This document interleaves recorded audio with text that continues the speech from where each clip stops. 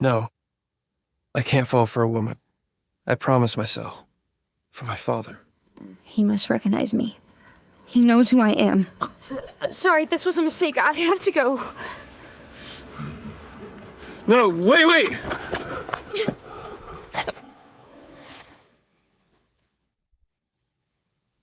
I can't stop thinking about the Alpha.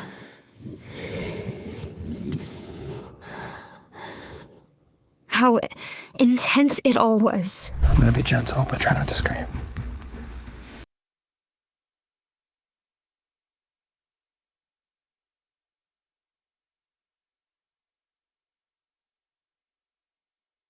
No. I refuse to accept this. She doesn't even have her wolf yet. Do you really expect us to take her as our leader? This is insane. Yeah, get her on that. It's some. I knew this would overwhelm you. Trin, there you are. I've been looking for you. What happened back there? Everybody knows that I'm the only one that can't shapeshift. You have this beautiful silver tendril that shows everyone you have a wolf and I don't. On top of that, you two get to celebrate your love at the festival, and I'll be going as the single loser who couldn't even make it if her life depended on it. I'm sorry, Trin. Whatever, I'll just see you guys tonight.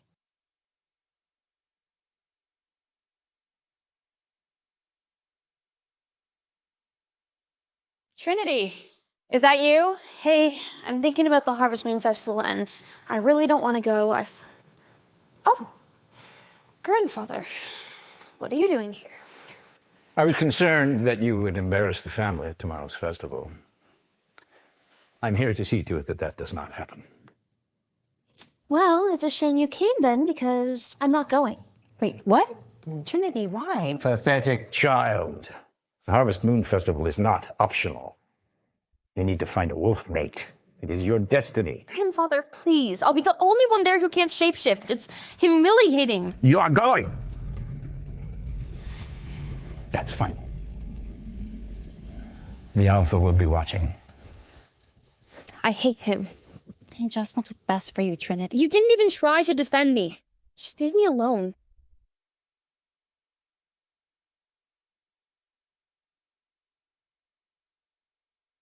Running always helps me clear my head. Werewolves are born to run.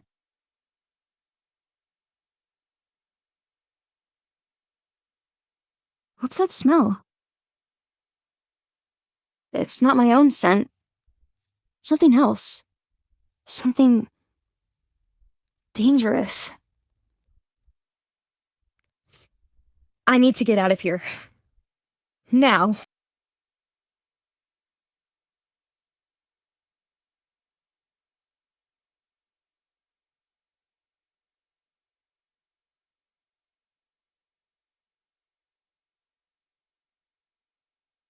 Where's Trinity?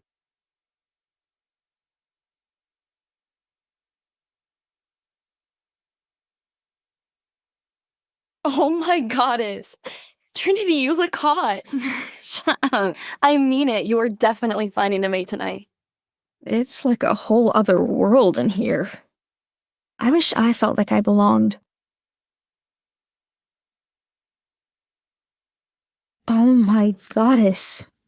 It's the Alpha. And he's here to find his mate. But no chance it's me. See something you like? No. Not really. All I'm saying is you deserve to have a good time tonight. So if you feel it with someone, just go for it. I'll be sure to remember that as I stand by the punch bowl all night. Come on, Trin. Just go find someone to get weird with on the dance floor. Shall we? Let's go. Guess I'll go find that punch bowl.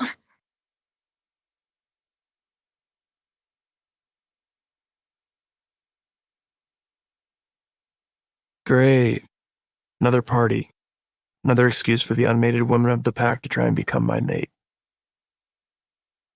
How's it going, boss? Dude, I hate this. Women are just throwing themselves at me. Yeah, rough life, dude. Come on. And both know you need to find a Luna. A mate. Until then, you can't solidify your position as the Alpha. That's what the Elders said. Yeah, well, for the Elders. Look, I know finding a mate isn't high on your priority list, Especially after what that woman did to your father.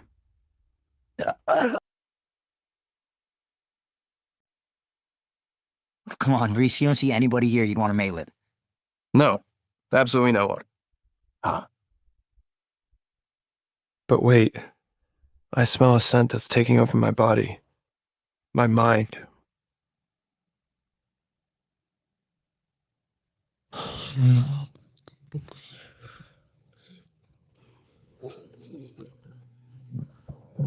Who's that?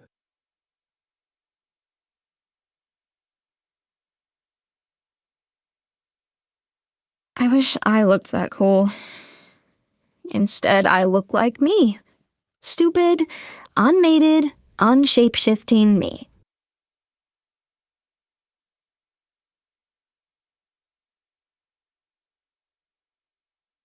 Oh, my goddess. I can't believe she came even though she's in heat. Gross. I heard her dad was human. I wonder if she can't find a wolf. She's a half one. I'd cringe if my dad was mortal too. Wait, didn't her mom, die from shame too?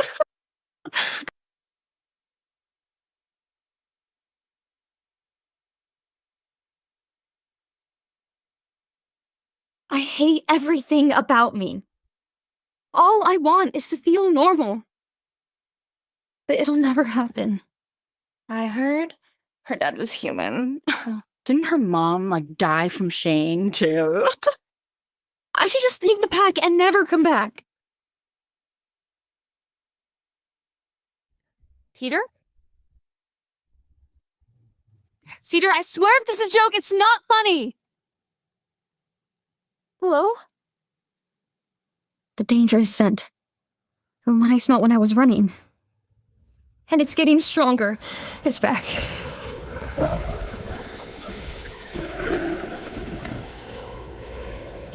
Stop! What the? You're the alpha, aren't you? His eyes. I've only seen eyes like that in books on our pack's lore. Werewolf eyes rarely turn red. The scent. This woman. It's like every molecule in my body is on fire.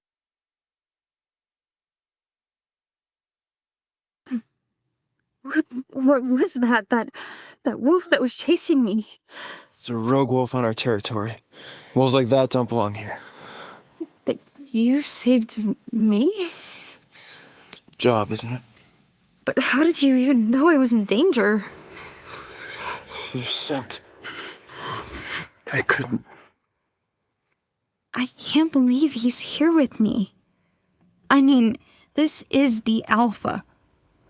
What could he want with me? Who are you?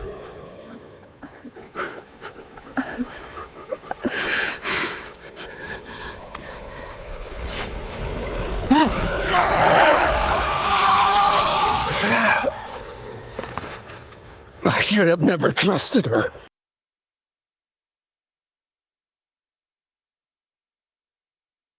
No. I can't fall for a woman. I promised myself. For my father. He must recognize me. He knows who I am. Sorry, this was a mistake. I have to go. No, wait!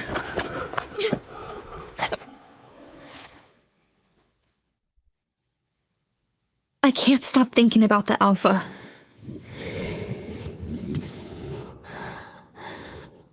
How intense it all was. What did that mean? And he growled at me. What did he want from me?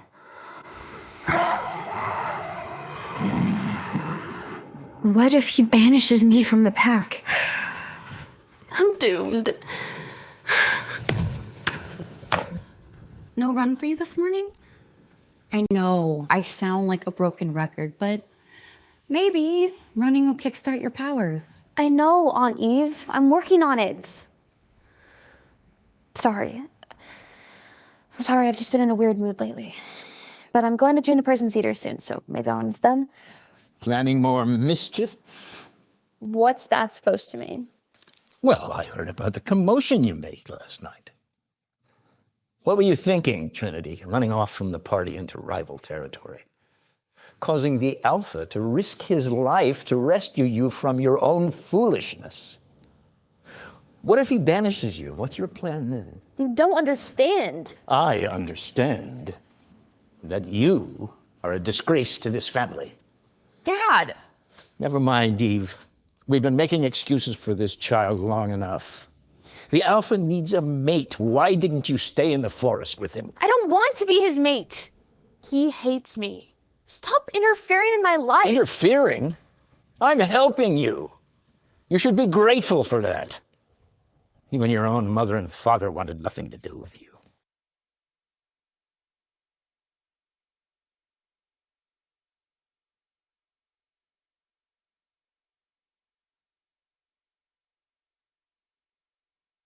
I can't believe you just said that to her.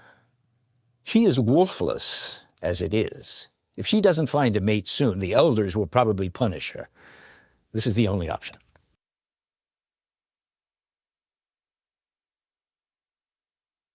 I swear I'm not going back until grandfather apologizes. I hate this pack. I hate being me.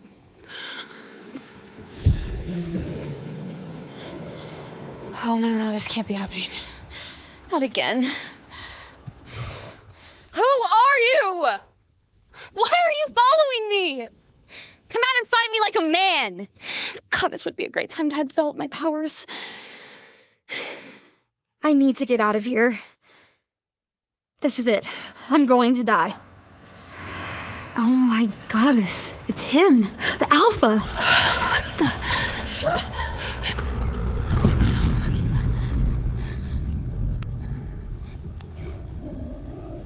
Explain yourself. I can't believe he saved me. He must have tracked my scent, but how?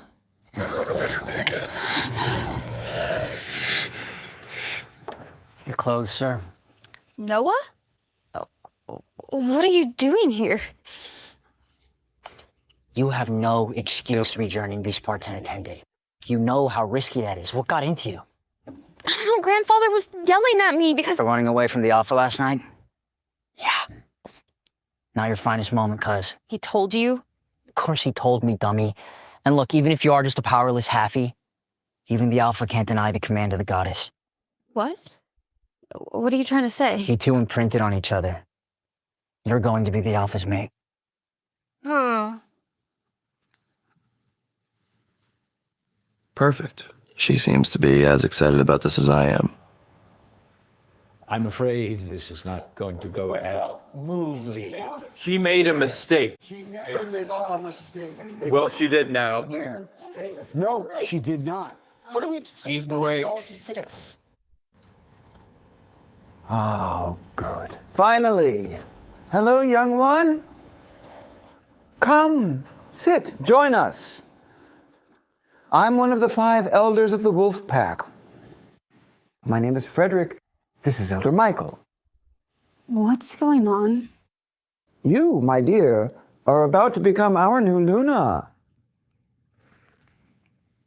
The forest, the attack, it wasn't a nightmare?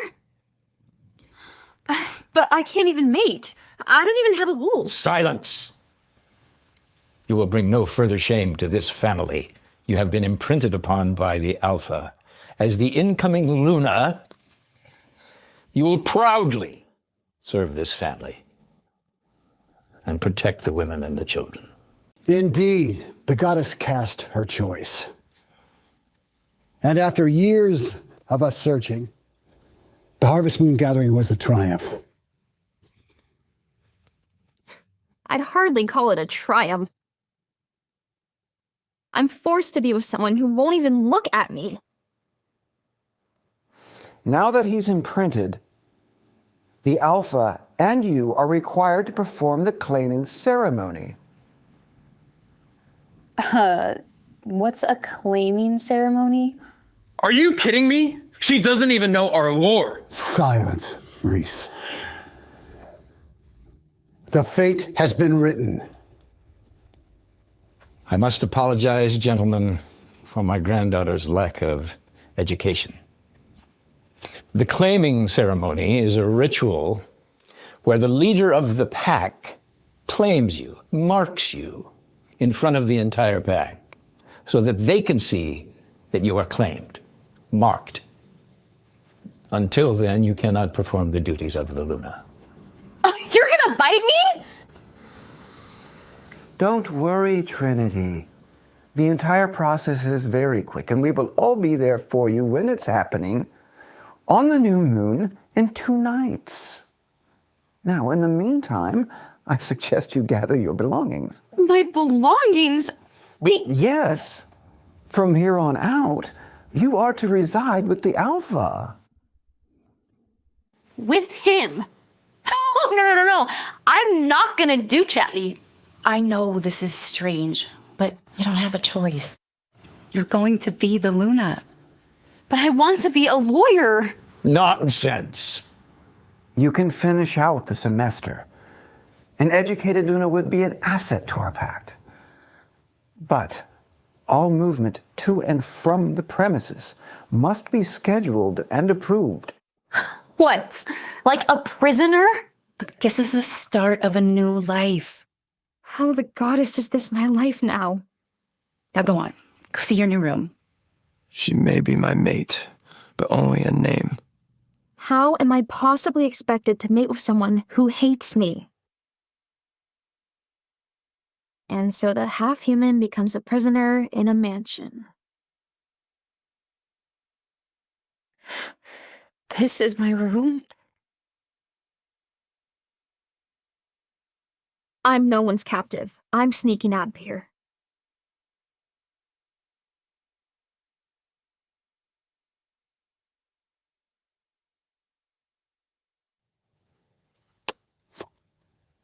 Got your summons? Go fish. Did you hear that? Oh, goddess. Not a rogue wolf again. Where do you think you're going? I was just on a run. Really? You just had your whole world blown up and you just wanted to get some air? Well, let me make one thing abundantly clear to you. If you try to leave again before the claiming ceremony, I'll make sure it's impossible for you to ever leave the house for the rest of your life as my Luna. Wait, why only until the ceremony?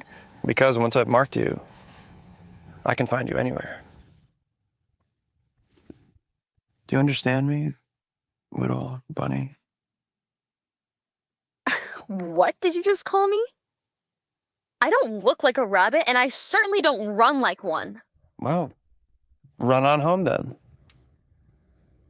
Well, if you want me to go home, then you're just gonna have to carry me. Fine. You're nuts, you know that?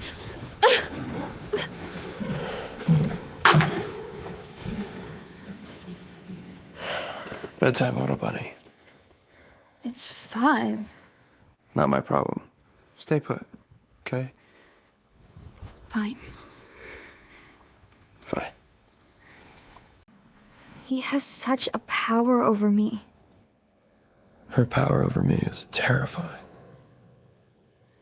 Wait, Reese. Why do this?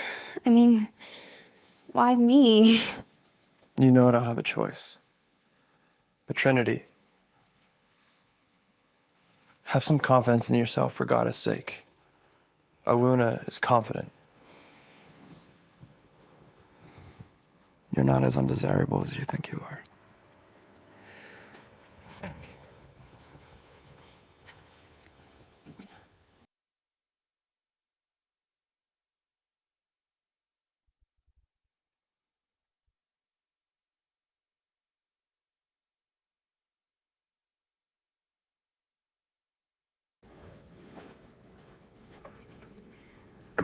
Ah, how wonderful of you to join us.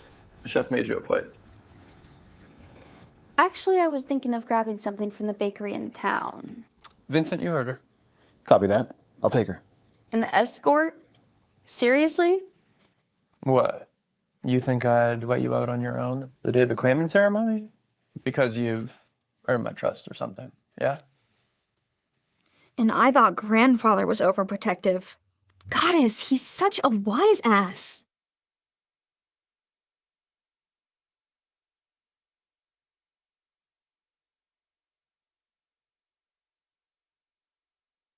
I hate not being able to go to school today. I don't want to carry the secret anymore.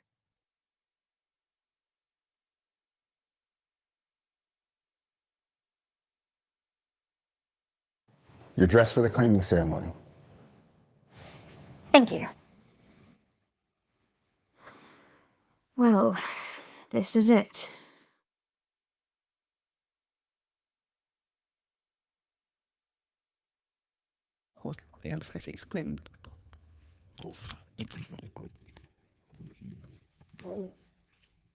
Where is she? The ceremony is about to begin. Patience, Elder Frederick.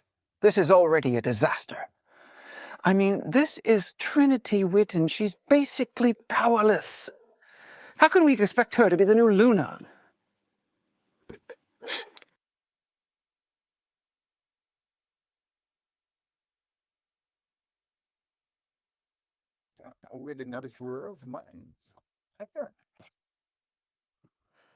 Welcome, Red Springs Wolfpack. Today we are here to celebrate a momentous occasion. Our pack has found its Luna. She is here tonight, and I will bring her out now to mark her before you all.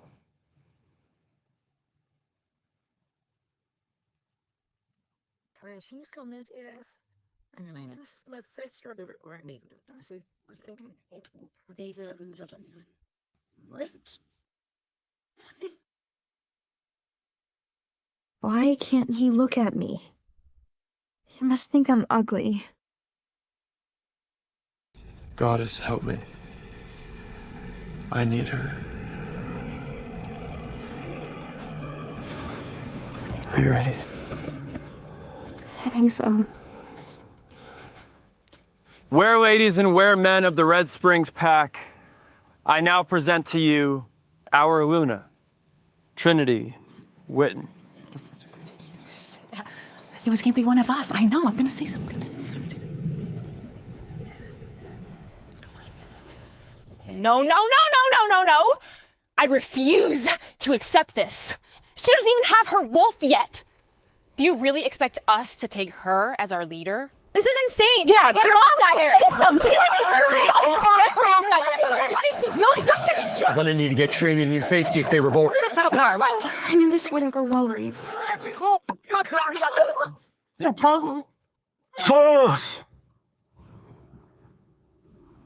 She may not have a wolf, but she is my chosen Luna. The goddess has spoken, and we must respect the fate. It is time. Are you ready? I'm gonna be gentle, but try not to scream. This is it. The end of my life.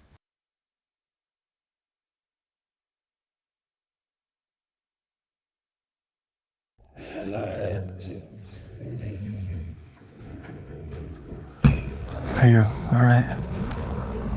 I'm fine.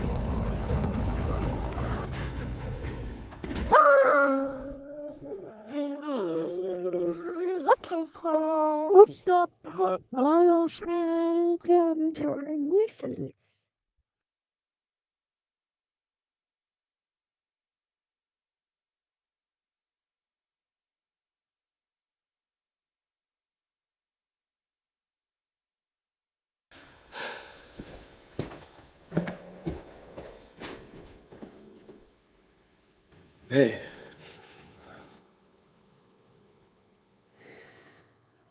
I can't stand how much I want her. I just wanted to check on you. I know the ceremony was rough. I told you they wouldn't accept me. I'm still the disgrace they think I am. All right, you're their Luna now. They have to bow down to you no matter what they believe. Can I come in? Yeah.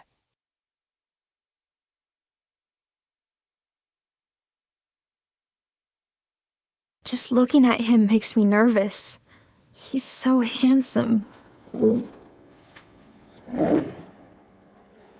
I should have never trusted her. Look, before you get any ideas about what's going to happen tonight, let's set some things straight. Like what? Like how this is going to go. You may be my mate, but in name only. Excuse me? I never wanted a mate, all right? But if the goddess demands I take you, fine. But we will never be intimate, all right? You're merely an assignment to me. Is that understood? So what? You tricked me into being your Luna by pretending there was something between us? I never pretend. Get your emotions in check. Well, if I'm nothing to you, then you're nothing to me. Get out of my room, you feral dog! What did you call me? You heard me. If I'm a weak little bunny, then you're a disgusting dog. I will never love you.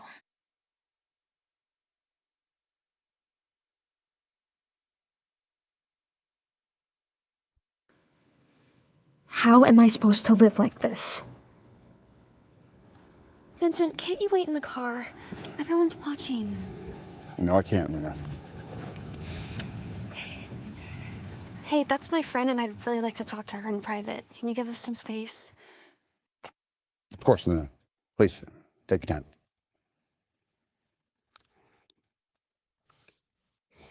Trinity! Oh my goddess, you're the freaking Luna Trin! Yes, trust me, I know. What's it like? What's the Alpha's personality like? Is his body insane? After the ceremony, did you two, you know? No. What? Wait, let me see your market lead. Oh, no. It hasn't formed yet. I always liked how mine had these cool vines. Every mark is different. A depiction of the couple's devotion. I wonder what yours is gonna have. We will never be intimate. You're merely an assignment to me. Padlocks, daggers, toxic waste. I guess we'll see. Look, Vincent's waiting for me, so I really gotta go. Trin, are you okay? I know this all came as a shock, but if you're not okay, you can tell me. I can't tell her the truth. I have to protect the pack now. Fine. And the pack needs to believe their Luna is strong. Never better. I mean, I'm the Luna girl, aren't I? Look, I'll see you around, okay? Okay.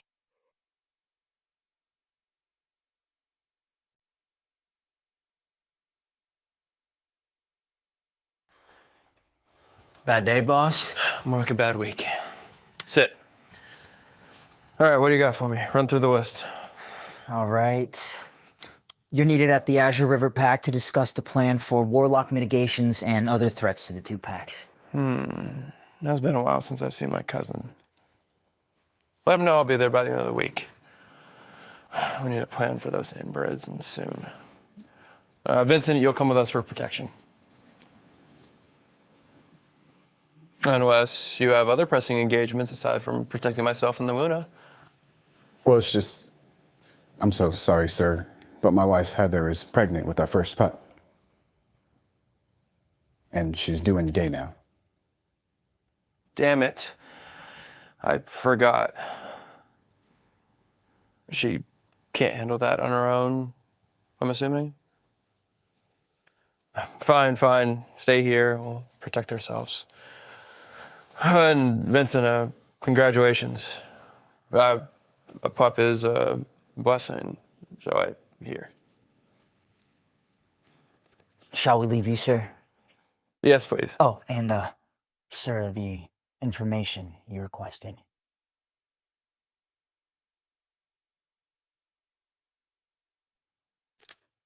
All right.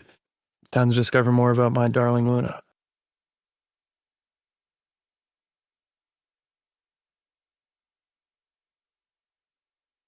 I feel bad I've been so cold to her. I know it's not easy losing a mother. Who would do this to her? And why?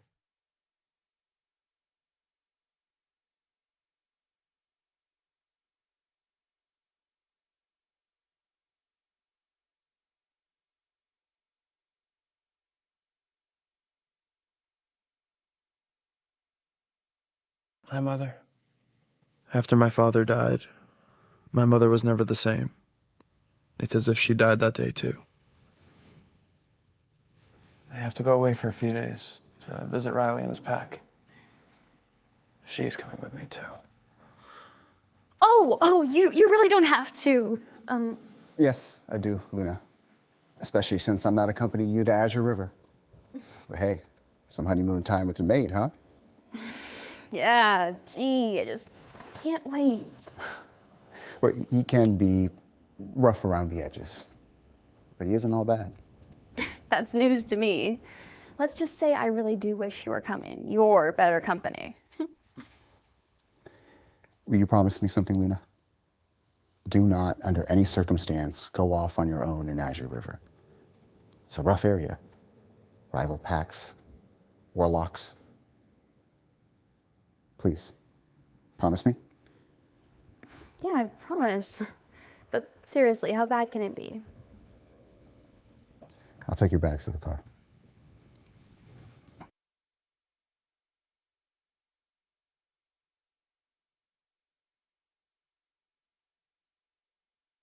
What are you talking to?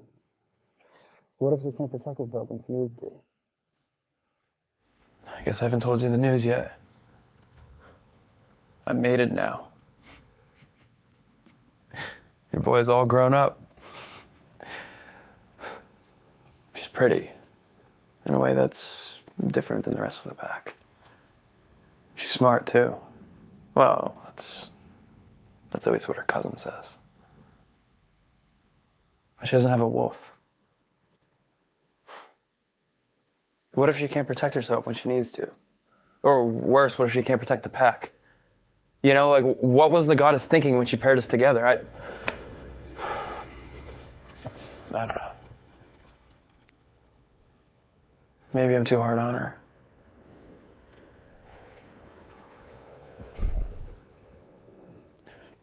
Anyway, I'll be back in a few days. Take care of yourself until then, okay? Hey. I love you.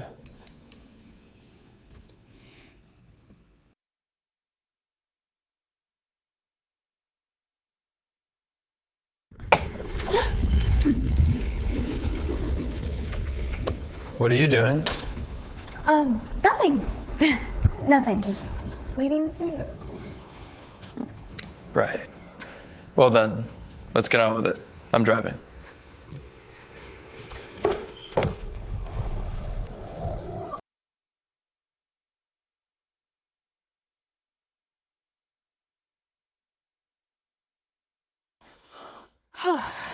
Do you always drive like that? Like what? Like a jackass, to put it lightly. You really need to toughen up, little bunny. What are we doing at your cousin's place anyway? What, you two need to howl together and run through the forest? You really don't get it, do you? Well, enlighten me then. Well, Cousin, you made it. Riley. Good to see you, man. See ya. It's been too long. And you brought your new beautiful Luna. What is someone as gorgeous as you doing, my cousin? All right, down, boy. She's mine. My goodness, where are my manners? This is my lovely mate, Katie. Very pleased to meet you, Luna. I'm the Luna here, too? Forgive me. She's learning on the job. Well, come on, let's go get a drink. It's a long-standing treaty we have that we preside over Azure River. Your reign extends here, too. Well, how was I supposed to know that? Just try not to embarrass me or yourself again. Got it? All right.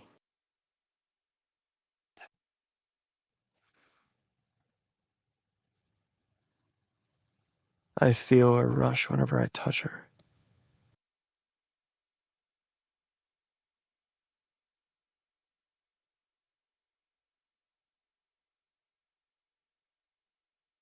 So Reese over here thought it'd be a great idea to put pillows in the bed to make it look like we hadn't snuck out. Like that was gonna work. Got us both grounded. There are endless stories like this for them to tell you. All right. In my defense, I was young and a little Dumb. Ah, so nice to hear your humility for once. Wow, she's a spitfire, cuz. All right, we have some snacks. Make yourselves at home. Any drinks, anyone? Yes, please. I'll help you out, Katie. I just don't see Reese having that rebellious side to him. Oh, you don't know your mate as well as I do then.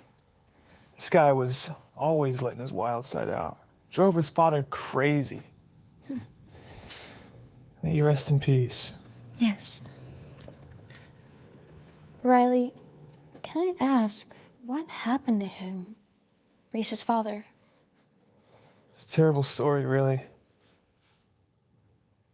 A rival pack infiltrated our territory.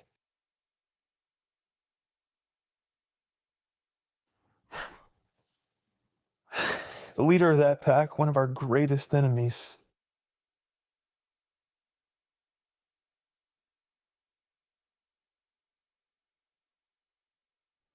blindsided him one day. I should have never trusted her. In the end, Reese's father was betrayed by a woman named Mandy. A wolfless woman. Reese was never the same. Shut the world out. I can imagine. That's terrible. No wonder he hates me. The woman who betrayed his father was wolfless. Just like me. Hey, but now he's found you. I see such a change in him already. What? Really? Oh, yeah. I mean, he's a whole new wolf. You don't see the effect you have on him? I guess I just didn't realize that. All right, some drinks for you all. I'm gonna go and make sure that your room is all set up, but I'll see you in a bit. I'll help you with that, love. Here, drink. Thanks. Cheers.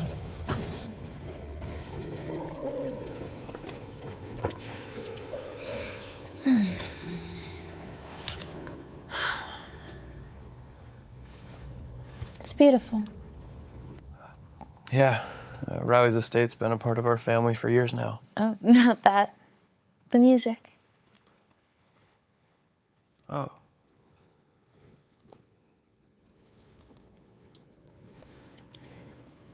Did I ever tell you about my mom?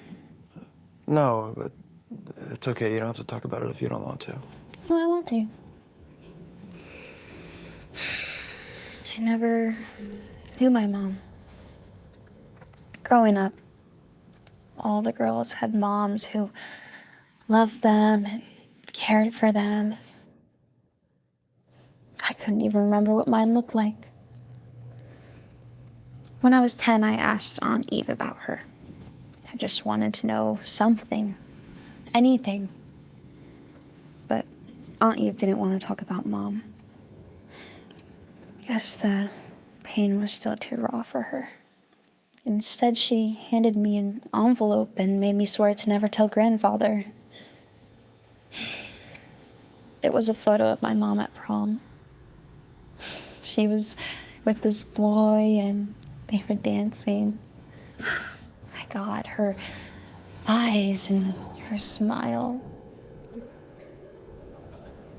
She was magnificent.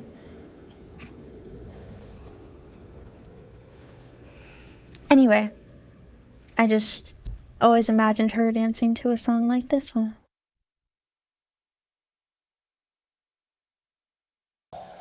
Here. What? Dance with me. Right now? Yeah. Where?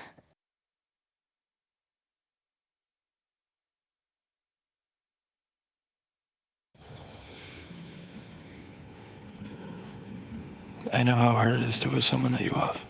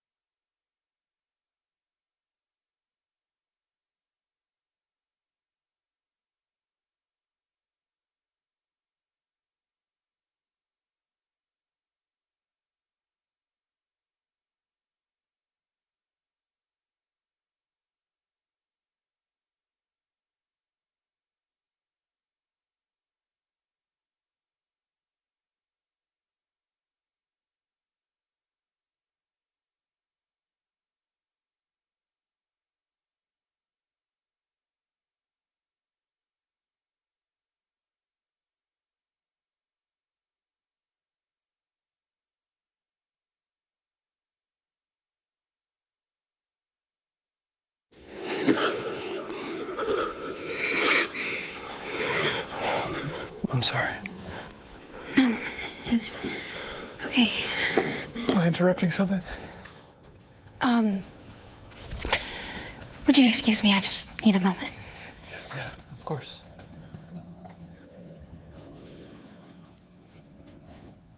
It looked intense. Was it?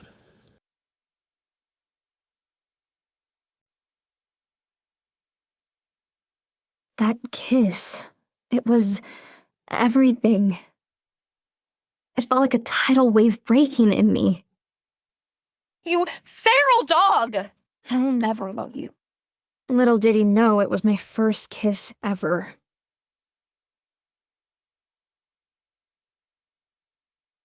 But I can't fall for him. It doesn't change anything. He hates me, and I hate him.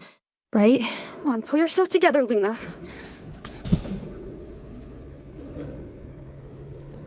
What is that? Who is that?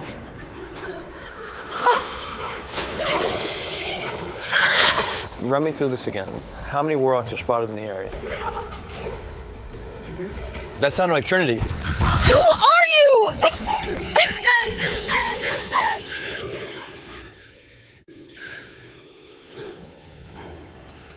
Take her. Now.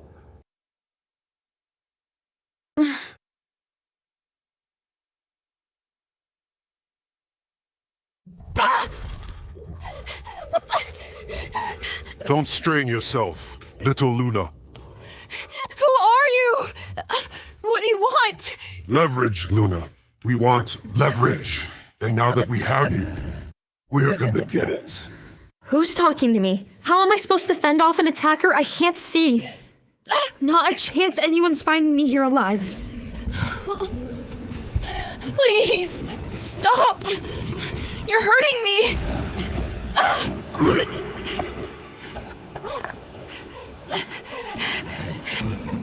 Where the hell did they take her? We're in Warlock territory now. That must be who has her. I smell her scent faintly, but you'd be able to track her better than I could. I can't smell her.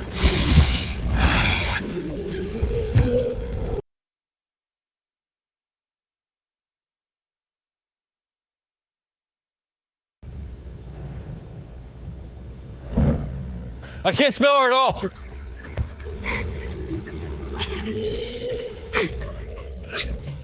Your pack thinks they're the kings of these parts. Little do they know, their time is running out. Especially with a wolfless girl like you as their all-powerful Luna. I may be wolfless, but at least I'm not a coward too scared to show my face. How dare you? You picked the wrong Luna to take. Tell your alpha this is over. Trinity's head was pounding, and she didn't know why. She squinted her eyes open to see the ground rushing by beneath her. Reese? Someone had thrown her over her shoulder, but it wasn't Reese this time. Surprisingly, he had taken much more care with her. This person was being rough, and it showed. Whoever it was, they were running, and fast. The constant movement up and down was a stabbing pain in her gut with every step they took. Their shoulder was digging into Trinity's stomach, and she could barely breathe. It took all of Trinity's focus to remember what happened. We're running out of time. She's ridiculously strong. We can't let them see us. Watch out. It all came flooding back to her. The attack, the struggle, the searing pain in her head, then everything going black. Who are these guys? What do they want from me? Trinity didn't know where she was, but she knew the further she got from Reese, the more difficult it would be for him to track her. I need to get away, and quick. Even though Trinity was only part wolf, she would still be faster than them. All she needed was to get to her feet. They clearly didn't expect her to wake up soon, so she had the element of surprise on her side. She felt her captor slow as he ran up a hill. Now's my chance. Trinity grabbed a fistful of the man's hair and yanked it back, using her grip to pull herself up and bring her knee crashing against his throat. His grip loosened as he gasped for air, buying Trinity all the time she needed to drop from his shoulder and roll to the side. As she leaped to her feet and made a run for the Alpha's house, the man screamed, alerting the others. Trinity only made it a few steps before another man grabbed her hair and pulled hard. She was yanked off her feet before landing with a crashing thud on the forest floor. Her breath rushed out of her. She was momentarily dazed. The precious time she needed to escape was lost. You should have just kept still, 2 men approached her. They were too close for her to make a run for it again. The man whose trachea she had attempted to crush was still struggling to his feet. Stay away from me! Trinity scrambled backwards, putting some distance between them. Or what? He was right. She couldn't do much. But she put up one hell of a fight before and would do it again. Even if it was going to end the same way as before, with Trinity unconscious over a strange man's shoulder, she had to try. Trinity kept her eyes on the men while she felt around for anything that might help her. Her hand bumped into a large stick hidden under the leaf-strewn ground. She halted her retreat, putting a pathetic look on her face as she closed her hand around the stick. Please don't hurt me. Trinity feigned fear, tightening her grip on the fallen branch. That's right. Just give up. The man lunged at her, and she swung her weapon as hard and fast as she could. Her plan worked. He yelled in pain as it caught him hard across the face. He screamed as the other 2 men leaped at her. Trinity swung again, hitting one across the back of the head and the other across the face on her backswing, breaking his nose. She could smell that all 3 were bleeding now. Is that all you got? Trinity would fight these clowns all night if she had to. Reese thought I couldn't protect myself. Trinity watched the men hesitate as she whipped the branch around in warning. I may not have a wolf, but I can do plenty of damage on my own. Trinity could fight 1 man off on her own, maybe even 2. But when all 3 of them worked together, she didn't stand a chance.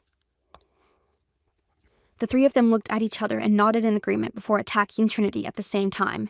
She swung as quickly as she could, but she wasn't fast enough. 2 of them landed on her arms, and the 3rd man pinned down her legs. We're supposed to take you back with us, but no one told us you were such a handful. The man pinning her legs leaned forward, placing his hands on either side of her head. Perhaps we need to make you more compliant.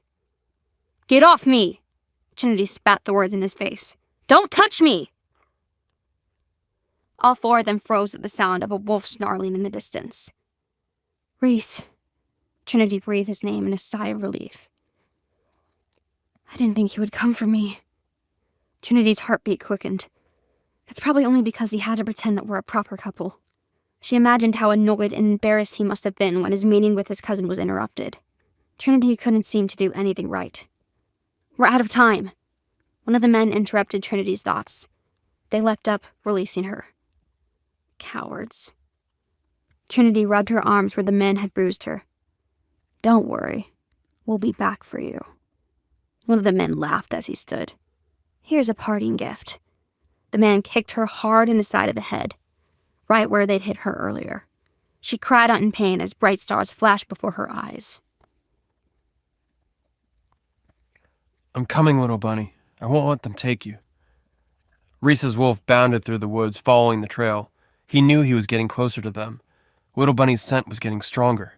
He heard a man cry out in pain. Little Bunny must be awake and on the offense again. Way to go, Little Bunny. Then Reese heard the sound of Trinity crying out in pain. He snarled. His wolf didn't like them hurting his mate. The men cried out in pain again, and Reese inhaled a fresh scent of blood. None of it hers. Thank Goddess. That's my devil bunny. Get off me! Don't touch me!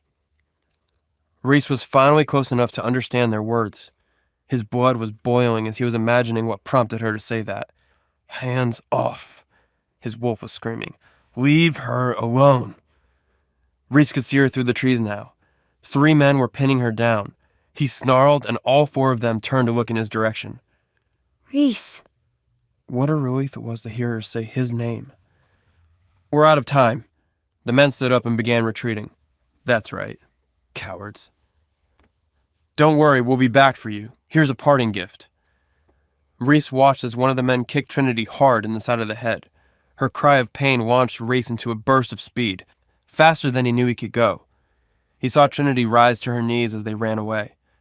Good. She's conscious. She was so much tougher than he thought, but she didn't seem to have the energy to get to her feet.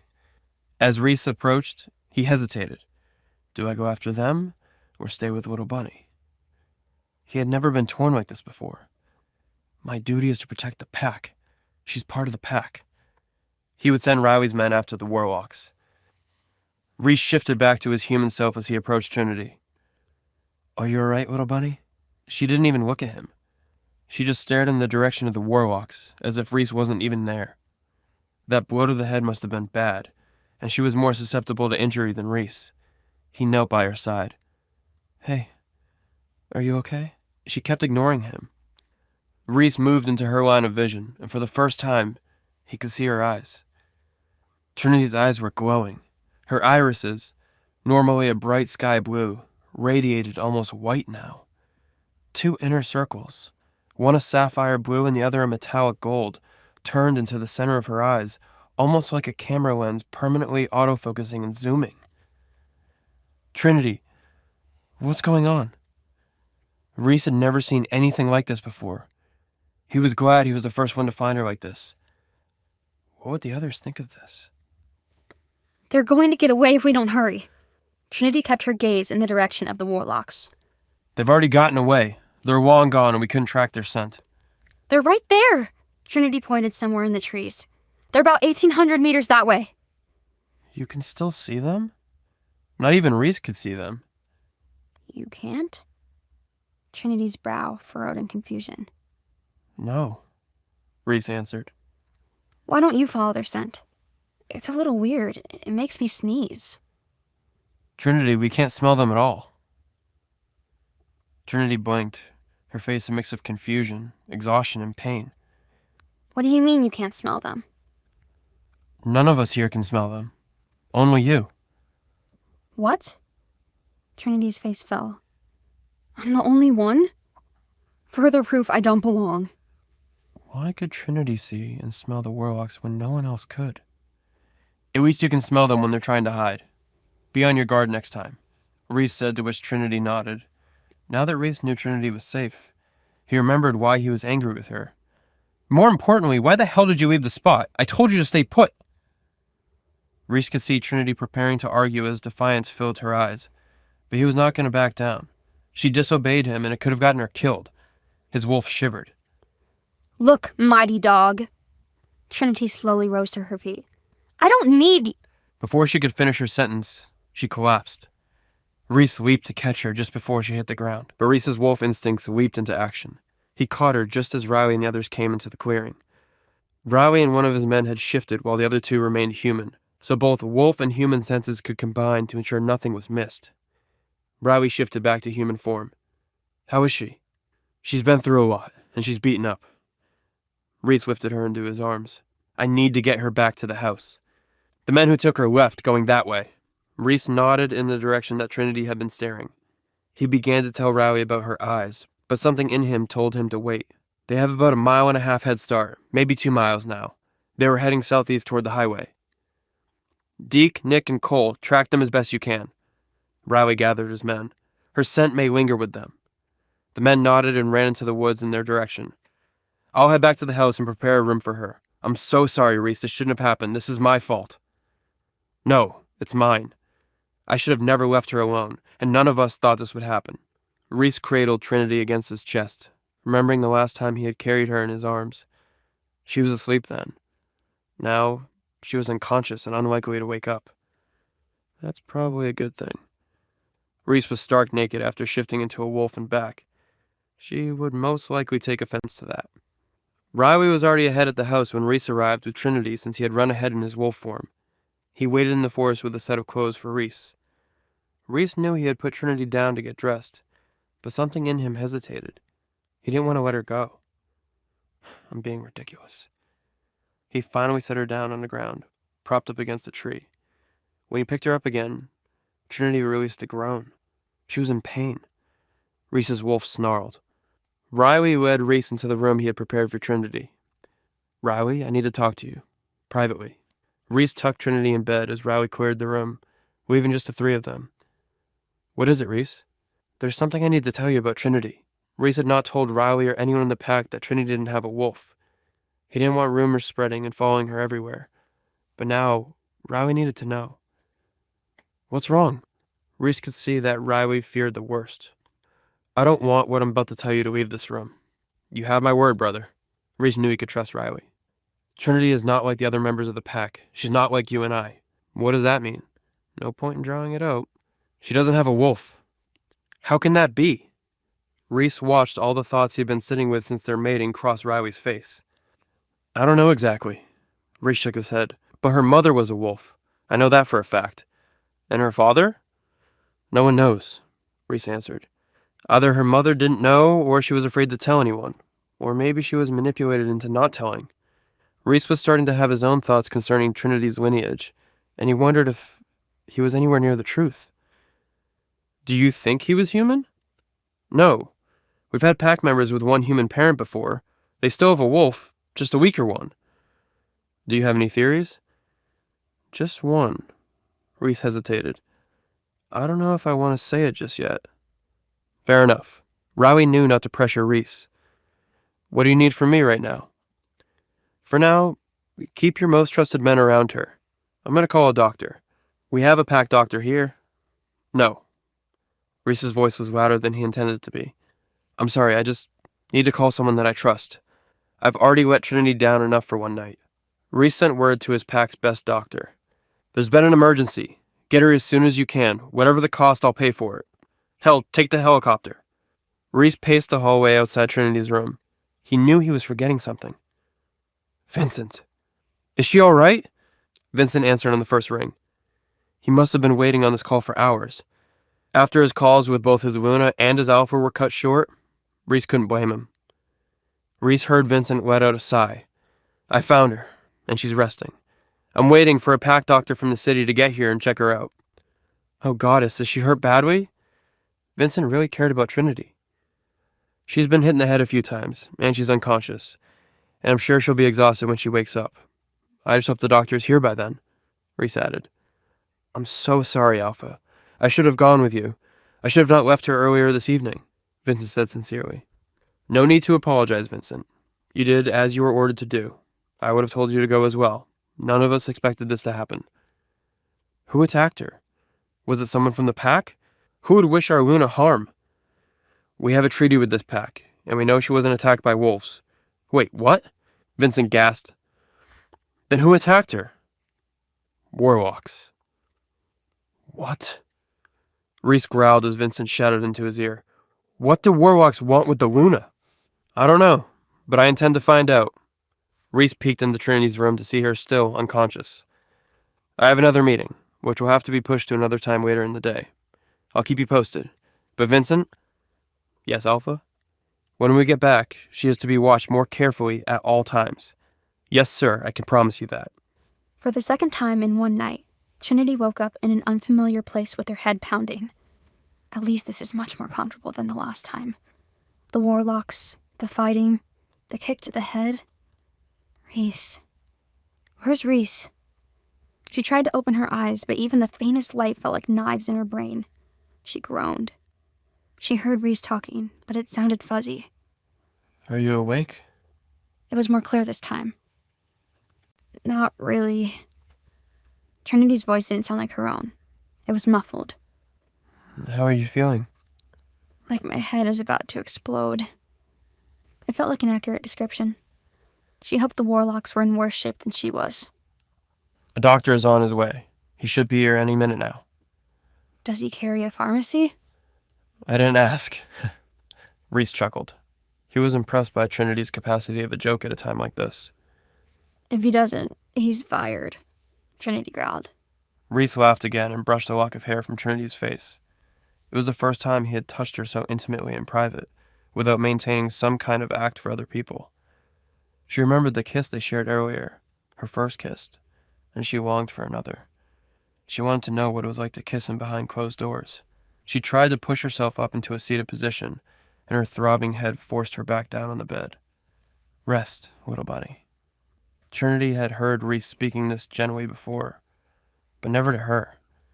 I thought I was going to lose you. You came for me? Reese was quiet. Trinity squinted her eyes open to see the concern on his face. Of course I did. Reese stroked her hair again. You're my mate. When Trinity looked into his eyes, her desire for him was stronger than the pounding in her head. Despite his insistence that she was nothing to him, Trinity knew he could feel the mate bond too, and it was growing stronger by the day. He leaned in, breathing her scent. His soft lips just brushed against her own when he leaped back. There was a light knock on the door. Who is it? Reese cleared his throat. It's Dr. Griffin. I'm here for the Luna. Reese eagerly threw the door open and ushered in a man in his early 40s. He was dressed in a casual business suit and carrying a dark blue duffel bag. Griffin, thank you so much for rushing over here. Reese guided Griffin to the bed. She sustained a lot of injuries and is probably just coming down from all the adrenaline. She's been drifting in and out of consciousness, primarily due to a couple of blows to the head. As Reese detailed the events of the night, Trinity struggled to remain conscious. She tried to focus on his voice as flashes of the last few hours came back to her. Why could she smell the warlocks when no one else could? What happened to her eyes when she tracked them running away? And lastly, she remembered waking up as she was being carried. She'd tensed in fear, thinking the warlocks were dragging her away again. But it wasn't the warlocks. She was back in Reese's gentle arms. Her eyes fluttered open to his bare skin, glowing in the moonlight. She'd known then that she was safe. You can go to bed if you would like, Alpha. It's late, and I can update you in the morning. No. Hearing Reese's voice so close soothed her. I'll stay here. She was safe. Reese hissed at Dr. Griffin as Trinity winced for the third time. Griffin glanced up with a warning. I can't be any more careful, sir. Luna's not wincing because of me. She's wounded. I'll kill them, Reese swore. Trinity squeezed her eyes tighter. It's fine. It just hurts. Griffin lowered his hands from her head to look at Reese again. I won't know anything else without a scan. I'm guessing you want to avoid that? Werewolves had healing properties that Trinity didn't have. The only medical scans they did were to make sure that bones could be set properly before they healed in the wrong position. Do you think she needs one? Reese asked. Head injuries are tricky, sir. We wouldn't want to wait until things get worse. Trinity groaned. It's probably nothing. I just want to take a pain pill and sleep. And if you have a concussion and never wake up?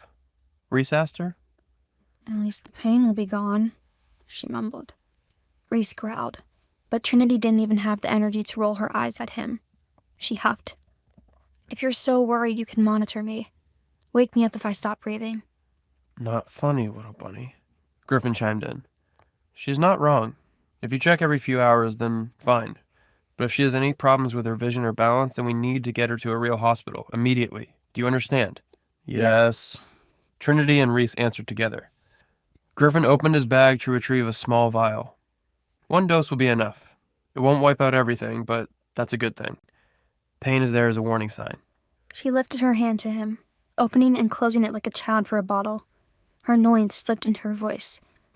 Yeah, pain good, death bad. Please, I need this to stop. Goddess, she sounds awful.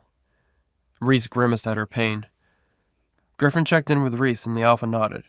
Griffin quickly filled the syringe with the medicine and motioned for Trinity's arm. He found her vein and pierced it with the needle. Reese watched the plunger go down and felt his stomach tighten again. That won't be too much? He asked. Griffin shook his head. Just enough to get her some relief so she can fall asleep. You won't have to do much when you check on her. Make sure she's breathing and can speak without slurred speech, then let her rest again. If all goes well, Then we won't have to see each other anytime soon. Trinity grinned at him. Thank you, Doctor. Reese walked Griffin out of the room and shut the door behind him. Reese trusted Griffin. He was one of the few people that Reese trusted with his mother. Still, he needed to make sure that no one knew about the attack. Not until he knew what was going on. Griffin, Reese began in his alpha command voice. You can't tell anyone what happened here. Griffin nodded, though he was forced to obey anyway. Of course, my alpha. Reese clapped the doctor on the shoulder gratefully. Reese? Riley called from down the hall. Reese turned again to face his cousin. Yes? He couldn't handle any other bad news. I'm about to watch security footage. I waited in case you wanted to see. Reese didn't just want to see it. He needed to. He had to understand how this attack happened. Lead the way. The security room at Riley's Alpha house was smaller than the one at Reese's. It made sense, given that Riley's estate was smaller too. It still had plenty of cameras and security precautions, though. They had at least 3 angles of the front of the house, which let Reese see exactly what happened there. He growled well as the first attacker snuck up behind Trinity. She managed to fight him off well, but once the others surrounded her, there was nothing she could do. She was outnumbered. Riley whistled appreciatively. She's a fighter, your Luna. But she lost, Reese snapped.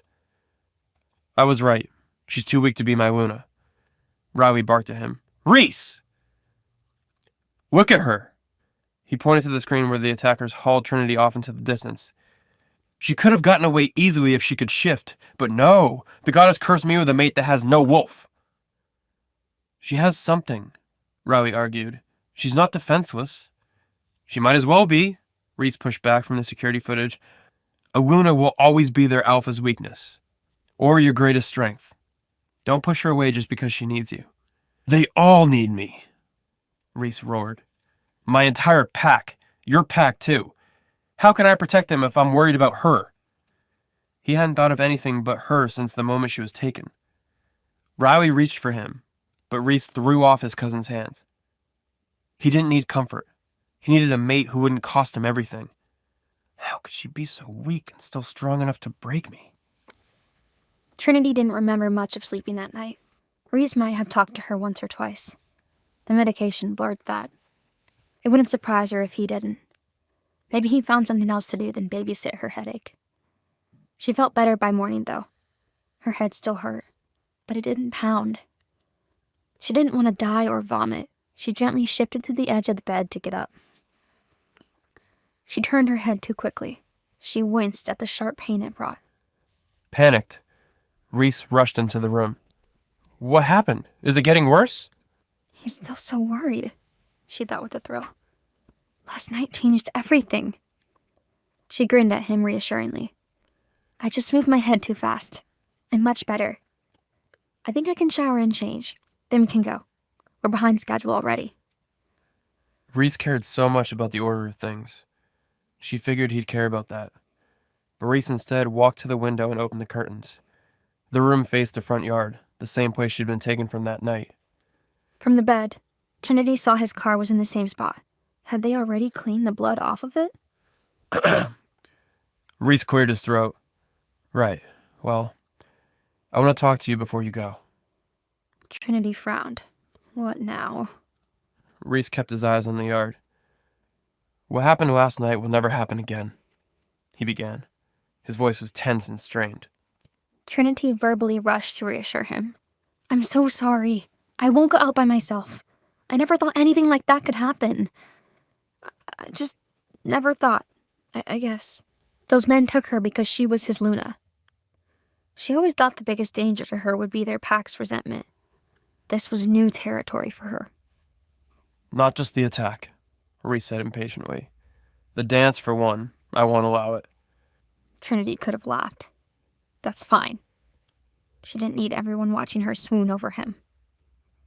And the kiss, he said. It was never supposed to happen in the first place. Agreed. Never thought my first kiss would be forced on me like that.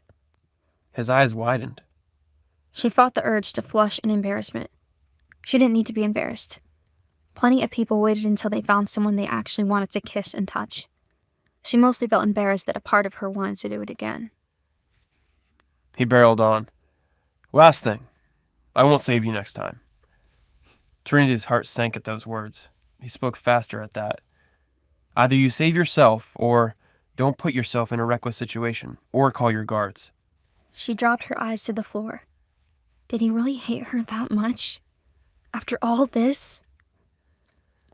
I'm sorry I'm such a burden to you, she said. He scoffed in disbelief. You're more than a burden.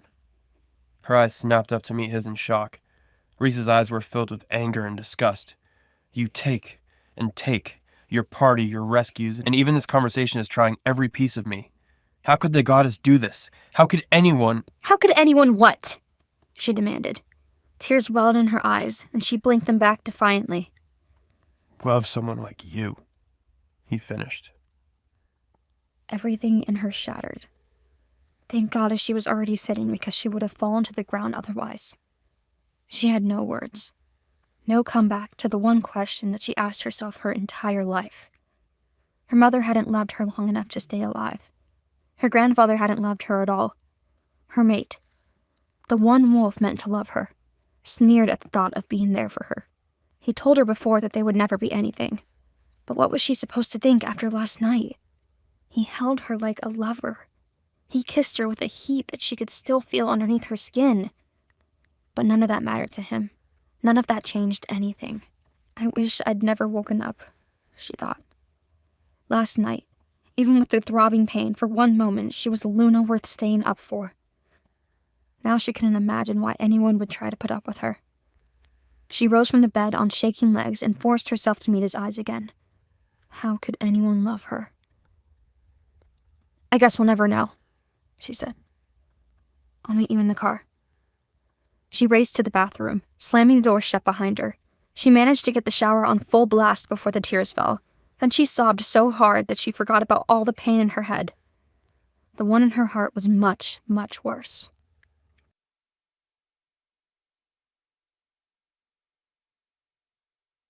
Trinity and Reese spent the entire ride to the next pack in silence. She stared out the window, blinking her red eyes and praying to the goddess that it wouldn't be a long visit. How could I be so foolish? She thought. She knew that her feelings toward Reese weren't all her fault. The mate bond helped speed them along. She just didn't understand why the bond wasn't doing anything for him. This pack was as small as Riley's, but they didn't have an alpha. They had a prime beta instead. A prime beta functioned like an alpha, but they never really had the same power over their pack members as the alpha did. A prime beta's mate wasn't even technically a Luna. She helped with the women and children, but she had no official role in the pack. She was nice enough to Trinity anyway. She smiled as they sat in the dining room while Reese met with the prime beta.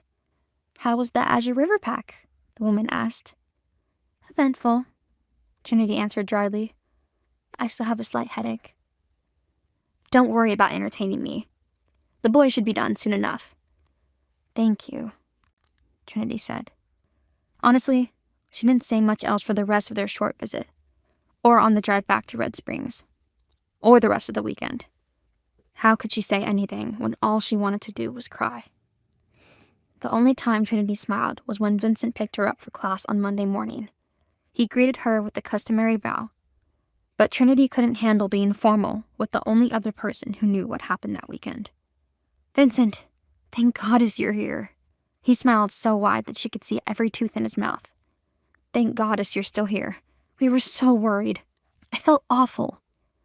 Pretty sure I felt worse, she thought. It's not your fault, she said instead. A guard's duty, she cut him off, doesn't outweigh a husband's or a father's. Your family needed you. I'm glad you were there for them. He didn't seem convinced. He started the car, and Trinity relished the thought of being far away from Reese for the next few hours. They hadn't spoken directly since he broke her heart. Again. It was almost worse than the last time. She could be angry back then. Now, she was just sullen. Vincent picked up on it as they got close to school. You seem troubled, Vincent said. Wouldn't you? She sighed. You'd think being kidnapped would be the worst part. What was the worst part? He asked. She shook her head. She didn't want to make Vincent feel any worse. What if he blamed himself for her relationship falling apart? You'd have to be in a relationship for it to fall apart, she reminded herself. Thankfully, they pulled up to her school before Trinity had to answer Vincent's question. Juniper bounced on her feet in the parking lot. She rushed to the door the moment they parked. I can't believe you went to see other packs. Tell me everything. I wish I could. There's not much to tell, Trinity lied. You've seen one pack. She meant to say, then you've seen them all. But the Azure River pack was so much nicer than her home pack had ever been. The woman loved her. The pack welcomed her. And if it hadn't been for that awful kidnapping, then it would have been one of the best nights of her life. Juniper narrowed her eyes at Trinity. Spill it. Trinity ignored her and led the way toward their lecture hall. Vincent trailed them with her books. Trinity hugged her arms around herself for something to hold. Juniper sped up to stop Trinity before they got to the boys. I'm serious, Trin. You seem off. What happened? Trinity tried to smile convincingly. Just a really weird night, but it's over now. You can either tell me alone or tell me in front of Paul and Cedar, but they're going to see right through this act you're doing too.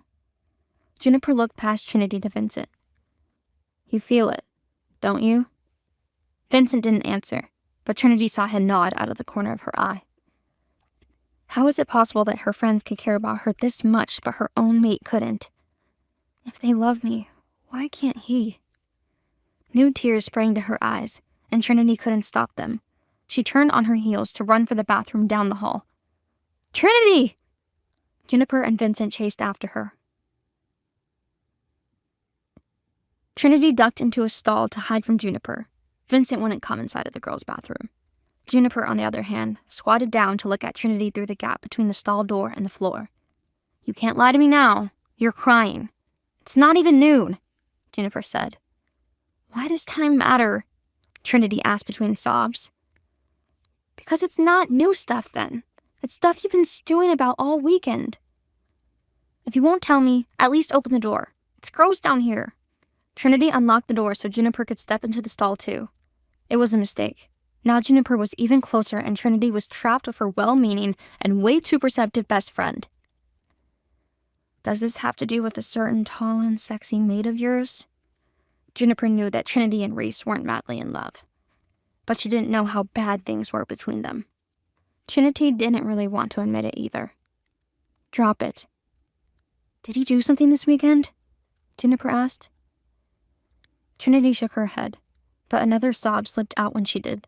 Juniper's face tightened in anger. Did he hurt you? Not physically.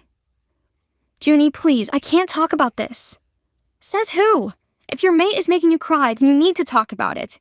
He doesn't get to treat you like crap just because he's the alpha. Trinity shushed her. Don't say alpha here. There were humans around. Juniper rolled her eyes.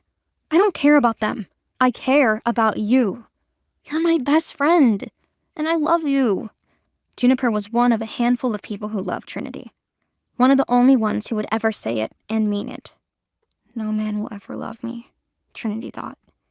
Not when she was mated to a man that hated her. Trinity sobbed even harder. Juniper pulled Trinity into her arms. It's okay. I got you. Tell me what happened. Trinity sniffed. Only if you promise to let it go after I tell you. But promise me or I won't tell you. Juniper groaned, but Trinity didn't care. She couldn't go over this more than once. This was the most embarrassing, most heartbreaking experience of her life. Juniper finally gave in. Fine, I promise. So Trinity told her everything. She started with Vincent backing out of the trip and went all the way to when Reese asked how anyone could love someone like Trinity. It was honestly kind of amazing to watch Juniper light up about their dance and kiss.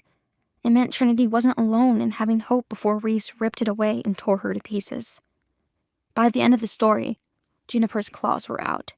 Her teeth bared as she roared. He said what? The stall door shook with the force of her voice. I don't care who he is. I'm gonna kick his... No! Trinity clamped her hands around Juniper's arm to focus on her. You'd promise you'd let it go. I've known for weeks that I'm a mate in name only, but I got swept up in the fake mating of it all. I thought maybe he respected me, even if he didn't love me. But I understand now that that's never going to happen. Why not? Juniper whined. Why won't he just give in? I don't know, but he didn't tell you until after you were marked. He tricked you into this. Are you sure it's even a mate bond? Juniper questioned. Trinity bristled at that. Of course I'm sure. I felt it. He feels it too. He just doesn't care. He would rather have nothing than a wolfless girl like me. Juniper growled again. Trinity quickly tried to justify it. It's perfect, actually, because I never really wanted a mate, and now I get all the other benefits without all the problems. Just all the heartache, Juniper sighed. Trinity couldn't argue against that. At least I have you. Juniper yanked Trinity back into the hug. She squeezed her so tightly that it hurt. Just tell me when I get to fight him, okay? Juniper joked. Trinity laughed through her tears. When the girls stepped out of the bathroom, Paul and Cedar scrambled back from the door. It only took one look at their wide eyes filled with pity for Trinity to groan. You were listening in, weren't you? She asked them. Paul scooped her up into a hug immediately. Oh, Astro, he's the worst. I can't believe I ever liked that guy. Yeah, he's not my alpha anymore, Cedar said, joining in the hug. Trinity caught Vincent's eye. He had tears in them. He heard everything too? He looked as heartbroken as she did. He was in the same position as Noah. As much as he cared about her, his loyalty went to the alpha before anything else. She offered him a sad smile. Come on, we're missing the whole lecture, Trinity said to her friends. They reluctantly let her go. Can you give us a second? Juniper nodded. We'll save your seat. She led Paul and Cedar back to their lecture hall while Trinity stayed to talk to Vincent. I'm sorry, Luna. So very sorry. Trinity's eyebrows furrowed. You don't have to be sorry for him. No. For me. I should have been there for you. Not just this weekend. The entire time. I should have known what you were going through and done something. She placed a hand on his arm to stop him. Hey, how could you have known? She asked. It's my problem. No one else's. You shouldn't have to go through this alone, he told her. If one of my pups ever had to feel the way you do, a protective anger flashed in his eyes. They won't, she said. It wasn't just to comfort him. You would never let that happen. And I'm not alone. You've helped so much, without knowing how. Just keep being my guard and my friend, and tomorrow I'll be stronger. Vincent's chin wobbled sadly. You're too strong already, he said. On the way home, we'll get ice cream, all right? Trinity chuckled in surprise. Ice cream? Do I look 5 to you? My Uncle Eddie has a shop, and his homemade flavors always cheer Heather up. Let me take you, Vincent added. As much as Trinity wanted to say no and stop being a burden to everyone around her, she could see how badly Vincent needed this. Fine, but only one scoop, and we'll take the long way, she said. His eyes lit up. The alpha won't like that, he said conspiratorially. Perfect. Let him be unhappy for once. Reese asked as soon as the door to his office shut, without even looking at Trinity. After their weekend with the Azure River Pack, Trinity hadn't seen or talked to Reese again all week. Not until it was time for them to make their next set of pack introductions. Yes. Is this really all he called me into his office for? I can pack my own bag, Reese. I expect you to be as convincing as you were last time. Reese still didn't look up from his desk. Can you manage that? I guess that depends on you, doesn't it? So that's what this was about. How could Reese expect her to play the part of devoted mate if he was going to be cruel to her behind closed doors? What's that supposed to mean? Reese finally looked up from his desk. If you can behave yourself, Fido, then so can I. Reese growled loudly at his least favorite pet name. Are you trying to provoke me, little bunny? Reese questioned, to which Trinity smiled. You better get this out of your system now. Gladly. Got a baseball bat? Trinity asked. Reese shook his head. As long as no one else in the pack, or any other pack for that matter, sees this attitude, I don't care. You can make your little threats all you want. Little threats. Trinity approached the desk. You are so condescending. Yes, Little threats. That's all a little defenseless bunny is capable of. Now, if you're done wasting my time, we'll be leaving here in 20 minutes for our next pack visit. I trust you are ready. Reese walked towards the door, but Trinity blocked his path. Trinity, be a good little bunny and get out of my way. What's your problem? What's my problem? Trinity was seething. I didn't choose to be your Luna. You feel the mate bond too. But you didn't get what you wanted, and all you've done is take it out on me since I got here. Just because I don't fawn all over you or worship at your feet like all the she-wolves at your party throwing themselves at you. You're acting like a child. If you're concerned about me being nice to you in front of others, maybe you should have the decency to treat me with respect. You've got it wrong, Trinity. I don't need a Luna who worships at my feet. That's not why I'm rejecting you. It's because you're too weak to have a wolf. Reese gently picked Trinity up by her shoulders to move her out of the way. I've given you everything you could ever want, Trinity. Any other woman in this pack would kill to have what you have. Don't forget that. All I'm asking you to do is do your duty as Luna. Trinity looked away to hide the tears in her eyes. Everything I could want? No one wants to be told they're incapable of being loved. 20 minutes. Reese walked out of the room without looking back. Trinity was relieved to see that Vincent would be joining them this time, even though he was clearly worried about his mate. She seemed to be in the clear, but any complication with pregnancy was scary, especially for a werewolf.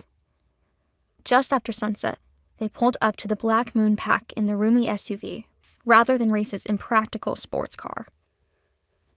They'd ridden in silence, with Trinity reading the book in the back seat the entire way. The Black Moon Pack directly bordered their own. It was about the same size population-wise, but they had significantly less territory. They had lost a territory battle many years ago when other packs seized much of their land. Vincent said they had been jealous of larger packs for a long time, including ours. The plan was to stay overnight, but before Trinity even got out of the car, she could sense the animosity radiating from the dozen or so pack members standing outside. Reese, how are you, young man? Stanley, the alpha of the Black Moon Pack, approached the car as Reese stepped out. He was in his mid-30s, with bright blonde hair and dark green eyes that were almost black. Reese opened the door for Trinity. There was a lot for her to learn about being a Luna, but she was catching on quickly. She took his outstretched hand, and Reese pulled her into his side, wrapping an arm around her. I'm wonderful, Stanley. How have you been? From the widening of Stanley's eyes, Trinity knew he was not expecting her. I thought this was just going to be another negotiation. Who might this be? Stanley asked. This is my mate, and the Luna of my pack. Reese looked at Trinity. Trinity, this is Stanley, alpha of the Black Moon Pack.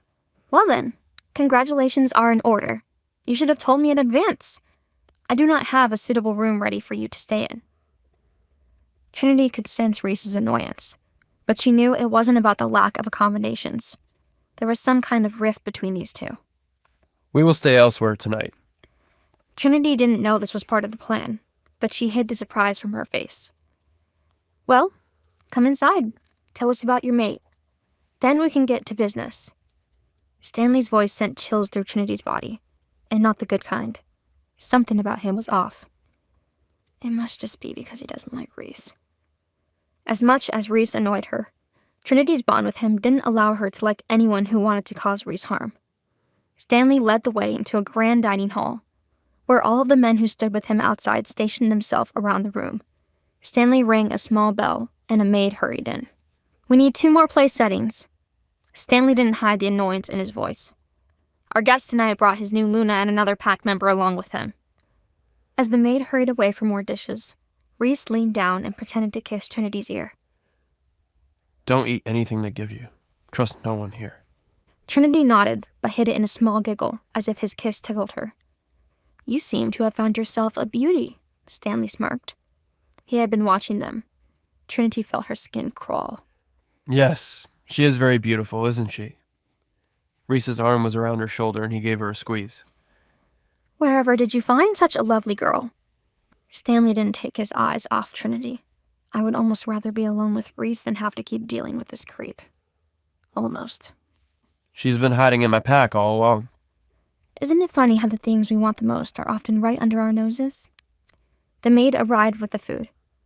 Trinity knew she wouldn't be eating any of it, but she was happy for the distraction. It's a shame you have to leave. I'm sure we can ready a room for you during the meeting, Reese. Stanley's words made Trinity stiffen. He hadn't taken eyes off of her. No, I must insist we go elsewhere. I'm sure you remember how things were when you were newly mated, Stanley. Reese mocked with a hint of finality. I do remember those wild days, Stanley laughed, still watching Trinity. If you insist, then I will not push it. But the offer still stands. Are you hungry, Luna? Trinity had been pushing the food around on the plate without actually eating. It's been a long day. I suppose I'm not very hungry, she replied, and Stanley smiled.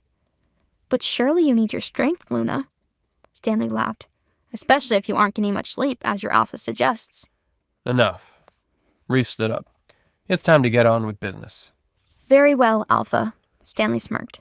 Follow me. Stanley and Reese left the room with just over half the guard following them, leaving Vincent and Trinity behind with 4 of Stanley's men. Your Alpha better agree to the terms this time, one of the guards snapped as soon as the doors closed. I'm getting sick of having to deal with these constant meetings. Our Alpha is not interested in an exchange of territories, Vincent stated flatly. Lands were decided generations ago. It is no fault of ours that your previous Alpha made poor decisions. Your pack has more land than it needs. Your Alpha will give up something. The biggest of the men stood next to the door that Reese and Stanley had left through. Trinity was not comfortable with him leering over the exit between her and Reese. But then again, Reese said he wouldn't save me next time. He can pay with his land, his life, or his Luna. The big man gave Trinity a particularly nasty look. He can pick, or we can. You will not lay a finger on the Luna, Vincent growled. Is that a challenge? The big man smiled. It's a fact. Vincent tensed his body in preparation for a fight. Trinity quickly scanned the room for a weapon.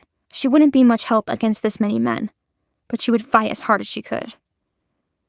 You think you could stop us, all by yourself? The man positioned himself between Vincent and the door and took a slinking step toward the table. I will, or I will die trying. Trinity's eyes went wide. She didn't want Vincent dying right now, not with the baby on the way and 2 small children at home. Look how scared she is, one of the men laughed, mistaking Trinity's apprehension for fear. The Luna has little faith in you. Vincent stood as the men encroached. If he had a plan, it was time to act on it. When I grab your hand, run like hell. Vincent's words were barely audible. Trinity nodded just slightly, so he knew that she heard him. They were outnumbered 4-2, and they were surrounded. Trying to convince her that you're worthy of her trust? The big man from the Black Moon pack taunted Vincent. It's too late for that. Your pack will go down soon enough. It's a shame. If your alpha wasn't so unreasonable, we could have avoided all this bloodshed. One of the guards behind them moved closer. Bloodshed? Trinity did not like the sound of that. Trinity ran through all the options in her head. She understood why Vincent wanted to make a run for it, but all the guards had to do was shift and they would catch them in no time. And they'll learn I don't have a wolf. Trinity shivered. She didn't want to know what they would do if they learned she couldn't shift. If they couldn't run, they could try to fight where they were. Trinity searched her surroundings for a weapon, but the maid had already cleared all the dishes and silverware. And again, she worried the men would shift. They would rip me to pieces. Their only option was to wait for Reese to come back. These men wouldn't dare hurt Luna in front of her alpha. She needed to buy more time. You don't know who you're messing with! Trinity was talking about Reese, but the men took it the wrong way. What makes you so special? The guard behind them inched closer. You're a pathetically weak female. The big guard by the door cackled. All you're good for is a roll in the sack and popping out pups. Trinity's blood was boiling. If that's all you think Luna is good for, why isn't your pack more powerful? Trinity rose to her feet. Maybe if you treated women with more respect, you'd learn to shut your mouths and think with that thing between your ears for half a minute. All I've seen since I arrived at this pack is a bunch of little boys complaining about how nobody wants to give them any land. That land is owed to us, the big guard roared. According to who? Trinity almost laughed at him. Men and their entitlement. Last I checked, that land belonged to my pack, and when Reese hears about this, he's going to make sure that your pack doesn't see another acre of land for generations. How about you get out of your way and stop making problems for your alpha? He's not going to be happy when he hears about the mess you've made. All of the guards and Vincent stared at Trinity in disbelief. Who do you think you are? The big guard growled. I'm a Luna. Or did you forget? Omegas like you know to treat me with respect. How did you know I'm an Omega? Truthfully, Trinity couldn't explain how she knew that he was an Omega, the lowest rank of wolf possible. She realized she could look around the room and sense their individual ranks and strengths. While their combined power would overwhelm her, she was confident she could take any one of them on their own. Is this an added benefit of being a Luna? You reek of weakness, and your low status is plain to see. Try having a little more tact next time, and maybe your inadequacy won't be so obvious, she added. Another guard behind her chuckled. Trinity whipped around. Is something funny, pup? She quickly scanned him. I'd put a sock in it if I were you. Unless you want everyone to know you aren't just an Omega, but you're also only half wolf. The man flushed a bright red. Who's next? Trinity was enjoying her power so much she almost forgot that her goal was to buy time. Luna, are you sure this is wise? Vincent's words were almost soundless. He was terrified. Don't worry, Vincent. I know what I'm doing. It was the most sure Trinity had felt of herself in a long time. And you! Trinity turned on the third guard. Does your friend over here know that you're having an affair with his mate? Trinity gestured to the big guard. It was only one time, I swear. How did you know that? Vincent looked at Trinity in awe. That was actually just a lucky guess. Trinity shifted her focus back to the big guard. Who can blame her? With the way you talk about women, I can't imagine you would make a satisfying mate. You little... I wouldn't finish that sentence if I were you. Trinity heard a familiar, deep, smooth voice growl from near the door. Vincent, the meeting is over. We're leaving. Reese stalked into the room and grabbed Trinity's hand. What happened here? Reese looked around at the guards who were each shaking with rage. We can discuss it in the car, Alpha. Vincent ushered them toward the door. Very well. As they walked out of the room, Trinity glared over her shoulder one last time, pushing all of her thoughts of rage, all of her negative emotions, toward the guards who had infuriated and threatened her. The man nearest to her fell over, and Trinity barely stifled a laugh. She managed to hold herself back until they left the house and approached their SUV. Then she burst into laughter. What is it that you find so damn amusing right now? Reese snarled as he opened her door and shoved her inside before sliding into the driver's seat. One of those idiots closer to me was so unnerved by us leaving that he fell over right before we rounded the corner. Trinity wiped away tears of laughter as both men froze. What? Trinity looked around at Reese and Vincent. Luna, tell us what happened. Vincent was speaking to Trinity slowly, as if she needed to be treated delicately. I'm serious. The last thing I saw was that guard, the big Omega who didn't know how to shut his mouth, fall to the ground. He wasn't even moving. Reese and Vincent looked at each other, worry and confusion on Vincent's face, a knowing expression on Reese's. It was funny. At least I held in my laughter until we got outside. Give me a little bit of credit for that. Plus, that guy deserved much worse. Trinity could see that they both knew something that she didn't. I'm so tired of being kept in the dark. Can we go? Trinity crossed her arms. I just want to get out of here. Reese started the car and put it into gear. Trinity felt a wave of relief as the Alpha house disappeared behind them. The meeting ended much sooner than I expected, Vincent probed. And not a minute too soon. Trinity shuddered to think what would have happened if Reese hadn't shown up. She had been running out of stalling tactics. She would have to find a more effective way to defend herself next time. Sir? Did something happen? Yeah. We heard the commotion. Reese drove faster. That, and I was done listening to his stupid, baseless demands. What was with this pack? What happened in there? Why was everyone so angry with you, little bunny? He questioned. Remember when you asked me to hide my bad attitude in front of the other people? Trinity asked playfully. I disobeyed you, but I promise I had a good reason. I thought they were going to attack Luna. Vincent looked at her, his eyes pleading. Please be more careful next time. It was strategic, Vincent. You know we couldn't run. We didn't stand a chance if we had to fight. We needed time. You never cease to impress me, Luna. Vincent leaned back in his seat, finally understanding her plan. I'm just relieved that it worked. If Reese hadn't shown up. But I did show up. Reese cut her off. You did well, Trinity. Trinity looked down to hide the blush flooding her face. And anyway, you rescued me too. I was tired of looking at Stanley's pathetic face. All three of them burst into laughter, even Vincent.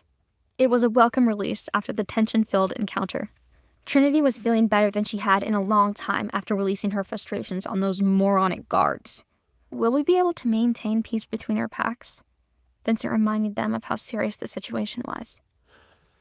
Probably not. Reese sounded somber.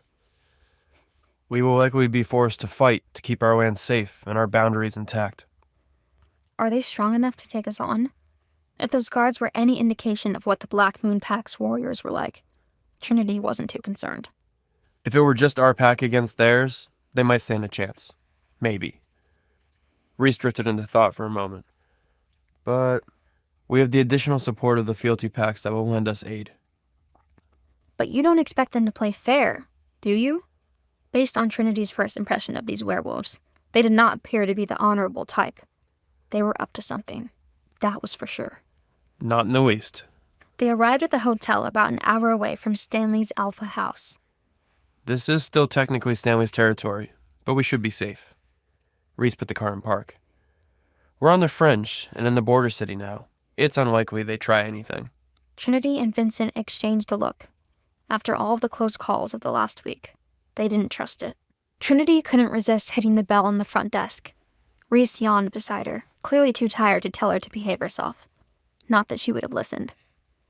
The hotel's lobby seemed to stretch for miles, with glittering chandeliers and gorgeous artwork. It was beautiful, but in a timeless way that felt majestic and modern at the same time. Back when Grandfather rarely let her out of the house, Trinity used to daydream about gorgeous places like this. I've never seen a hotel this nice, she admitted breathlessly. Reese glanced down at her. He stood so close to her when they went to other packs, she had to crane her head up to meet his eye. Wait until you see the rooms, he said. Tired as he was, his voice came out huskier than normal. Her breath caught in her chest. Reese probably didn't mean anything by it, but it almost sounded like a welcome invitation. Thank you for waiting, a man said as he stepped up from the concierge desk. He tensed at the sight of Reese. He was a wolf too. Reese nodded to the man. Reservation for Gray. Yes, sir. One moment. The clerk reached into the desk and pulled out their paperwork. We've been expecting you. Here's your paperwork, and here are your room keys. He plucked 2 leather pocketbooks from the papers and placed them next to each other on the desk. Which is which? Reese asked. And where's the third one? Trinity thought. She knew not to ask aloud. 2 rooms made sense for their happy couple act. It was a little weird that Vincent and Reese would be on a different floor than her, but it was better than the alternative, her sharing a room with Reese. Her pulse quickened, but she chuckled it away. He hated her too much for that to happen. The clerk opened one to show the handwritten number inside. This one is for the single on the 14th floor, number 1433. The other one is for your suite, sir, on the 25th floor, number 2501. You can take that elevator right there. Do you need help with your bags? Reese shook his head. Vincent spoke up from behind both Reese and Trinity. I've got them. Vincent had all 3 of their bags. Trinity supposed she'd have to take hers once they got to her room. Once the doors closed, Trinity held her hand out to Reese. He looked down, puzzled. What? She rolled her eyes. I need the key to my room? How else will I get in? Reese raised his eyebrow with a chuckle. He took the key card for room 1433. Here you are, Vincent. Reese reached around her to hand the card to Vincent. Trinity's heart quickened. Reese smirked. Vincent took the card while avoiding Trinity's eyes. Thank you, sir. Should I carry your bags up? Trinity couldn't breathe for a moment. I can manage, Reese said. He took his and Trinity's bags from Vincent's hands. Oh, goddess. The elevator dinged to a stop on the 14th floor. Oh, goddess. were sleeping in the same room. Vincent met Trinity's unbelievably wide eyes.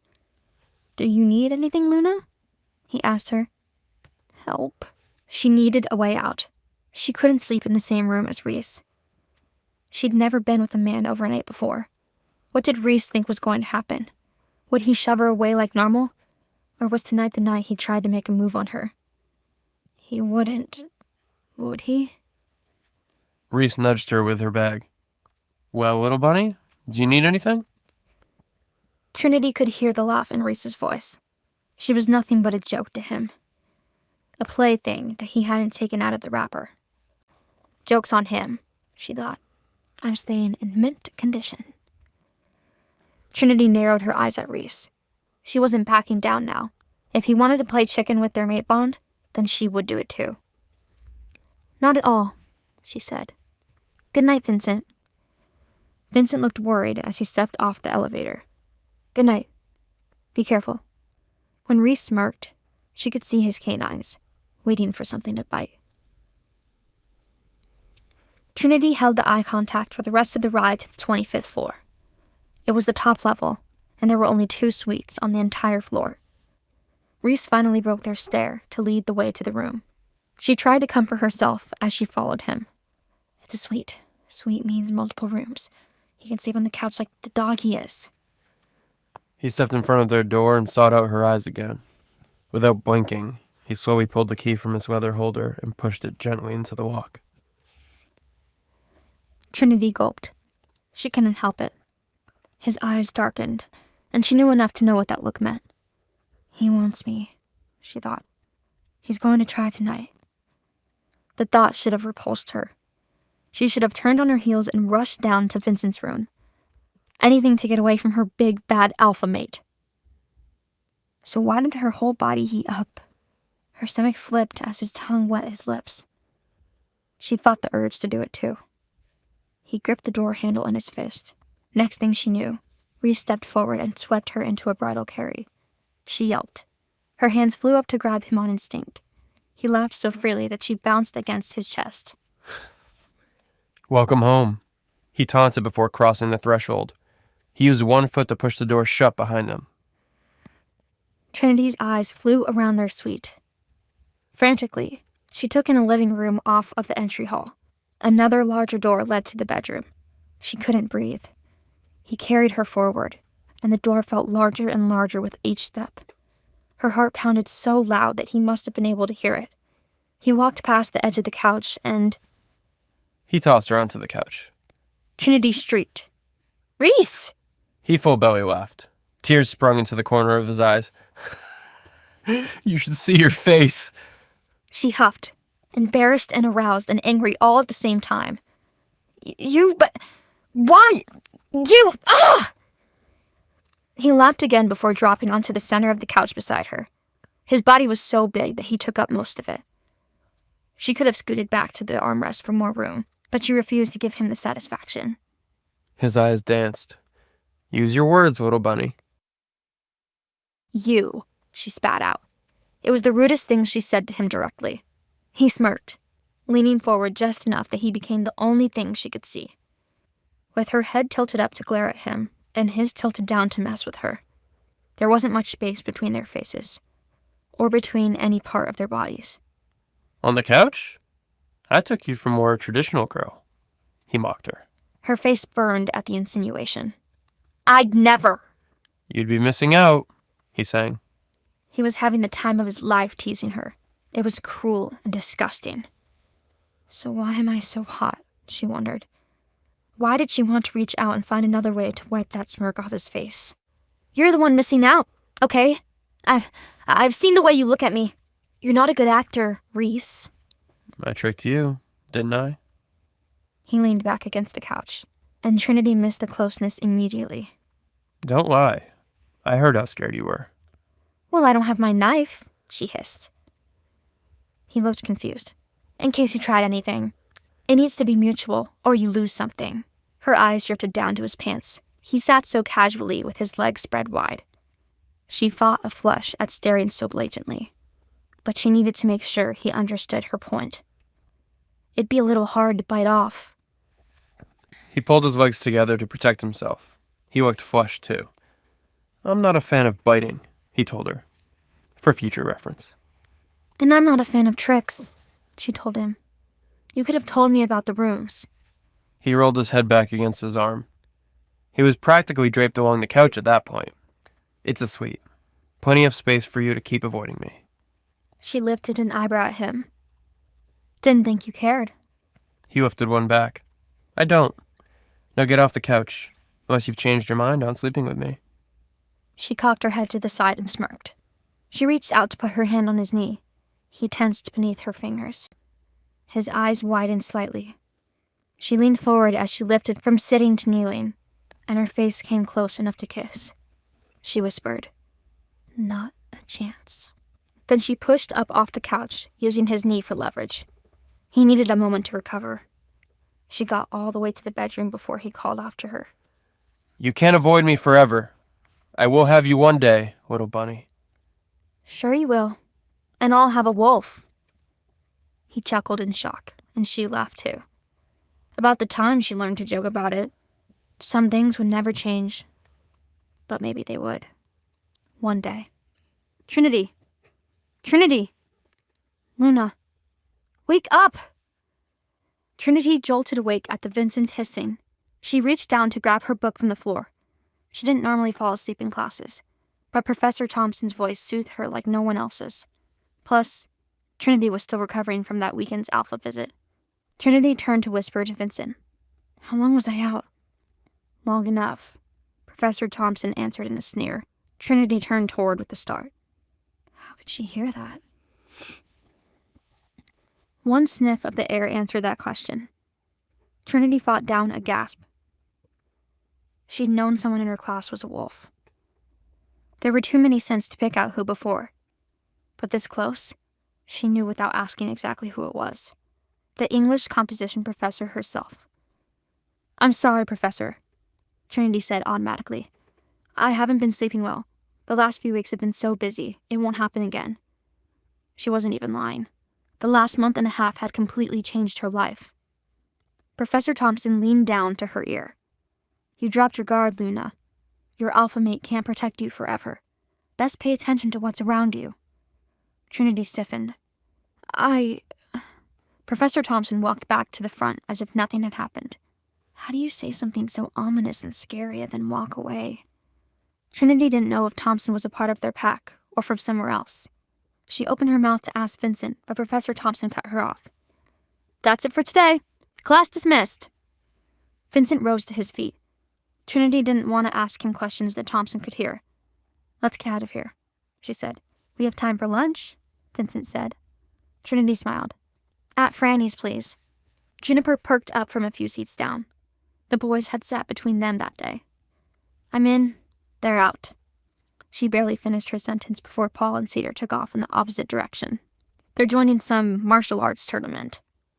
Trinity chuckled. "That's cheating. They'll be stronger than the humans by a mile." Vincent held the door to the classroom for Trinity and Juniper to walk through. The three of them fell into step once they got outside. The weather was nice enough that they could walk to Franny's kitchen.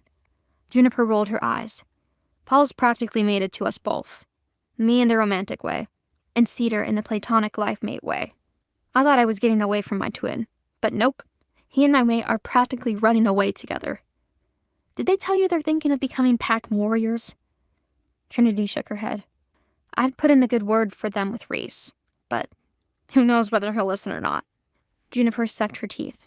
"He'd better learn to listen. He can't treat you like crap forever." Vincent looked at Trinity questioningly. "Things haven't gotten any better? I thought they would after the hotel." Trinity's eyes widened as she shook her head sharply. It didn't matter. Juniper had heard him, and her best friend was a bloodhound. "The hotel?" Juniper screamed. "What hotel?" Trinity glared at Vincent.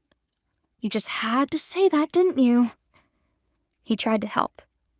They had to keep up appearances. They had to have one room. "One room?" Trinity shushed Juniper. "You have to stop screaming. We're going inside."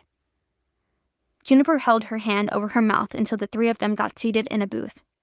The moment the waiter left, Juniper pounced on Trinity. You were sobbing over him last week, and now you're sleeping together? Juniper demanded. I don't know if I should be more worried or proud of you for taming that beast. She wiggled her eyebrows at the end. Trinity blushed furiously. She couldn't meet Vincent's eyes. There was no beast taming, Trinity insisted. Juniper pouted. Not even a little bit? Trinity's mind flashed back to their near kiss as she teased him with her hand on his knee. Vincent cleared his throat. You look a bit red, Luna. Trinity swore. Nothing happened. There was some flirting and light touching. Not like that! I touched his knee. His knee? Juniper exclaimed. After I threatened to hurt him if he did anything I didn't want him to do. I said I didn't want to have to bite it off.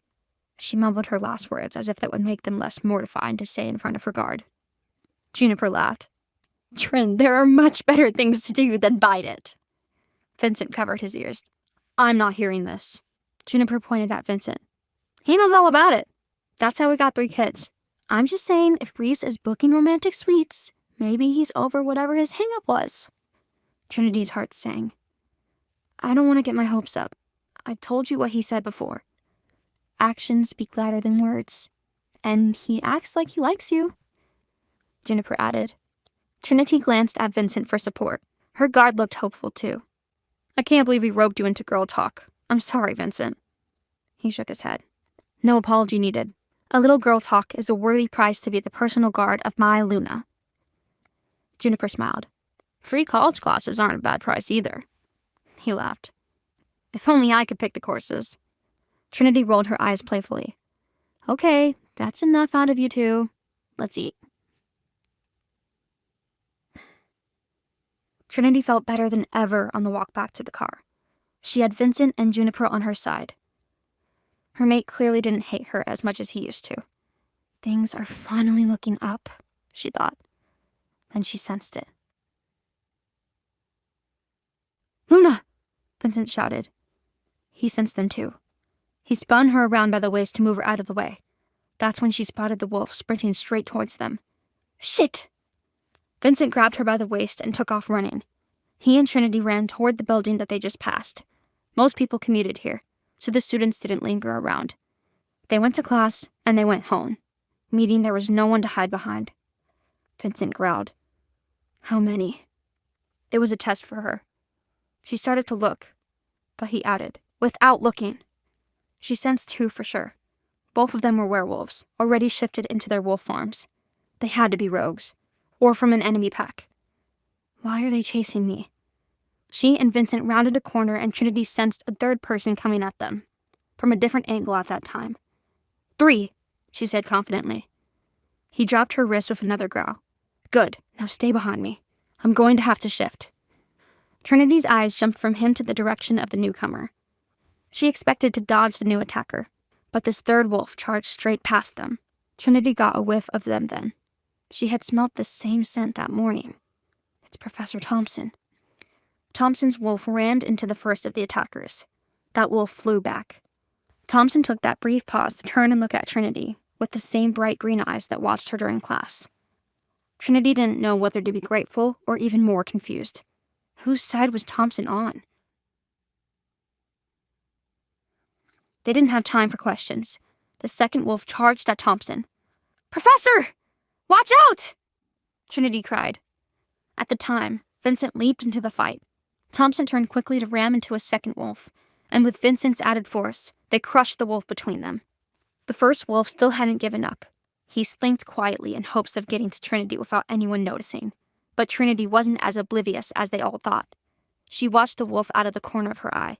The moment he lunged for her, she kicked off the wall and used it to propel herself away. He crashed into it, losing time and speed. He doubled back to leap again. That time, Trinity caught him in the jaw with the tail end of a backflip. His head flew backwards, and he roared in pain. Oh no, not more of them. Trinity grunted. She heard at least 6 more rogues heading their way. This was an ambush.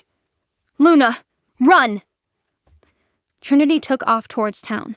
She knew the rogues were less likely to follow her where humans were.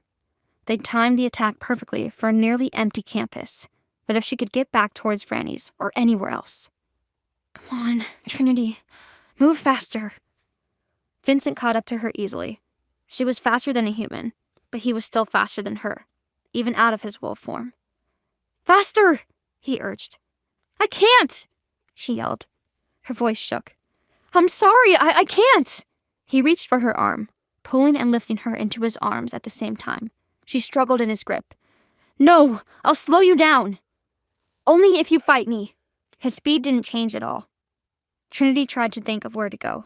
Their car was too far the other way. They couldn't get all the way to the compound like this. It would take too long.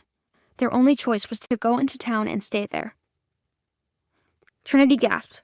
We left Professor Thompson. She tried to look back, but couldn't see the familiar wolf.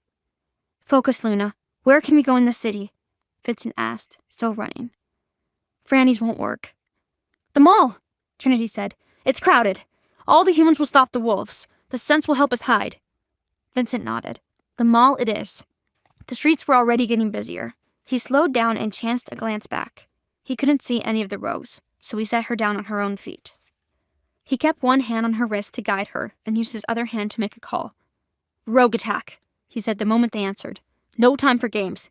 I need you to get the others together and get to the mall now. Trinity could barely make out the other guard David's voice. Where the hell is the mall? Trinity took the phone. By the university, 5 miles north. Follow Chancellor Boulevard and you'll find us. Yes, Luna, be right there. Her heart pounded the whole way to the mall. The fountains in the center courtyard were their perfect vantage point. If anyone came near, Trinity or Vincent would see them. The two sat in tense silence, scanning the shoppers for friend or foe. Then Trinity smelled him. A wolf she would know anywhere. A wolf who smelled of spiced coffee and forest grounds. She chuckled. I thought you weren't saving me anymore, she said without raising her voice. She knew Reese was listening, and he rolled his eyes once he was close enough for her to see. So, the little bunny finally admits she needs saving.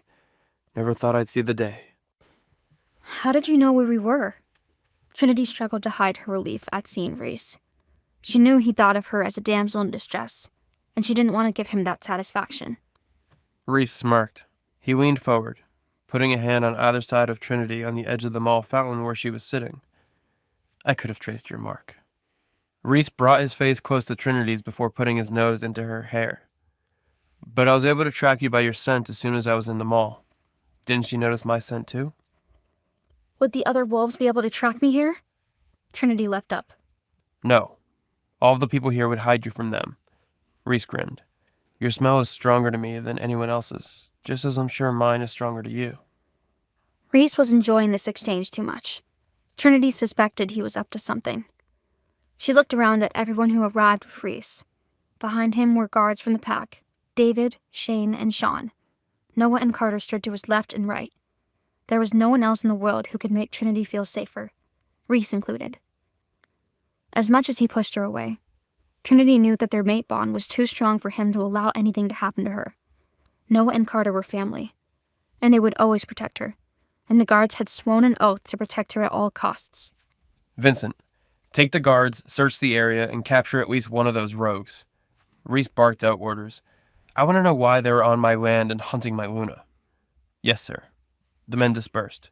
Noah and Carter, I want a caravan back to the estate with Noah in the lead and Carter following. If there are no problems, you will return here to pick up the others. Reese's words spun around Trinity's head for a moment before they clicked. He had just given orders to everyone except for her, meaning... Oh, goddess, we're going to be alone again.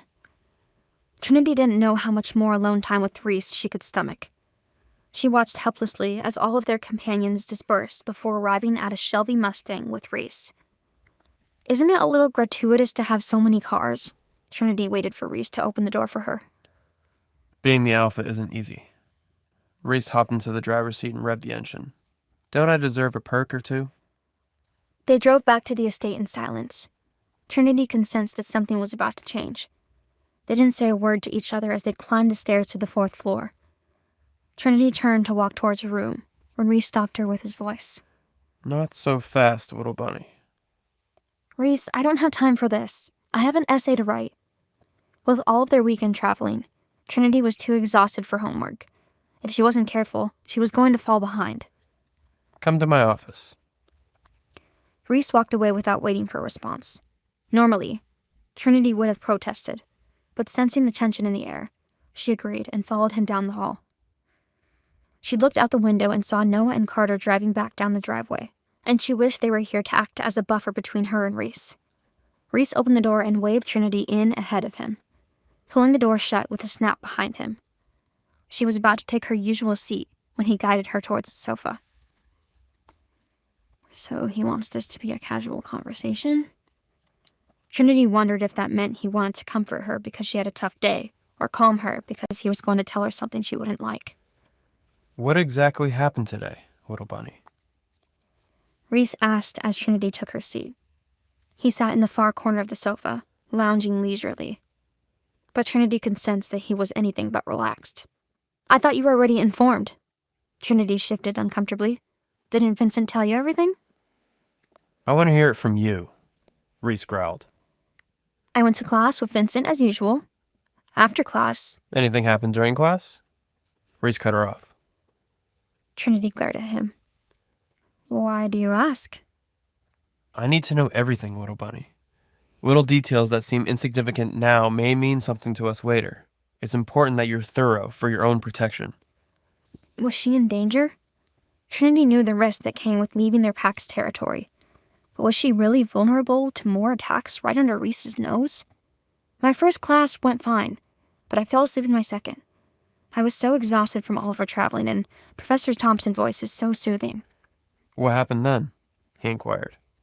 Vincent woke me up when my book fell to the ground, and Professor Thompson came up to my desk. That was the first time I was close enough to her to notice that she was a wolf, but I've never really seen her in our pack. She's from Riley's pack, Reese answered. You knew she was a wolf? Trinity looked at Reese. You think I don't know my own Luna's professors? She is not from our pack. She's from Riley's. She lives between our territories and commutes for work purposes. She is an ally, he added. I know that now. Did Reese actually take an interest in Trinity's life? She searched his eyes for answers.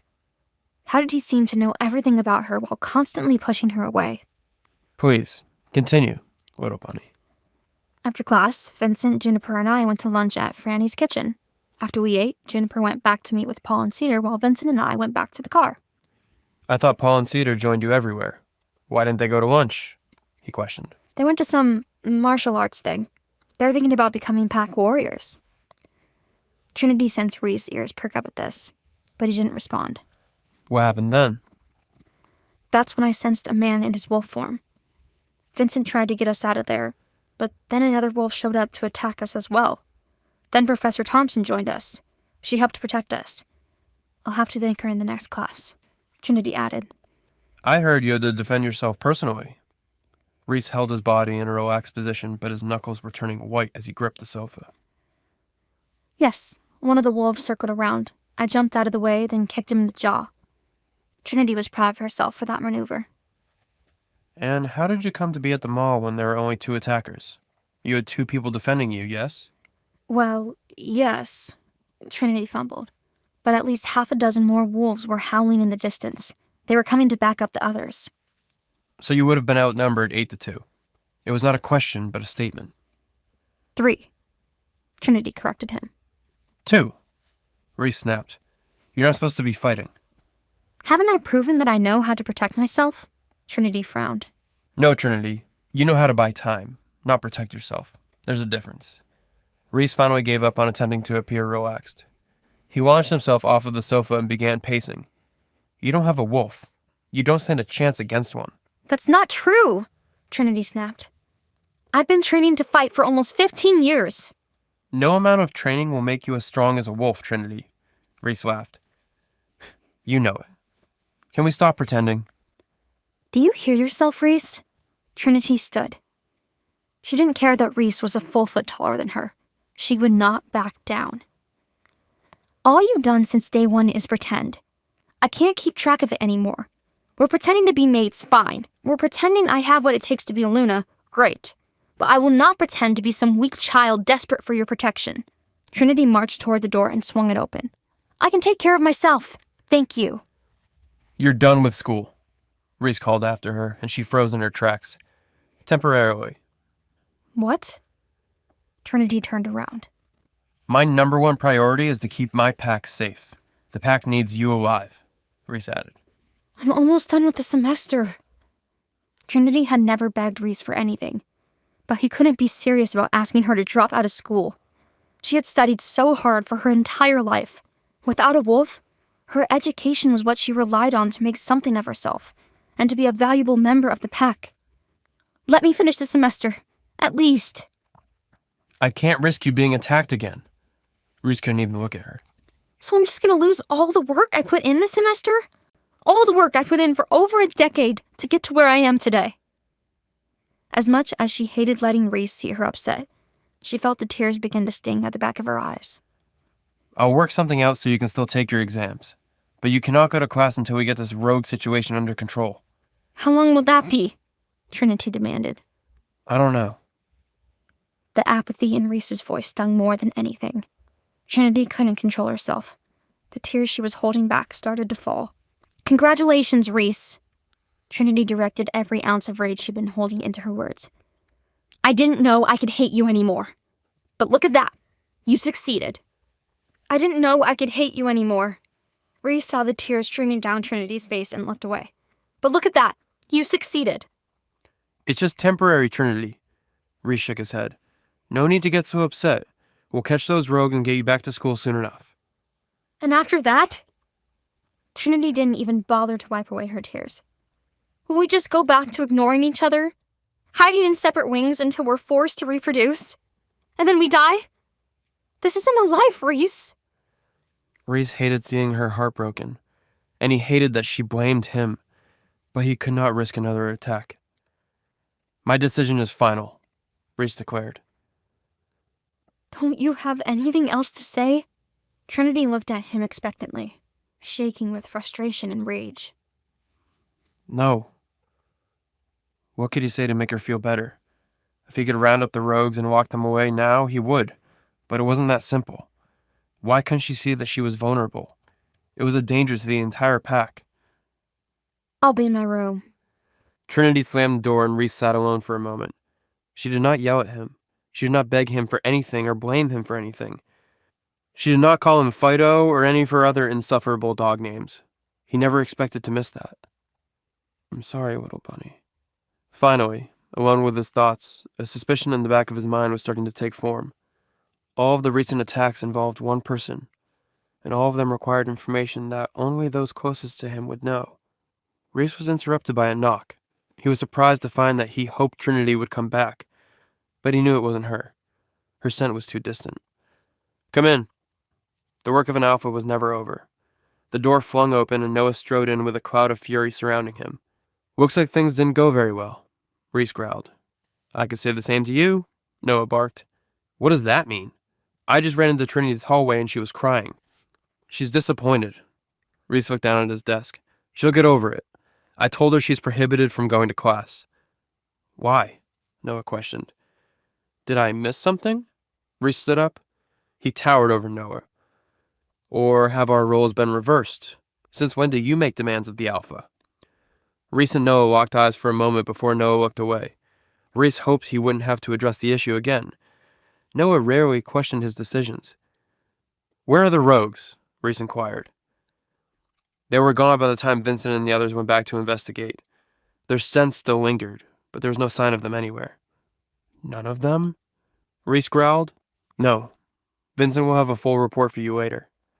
How could they all disappear so quickly? Something was amiss. Reese knew it. Someone powerful was pulling the strings, and Reese would find them. I need to discuss something with you, Noah, and it needs to stay between us. Reese returned to his chair and motioned for Noah to sit down. Yes, Alpha? Do you remember when Trinity was first attacked? Reese asked Noah. When you first realized she was your mate? Noah questioned. Yes. That rogue that went after her when she was returning home. I remember. Noah's eyes looked distant. She was just in the wrong place at the wrong time. Could be. Or she could have been targeted. Reese watched as Noah's face flooded with understanding. You think whoever's behind this has been after her for that long? Noah asked him. It's a possibility, Reese replied. Most of the pack didn't even know she was Luna then. Noah ran his hands through his hair. I had only just learned. That is the part that concerns me. Reese took a deep breath.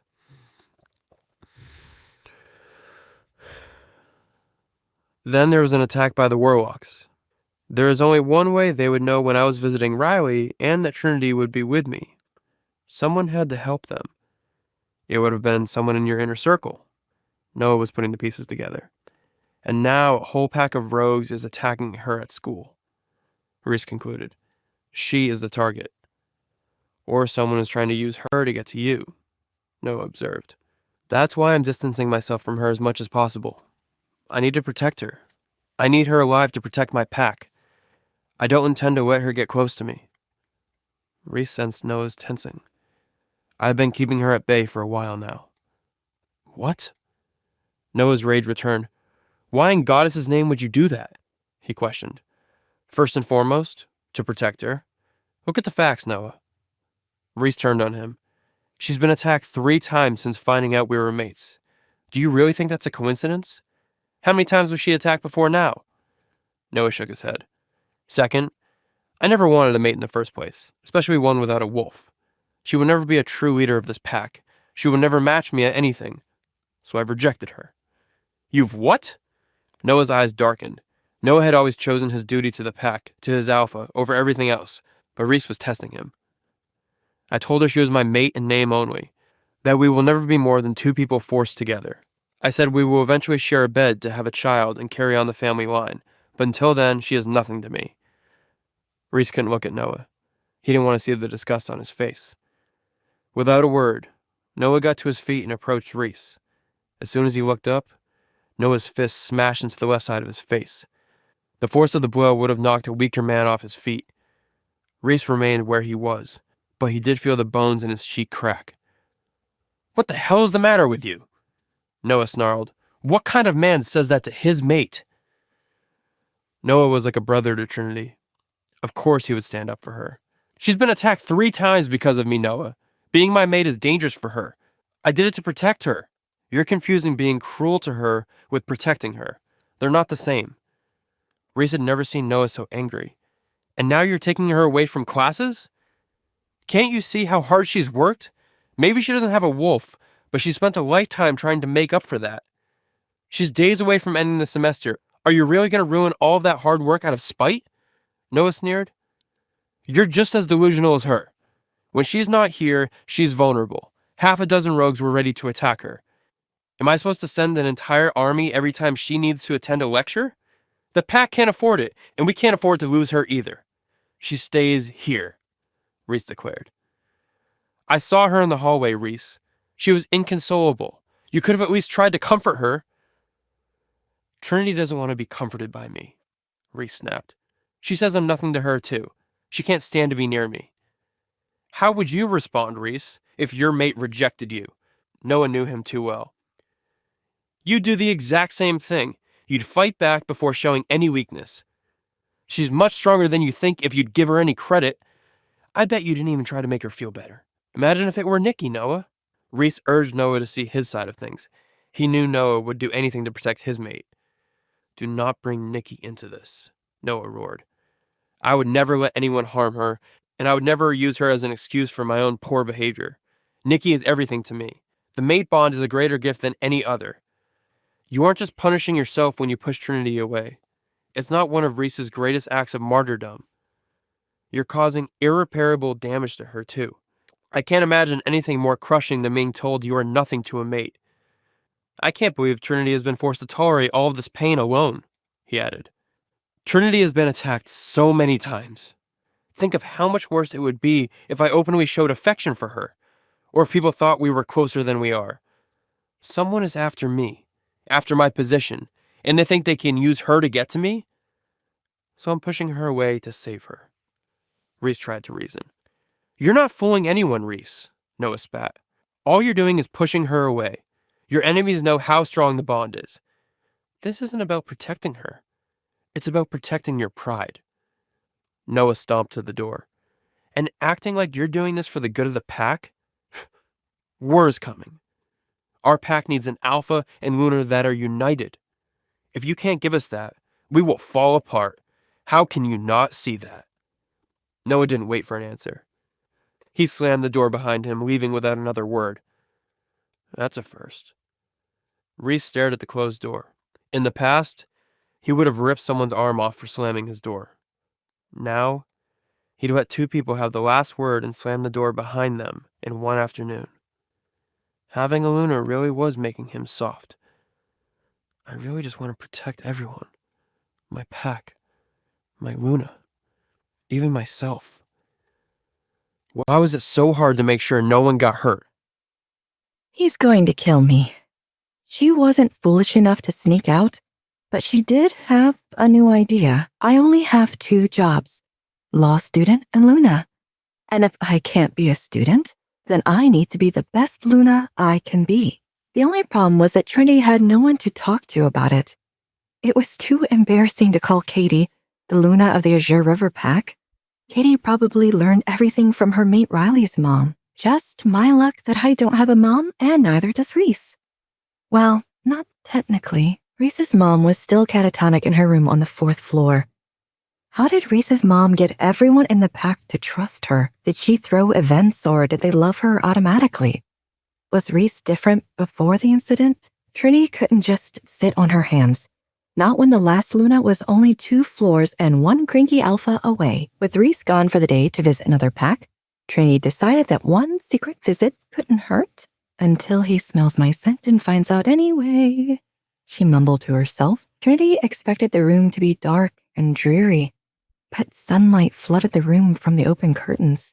She was seated in the rocking chair next to the window. She looked like a gorgeous ghost. Her loose-fitting white nightgown made her pale, almost translucent skin glow. "You're so small," Trinity whispered. 7 years of mental imprisonment had weakened the other woman. She sat facing the Luna and offered her a smile. "I'm Trinity. I'm the new Luna. Reese's mate. Reese might have mentioned me the other day. Sorry I haven't come by sooner. I wish I could have met him when you were still around. Our pack loves him, but he has a hard time showing that love back. Losing you must have changed him a lot. Maybe that's why he pushes everybody so hard.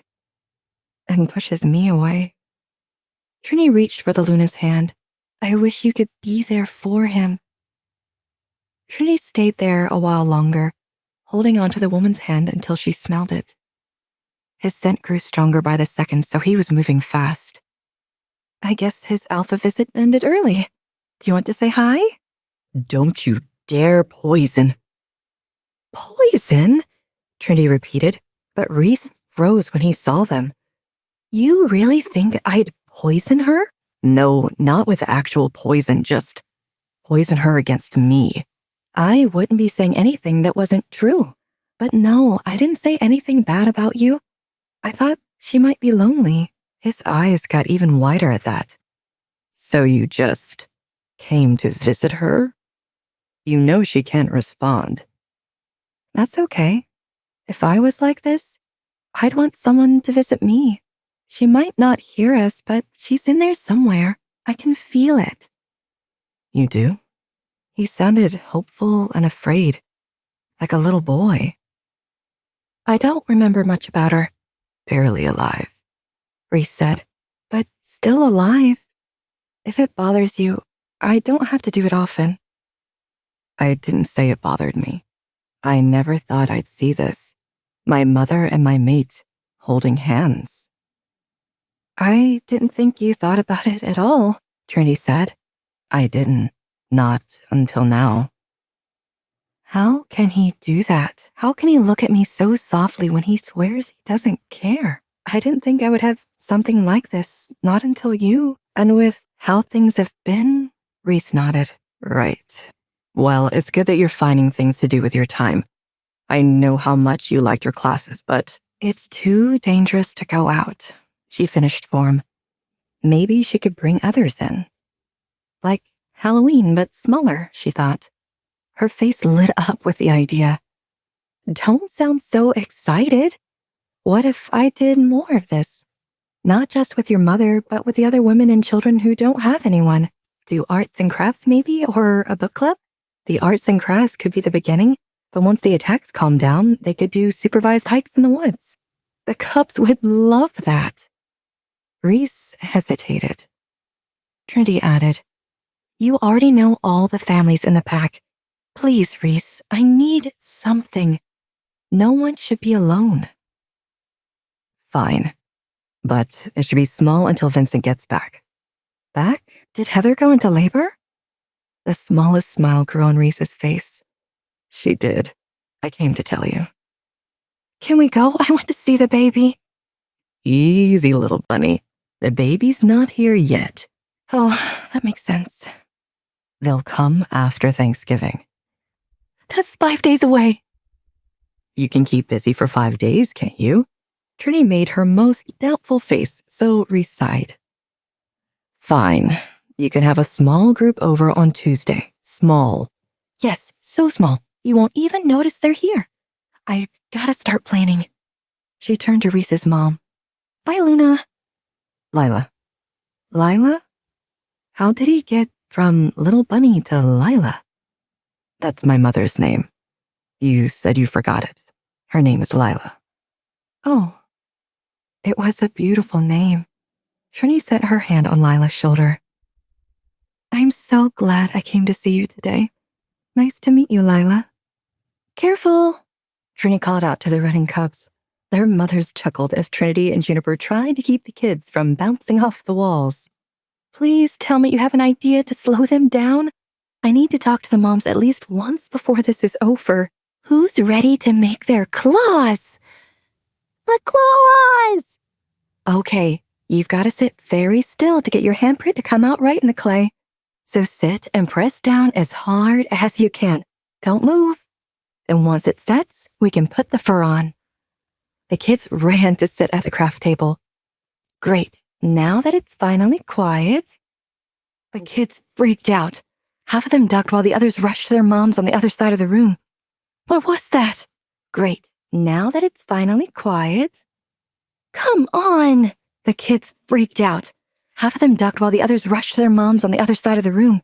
"What was that?" "I'm sure it's nothing to worry about. I'll go check it out." David stepped forward from his guard post near the door. "Luna, I should check." "We can both check. This is the safest place in the compound. One of the maids probably broke a mirror or something." Juniper gave a worried look to Trinity. She knew about the attacks, but Trinity gave a sincere smile to her friend. "Trust me." Trinity tried to stay with her smile.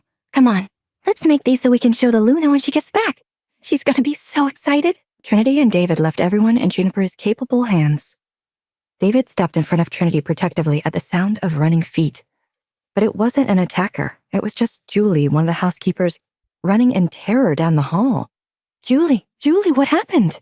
Julie sucked in a huge breath and blurted out, "There's a ghost on the 4th floor. I saw it with my own eyes." "A ghost?" She'd heard of plenty of creatures, but a ghost in their house? She looked at David incredulously. David tried to stifle a smile. "Julie." "Nope, I'm not staying in here until that thing is gone. I'm taking a break." Julie ran right past him out of the house.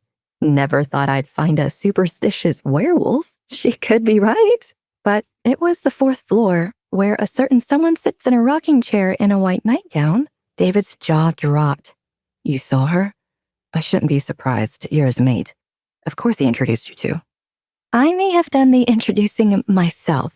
Come on, let's make sure Julie closed the door." They didn't need any more surprises, or Reese getting upset that his mom's room was open. David and Trinity had just reached the 4th floor landing when she smelled Reese coming up the stairs behind them. "What was that scream?"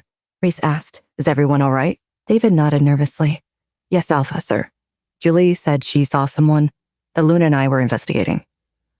"No one goes on this floor without my permission. What if the mothers followed you? What if they saw?" "Reese?"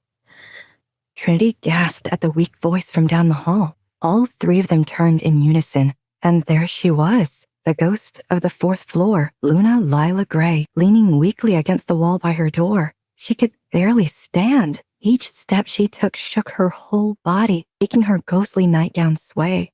"Mom!" Reese ran to her. He scooped her into his arms, squeezing her to his chest.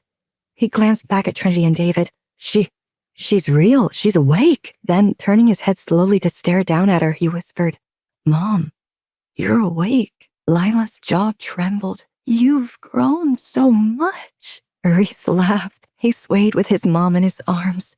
Trini could see the tears in both of their eyes after that. He kept whispering even though they could all hear him. How are you awake, Mom? What happened? I missed you. I'm sorry. I'm so sorry.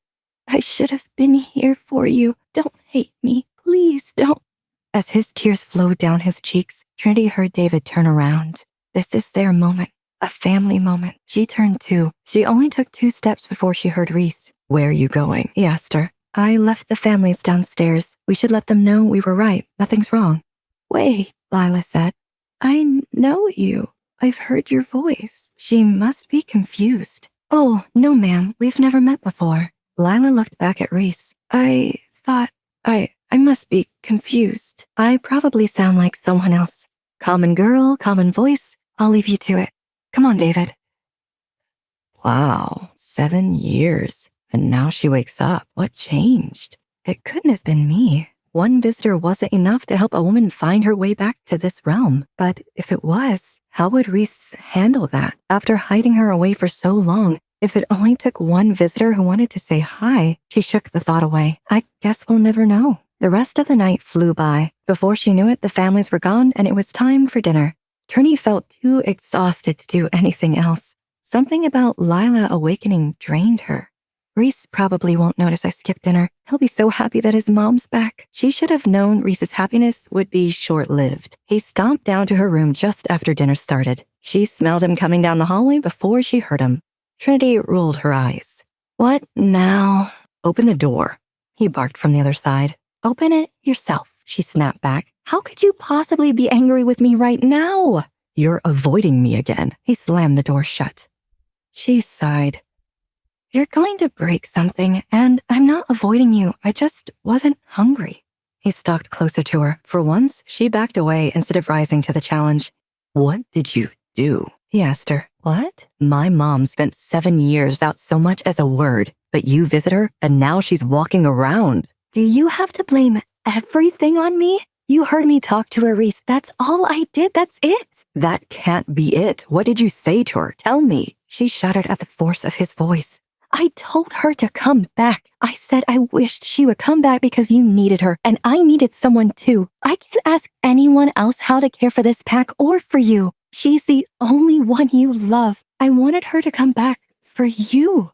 But Reese backed away. But she heard you. She must have. She wouldn't have heard your voice anywhere else, and no one sounds like you do. You are one of a kind. It was the best compliment he'd ever said to her.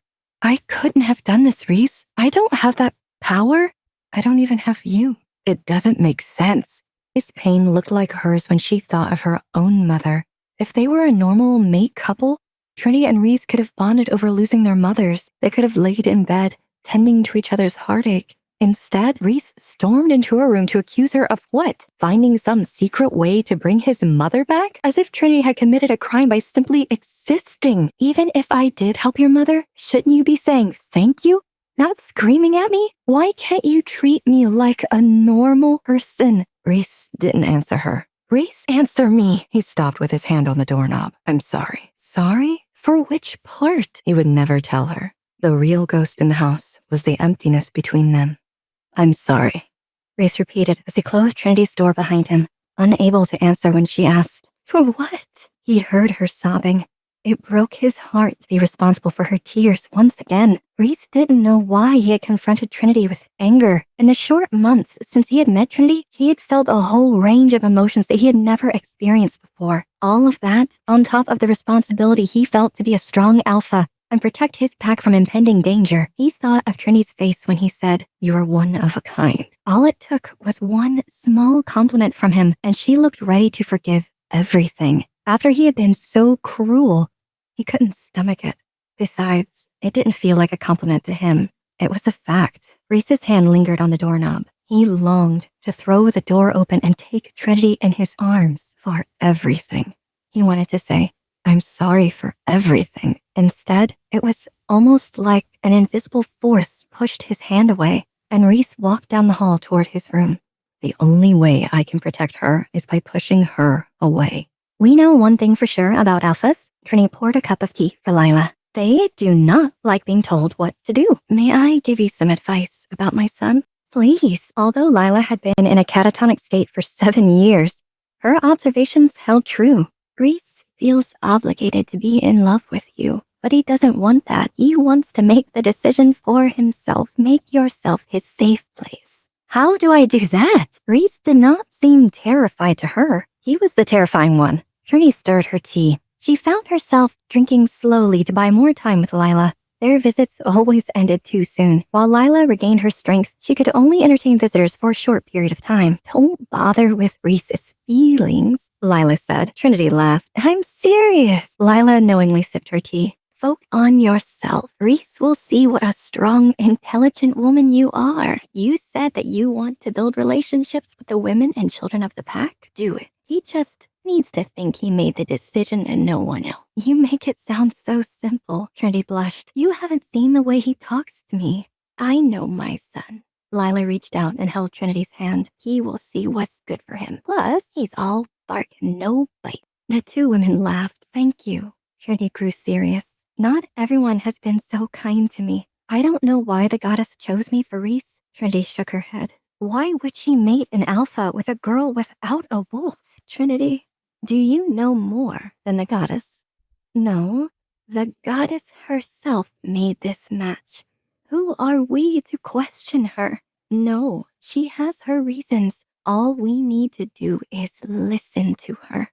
I'm afraid I'm growing weak. I can't wait until the day that I no longer need a nap after an hour and a half of socializing. I'll let you rest. Trinity hurried to clean up, and Trinity, Lila stopped her with a light touch to her forearm. Get outside. You've been cooped up all month. If you don't get some fresh air now, you won't have another chance before the snow falls. You're right. Maybe I could take some of the pack kids on a hike with their moms. See? You're brilliant, taking care of your needs and building relationships with the pack at the same time. These are qualities that a good Luna must have. We'll see what Reese has to say. Trinity shook her head. He will probably find a reason to say no, and I won't go outside again all winter. Don't worry about Reese. The strongest alpha Luna bonds are built on trust, meaning they have to trust you. You can't bother your alpha for permission about every little thing. Trinity helped Lila to her bed. Thank you. I know it's hard, but everything will work out. It's meant to be. Even his mother believes we belong together. Maybe she's right. All we need is a little more time. They had plenty of time. Meat bonds were for life. I hope it doesn't take that long. All of the kids were thrilled about Trinity's scavenger hunt except for Dylan Bagley. It was a perfect day. Clear with not a cloud in the sky. Trinity, 5 moms, and about a dozen preschoolers had hiked up the mountain to a clearing overlooking the river, the ideal spot for a picnic and scavenger hunt full of prizes that could be used to make a Christmas ornament. Everything was going according to plan except for little Dylan Bagley, who refused to take part in the fun. But Dylan, you're going to be sad when all the other kids have their own special ornaments and you don't get one. Dylan pouted in response. Well, at least that isn't a no. Trinity held in a giggle. Okay, Dylan, I'm going to start looking for your prizes, and when you're ready, you can join me. Stay away from the edge of the cliff. It's very dangerous. Trinity made sure to keep her tone serious. She didn't mind a little stubbornness from the kids. They were nothing compared to Reese. Dylan was several yards away, but the cliff still made her nervous. She didn't want one of the kids tumbling off the edge, especially on her watch. So Trinity was collecting his treasures one step at a time while keeping an eye on him. Trinity paused to take in her successful excursion. Moms and their kids were laughing and having fun. Maybe I'm getting the hang of this Luna thing. Trinity smiled. Her thoughts wandered to Reese. She hoped he would give her some credit for her ideas. Trinity wondered if he ever would. He had been so angry with her the other night, and they hadn't spoken since. As much as she resented him, she longed for his affection. She could almost smell his warm, comforting scent. Trinity whipped her head around. That was his scent, combined with several others, including Noah's, some guards, and someone unfamiliar. A rogue wolf. He was coming their way, and fast. They must be chasing the rogue. Trinity had no idea if the men knew they were there, directly in the rogue's path. Everyone, get back to the house, now. Trinity commanded. Without a word, the women gathered the children and started moving toward the estate. Trinity caught a glimpse of movement. It was the rogue wolf running at a full sprint, right in their direction. If he didn't change course, he would run directly into Dylan. The 4-year-old was still planted stubbornly on the ground. Trinity ran as fast as she could toward Dylan, whose frightened face showed he had just noticed the rogue wolf. Dylan stood, but he couldn't move. The wolf was closing in fast. Trinity put on a burst of speed. Please. Trinity didn't have time to think. She pushed Dylan out of the way, his little body rolling out of the wolf's path and into safety. The wolf's jaws clamped down on the empty space Dylan left behind. But the wolf's body still moved with incredible force. He slammed into Trinity. Her hands grasped the air. She flew over the edge of the cliff toward the river below. Where do these rogues keep coming from? Reese roared. At the start of the attack, Reese noticed one rogue wolf hanging back from the fighting, looking for an opportunity to break away while Reese and the guards were distracted. That's not going to work on me, Reese thought. The wolf saw his opportunity, and he made a run for it. Reese chased after him immediately, with Noah and 2 other guards following close behind. They chased the rogue up the mountain and toward the house. He was faster than most, but Reese was gaining on him. That's when Reese smelled them, Little Bunny and a group of others. It was a beautiful day. She must have taken some women and kids from the pack out on the mountain. This can't get any worse. Reese picked up his pace. He had to catch the rogue before he reached his little bunny. But things did get worse. Just as Reese was about to catch up with the rogue wolf, he spotted Dylan, a cub from his pack directly in the bad wolf's path. No, Reese snarled. Leave the boy alone. Our mission may have failed, the rogue wolf sneered, but this isn't over. And then he saw a flash of movement. He would recognize that sprint anywhere. He'd been watching her every day for the last 2 months now. He knew how she ran, how she leaped, and how bold she was. Reese watched as his little bunny ran toward the boy in order to save him. She's too selfless for her own good. Reese watched as Trinity pushed the little boy to safety, but his relief soon turned to dread when the rogue slammed into her. Trinity flew backwards off the cliff. It seemed to happen in slow motion, as if Reese had all the time in the world to get to her. But he didn't make it. He could only watch in horror as she went over the edge out of sight. As Reese approached the edge of the cliff, he could already smell the sharp scent of her blood. Noah and the guards finally caught up to the rogue.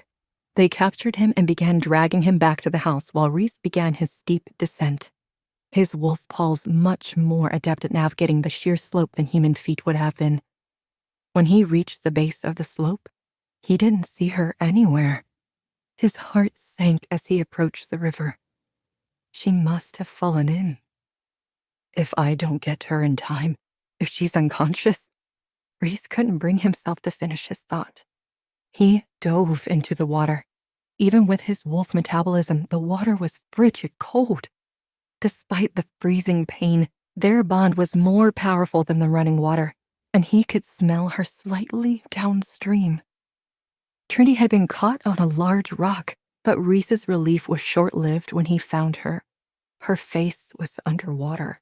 Reese roared in anger as he shifted back to his human form and pulled her to him. She's not breathing. Reese laid her down on the riverbank and breathed for her. Oh, goddess, she's not breathing. Breathe. Reese could not remember the last time he had begged for anything. Damn it, little bunny. Please, breathe. Don't die on me. Oh, thank goddess. Reese exclaimed as he felt Trinity's body jerk. He rolled her onto her side and thumped her back to help her expel the water from her lungs. She took a few shaking breaths, gasping for air before she settled into a shallower, wheezy breathing. Thank you, Reese cried over and over. Thank you for not dying. He held her in his arms, close to his chest. Her body was shivering. She was soaking wet, and it was freezing outside. Reese cradled her to his chest, and he ran back to the house as quickly as he could, hoping his body temperature would help warm her. He ran through the door, not caring that he was predicted and might scare the staff. "Noah!" Reese roared. "Call Dr. Griffin and bring me some fresh clothes from the Luna's room." Reese pushed past him and up the stairs to Trinity's room. He laid her gently on the bed, then ran to the bathroom for a handful of towels. "Dr. Griffin is on his way. The rogue is in the basement, along with 2 of his friends." "Good. I plan to interrogate him later." Reese threw on his clothes. "Is she going to be all right?"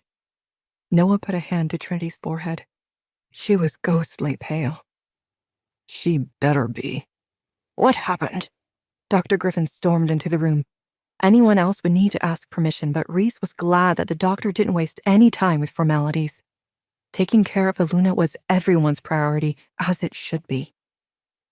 "She was pushed off a mountain, hit her head, and nearly drowned." "Someone is after me," Reese growled. "And they're using my Luna to get to me." "It looks like they almost succeeded. How strange." Griffin checked the wound on her head. "She sustained a blow in the same spot as last time. It's already starting to close up. That rogue is going to pay for what he's done," snarled Noah. "Are you ready, Alpha?" "Wait." Dr. Griffin stopped them. "I'm more concerned about hypothermia right now. We need to warm her up. Do you have any heated blankets?" Noah and Reese looked at each other and shook their heads. Wolves were naturally warm-blooded, except under dire circumstances like these, they would have no use for a heated blanket. "Can't we just pile on blankets?" Reese wondered. "That's an option, though less effective. She needs warmth. Her body isn't warm enough to create its own right now." Griffin looked at Reese sternly. "What? You mean me?" "You are her mate," Noah glared at Reese. "Who else would do it?" "Fine, I'll do it." "Anything I need to know, Doc?" Reese turned his attention to Griffin. "Make sure her temperature is back to normal before you leave her. She will most likely sleep until morning, perhaps longer. Her body has a lot to recover from." Griffin left the room, and Reese nervously turned toward the bed. Noah must have grabbed the first clothes that he saw, a pair of blue jeans and a stiff button-up shirt. Under normal circumstances, these would suffice, but Reese knew his clothes would create an unwelcome barrier between his body heat and his little bunny. "The things I do for you." He warmed her delicate hands and smooth legs and held her back close to his chest, willing his warmth to radiate into her. He stayed like this for hours. He burned for her to wake up so he could warm her more thoroughly. Her slow breathing almost lulled him to sleep himself, and it took all of his focus to ignore where he was and who he was with. "You're safe now." When Reese was sure she was calm, he tucked her in. The color had returned to her face. Reese ran his fingers through her hair, grateful for the moment alone with her, without having to maintain an act. Reese pulled back his hand abruptly. "This is for her own good." Noah's claws were still out when Reese got down to the basement. It was a new side to the well-mannered assistant. Little Bunny's attack broke him too, Reese thought with a sad smile. "Were you with her this whole time?" Noah asked. Reese nodded. "Did you behave yourself?" "Excuse me? You've worked at my side for years. You know I would never do anything like that." "I thought you never hurt her either. But ever since you mated with her, you've done nothing but tear her apart. My loyalty may be with you, but Reese, if you hurt her..." "I saved her," Reese argued, "multiple times tonight." "She wouldn't be in danger if not for you." Reese couldn't imagine Trinity ever choosing to be invisible. She'd spent so much of the last 2 months making sure he saw every bit of her. She made it impossible to ignore her. "She wanted to live," Noah answered finally. "She will. She is. But I can't protect her if we don't know what we're up against." Reese's eyes jumped to their prisoner. "Has he talked?" "Not yet. But you know how persuasive you can be," Noah said. Trinity had to stop waking up like this. Her head throbbed, and she could feel sweat and gunk caked on her skin. What happened? I fell in the water and then... She couldn't really remember. After that, it was just pain, then cold, then a steady heat around her until she drifted again. It must have been the concussion that made her think of Reese. Trinity tried to shift in bed, but when she did, she smelled another wolf in the room. Her anxiety spiked before she could place it. Lila, she thought in relief. She opened her eyes to find Lila in the chair beside her bed. There you are, Lila said with a gasp. I thought we might be swapping places. Trinity's face scrunched in confusion. What did that mean? I shouldn't joke just yet. You need time to wake up. Do you know how long you were out? Trinity's throat burned, but she croaked out her question. How long? Lila winced at how bad Trinity sounded. She reached for the cup beside Trinity's bed and tipped it back on Trinity's lips. Small ice chips fell into Trinity's mouth to soothe her throat. You were out for 3 days. Reese barely left the house. Trinity scoffed. Yeah, right. Did mate bonds change in the last 7 years? He may not be good at showing it, but my boy has been terrified of losing you, and to a coma, just like he lost me. I'm up now, Trinity said. He'll be back to normal in no time. Back to hating her and fighting her. Do you know who saved me? Reese saved you. Who else? You must be confused. He doesn't do that. He doesn't even like me. No, you must be confused. I saw him myself. He stayed with you the whole night to warm you up. Lila sounded so sure. And Trinity wished she could believe the other woman. Trinity had tried to keep the specifics away from Lila. She didn't want the other woman's pity or to cause a rift between Lila and Reese so soon after their reunion. A few weeks ago, before you woke up, he asked me how anyone could ever love someone like me.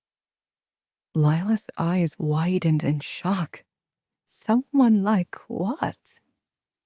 Someone without a wolf. That wasn't your fault. And Reese isn't your fault either. No. He's my problem to fix. She squeezed Trinity's hand before rising from the bed. Oh no, she's going to talk to him. Trinity reached out after her, but Lila waved off her grip. Lila, please, don't make it worse, Trinity begged. Lila chuckled. Just take those pills by your bed and leave this to me. Reese sneered down at the prisoner. Aren't you sick of this?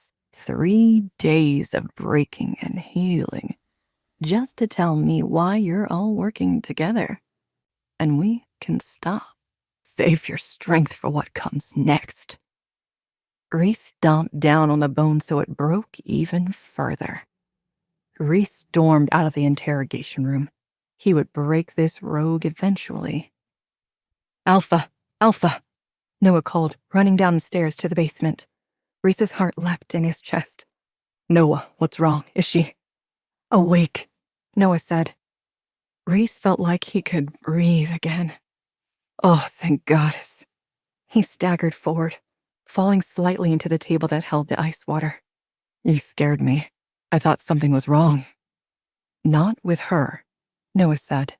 He glanced up to the top of the stairs. Your mother wants to talk to you. Reese couldn't help the laugh he did. Am I in trouble? Wait, are you serious? She can't have a problem with me getting information. She has the same problem we all have. You don't treat Trinity properly, Noah had told him. Reese huffed. Not this again. He wrenched his hands from the water and pushed his hair back. A bit of water dribbled down his forehead and he swiped it with his bruised knuckles. I don't need a lecture on how to treat my mate. Don't tell me. Tell your mom. I will, Reese said, after I get some answers. Then he can make the attack stop. Trinity would be safe then. What good are answers if Trinity won't talk to you? Not a lot, Reese thought, but he didn't know how to talk to Trinity anyway. He couldn't look at Trinity and tell her that he had failed. He didn't even know when he started to care about her so deeply. He'd built thick walls around his heart to protect himself from ever having the same problems that nearly destroyed their packs. The goddess didn't care about that. She laughed at his plans and sent him someone who brought out his every fear. Someone who could worm her way in and tear the walls down from inside before he even knew she was there. Reese, Lila called from the top of the stairs. You come up here right now. Reese cringed. He hadn't heard her angry mom voice in years. I'm a little busy, he called back. She growled down at him. Don't make me come down these stairs. I'm still weak from my nap. He rolled his eyes. Calling 7 years catatonic a nap was more than an understatement. He glanced at Noah for help, but his assistant was already headed to the rooms to do some interrogating of his own. Reese headed up the stairs like a funeral march. How was he supposed to explain this to his mom? Why didn't she already understand? Before you start, she cut him off before he could finish the sentence. You have that poor girl terrified. Honestly, Reese, you can't keep doing this. You can't make her pay for what Mandy did. Reese roared. Don't say that name. Lila stepped back at his command. She wasn't compelled to follow his orders. There it is. All right, let's get to it. Time to talk about why you can't love your mate. Oh, shit. Now, sit. I feel like a kid again, Reese thought as Lila thanked Abigail for an ice pack and requested some tea for both of them. His mom blew on her cup, taking her sweet time to talk to him. Reese awkwardly placed the ice pack on his knuckles. You still take your tea the same? Lila asked. You don't have to build up to it, he said. I'm a grown man. A grown man who's been throwing a tantrum for the last 2 months, Lila corrected. Do you know she waited to tell me about this? All she said before was that you didn't like her very much. How perceptive, he grumbled. Lila tapped her spoon on her cup to make a high-pitched sound that made him wince. She wanted to protect you, Lila told him. From what? This conversation? From losing your mother's respect. If Lila's glare was anything to go by, Reese had lost it. He had waited years to have her back, and it only took one conversation with Trinity to ruin it all. I knew she'd poison you, he said. She doesn't understand. Everything I do is to protect her and our pack. You asked how anyone could ever love someone like her. Who does that protect? Lila asked. Reese glanced down at her words. He'd felt awful about them before, but hearing his mother repeat them filled him with shame. Lila snapped to pull Reese's eyes back to her. She said, I don't care what you thought you were doing. There is nothing on this planet that should make a man, let alone an alpha, say those words to his mate. But nothing, she repeated. You were made to love each other. So you have 2 options. Either you get your act together and beg that girl every day until loving you stops hurting her so badly, or you keep pushing her away and she can hate you forever instead. He reached for his tea. Second one's fine by me. Lila growled. What happened to you? She doesn't have a wolf, Mom. The bond won't make her love me. He could hear the pain in his voice. He didn't want anyone else to hear it. To the world, he was the one pushing her away. What are you talking about? Only wolves can be bonded. Only wolves can be dedicated and true mates. Anyone else is just a choice. Is that what you think happened with Mandy and Steven? Lila asked. Reese slammed his teacup down. I know what happened. I was there. You were practically a child, Lila roared. 7 years, and you haven't learned anything about love. What should I learn, Mom? And from who? Dad died, and you didn't need to say anything more. Love took 7 years away from you, but it gave me so much more than that. That girl may not change into a wolf, but she is wolf enough. She was born and raised as pack. That makes her pack, like Mandy was pack. She was a human. She betrayed us, stupid Stephen loved her, but Mandy didn't have a wolf. She had no reason to love us or stay with us. Reese, no. You wanted to talk, so I'm talking. How can you ask me to trust who the goddess chose for me when Mandy is proof that the goddess makes mistakes? Silence filled the room. His chest heaved with the force of his emotions. He'd kept that in for so long. Reese, honey, you know that the goddess didn't choose Mandy for Stephen, right? Reese didn't understand. What? His question was little more than a breath. No, they were mates. They were, yes, they chose to be. Stephen hadn't met his true mate yet, but he fell in love with Mandy and wanted to be with her. His mom had to be wrong, right? He couldn't have built the last 7 years of his life on a misunderstanding of fate. I guess we never talked about it with you. When Mandy joined us, we didn't want her to feel different just because she was wolfless. But Mandy wasn't like your Trinity. She wasn't half wolf. She was utterly human. The goddess had nothing to do with what happened to Stephen or your dad. Mandy was a bad person, but not because she didn't have a wolf. But Mandy wasn't the only woman who had broken his faith. What about the others? He asked. All the women that came after me. Lila's eyes flared protectively. What women? When I first became alpha, there were so many of them. Women who wanted power or money, and women who were sent by men to manipulate me. I didn't see it at first. I thought they wanted me. They never did, though. They wanted to be the new Luna. He never let them in the Alpha house. At first, it was out of respect for his parents' home, but then it was because the women wanted it too badly. They would do anything to get inside, but not Trinity. Trinity had fought not to be there. She wanted her own life, even if it meant losing the power and status that came with being his Luna. Why had it taken him this long to realize that? Oh, honey. I am so sorry you had to deal with that on your own. I could have helped you so much sooner, before you let this hatred take over your heart. Do you want to know why I believe so strongly in the bond? Why? Because I've known life with and without it. And when your dad died and I felt the bond ripped away from me, Reese, it took everything in me just to stay alive. And that's proof of just how strong the mate bond really is. She lifted a hand to cup his cheek. Those other women don't have any power over you. Stop acting like they do. Is Trinity anything like them? No, he answered immediately. So why are you punishing her for what they did? You have been awful to her. And she still told me to come see you. When? Tonight? Not tonight, when I was sleeping. That's why I recognized her voice. I heard someone calling out to me, asking me to be there for you. It was her.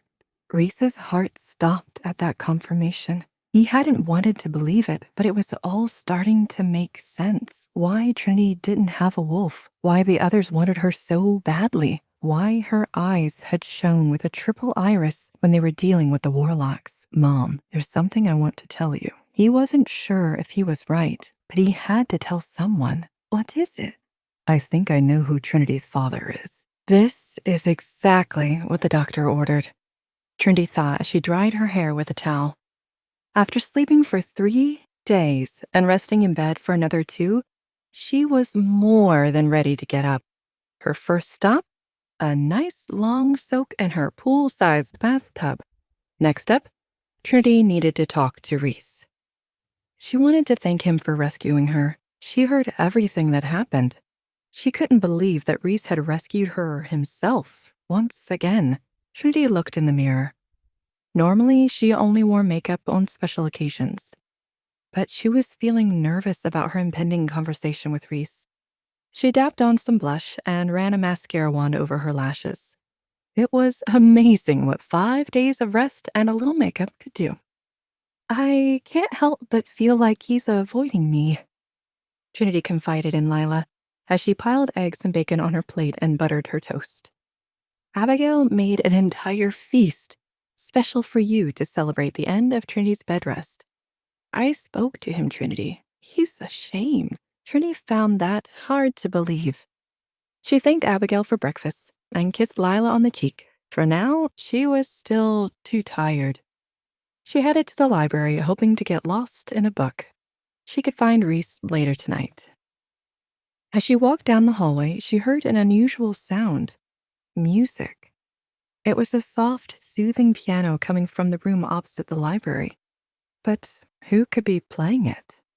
The door to the music room stood open just a crack, allowing the beautiful notes to slip out into the hall. Reese was sitting at the piano, his eyes loosely shut as if he had been following the tune with his heart rather than the sheet music sitting in front of him. His hands danced beautifully across the keys. Trinity let her eyes shut too, as she took in the soothing notes melded with Reese's familiar scent. "Are you going to stand there all day, little bunny?" Reese chuckled as the song came to a close. Trinity growled at the use of her nickname. "I didn't mean to spy on you, just caught me off guard." "I caught you off guard," Reese laughed. "You were the one watching me." "I didn't expect to hear you playing the piano. It's the first time I've heard it since I've been here. I didn't know you played. That was beautiful. May I?" Trinity approached the piano. She hadn't played in a long time either, years even. "You play, little bunny?" Trinity stretched her fingers over the familiar keys. "Grandfather insisted. Once you learn piano, every other instrument is that much easier." She felt Reese's eyes on her as she slipped into a song. "That song, where do I know it from?" Trinity had started playing it without thinking. "It was our first dance." Trinity blushed. It was the song from not only their first dance, but their first kiss. She lost herself in the passionate memory, then suddenly very aware of Reese and the small space between them. She put her hands in her lap. "Do you play any other instruments?" Reese so rarely asked her about herself. She wondered if he felt the tension too. She was grateful that he broke the silence between them. "Piano, violin, cello, oboe, and flute are my best. And I taught myself guitar and drums." "Taught yourself?" Reese raised an eyebrow. "Grandfather had this notion that I had to know the classics, and that it would somehow make me more appealing as a future mate.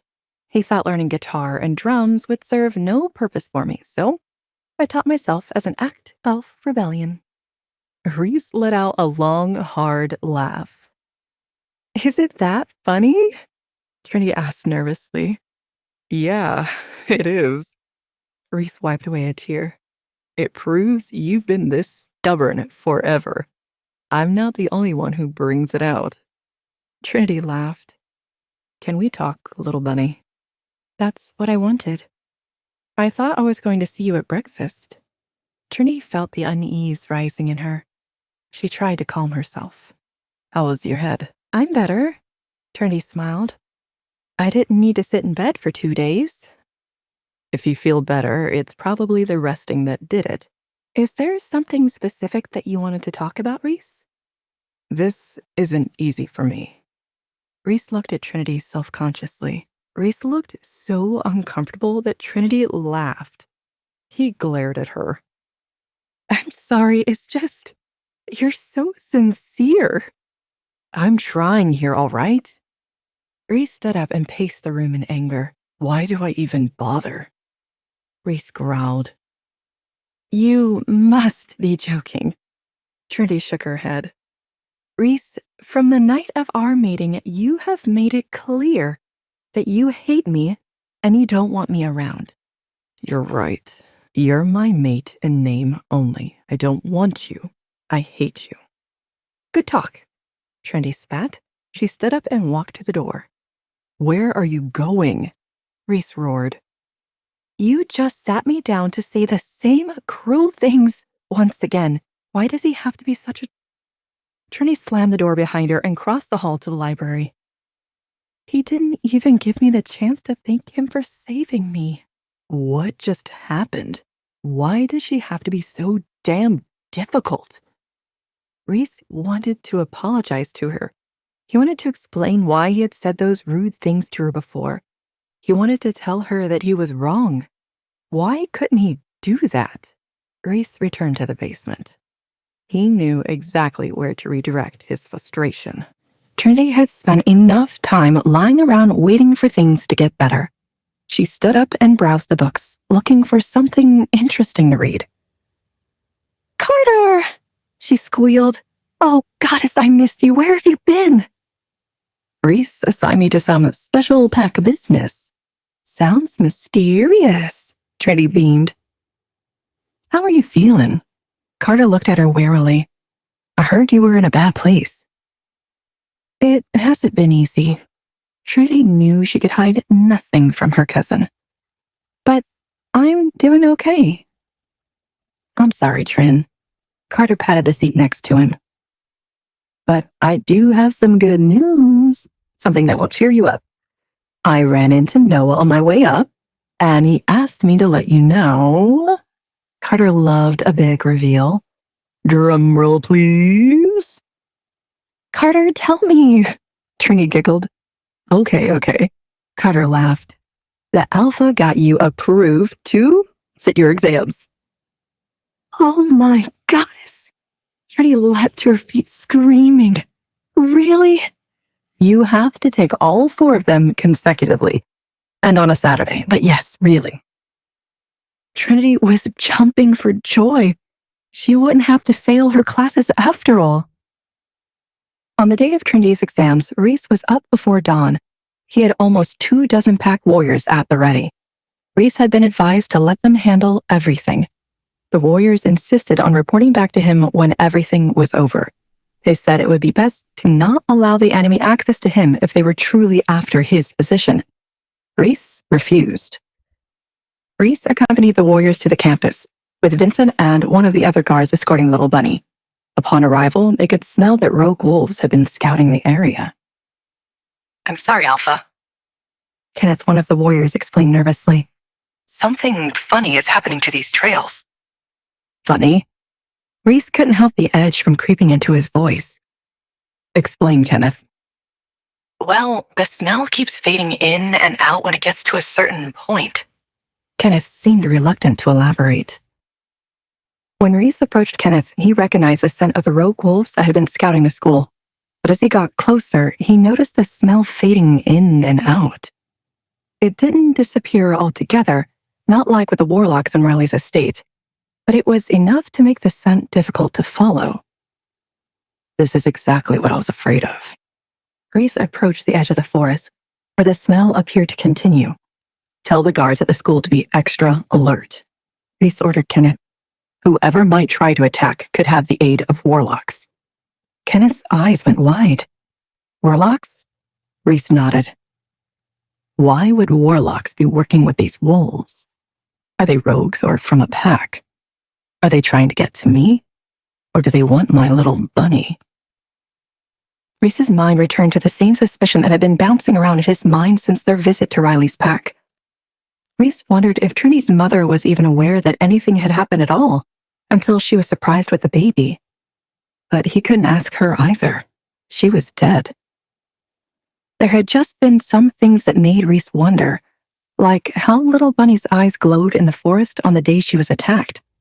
She seemed to be tracking the warlocks with little trouble until Reese had broken her concentration. It was like she could see past all the trees, through the night itself, to see them. Then there was the color of her eyes.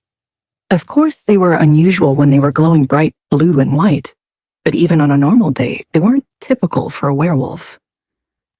Most wolves would have green, yellow, gold, brown, or hazel eyes. Is she half human? Is she half warlock? Or is she something else completely?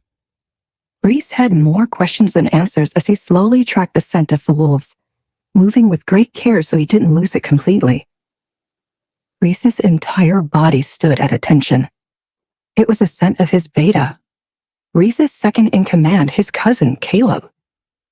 He'd been in this area, and recently. What has Caleb been doing here? Reese followed the trail. Then Reese hit it. It was some kind of invisible barrier, but instead of stopping Reese in his tracks or making him bounce back, it cut off his senses.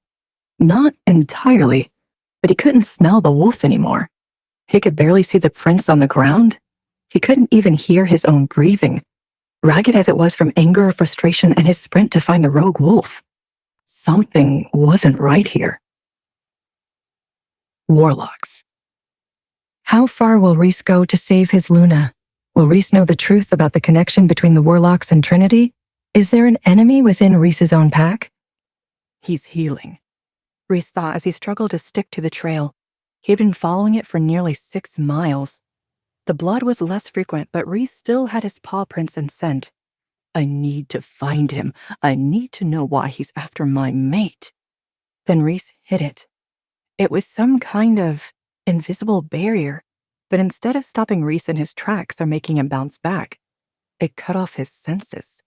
Not entirely, but he couldn't smell the wolf anymore. He could barely see the prints on the ground. He couldn't even hear his own breathing, ragged as it was from anger or frustration and his sprint to find the rogue wolf.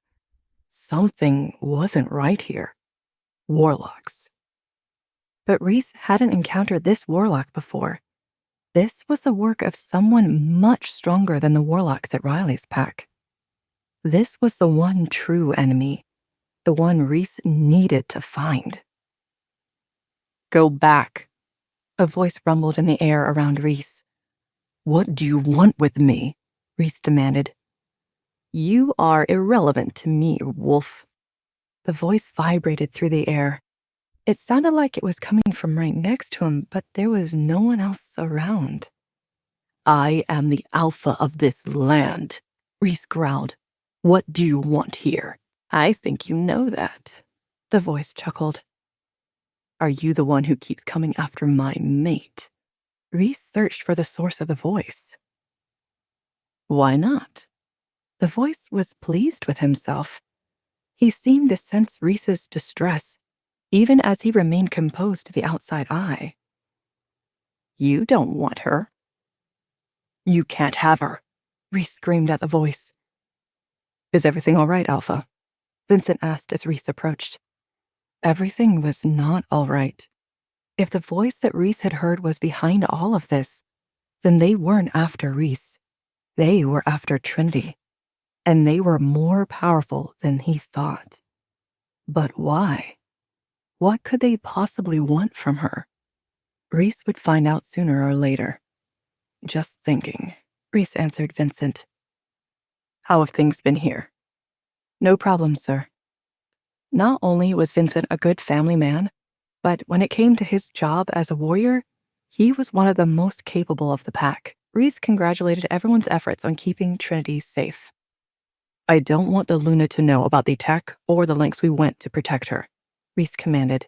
Not yet, anyway. Might I ask why you're keeping it from her? Vincent carefully probed. She would likely not be very happy were she to find out. Don't worry, Vincent. Reese laughed.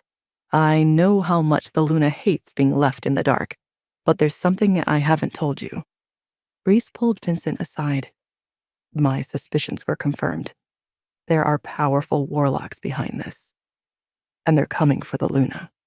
Until I can be certain of her safety, this is going to be her last day out for a long time. We must keep her safer than ever. I can't risk putting her or any of our warriors in harm's way. She isn't going to take that very well. Vincent grimaced at the thought. Might I suggest something, sir? Reese nodded. As much as he hated to admit it, Vincent understood Trinity.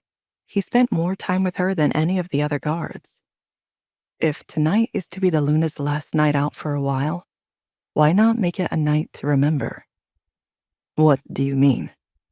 It's unlikely that our enemies will attack again tonight. They're going to want to regroup and plan. Take the Luna to some trusted locations in the city. There are several places that are run and staffed by wolves. Reese nodded. Vincent was right.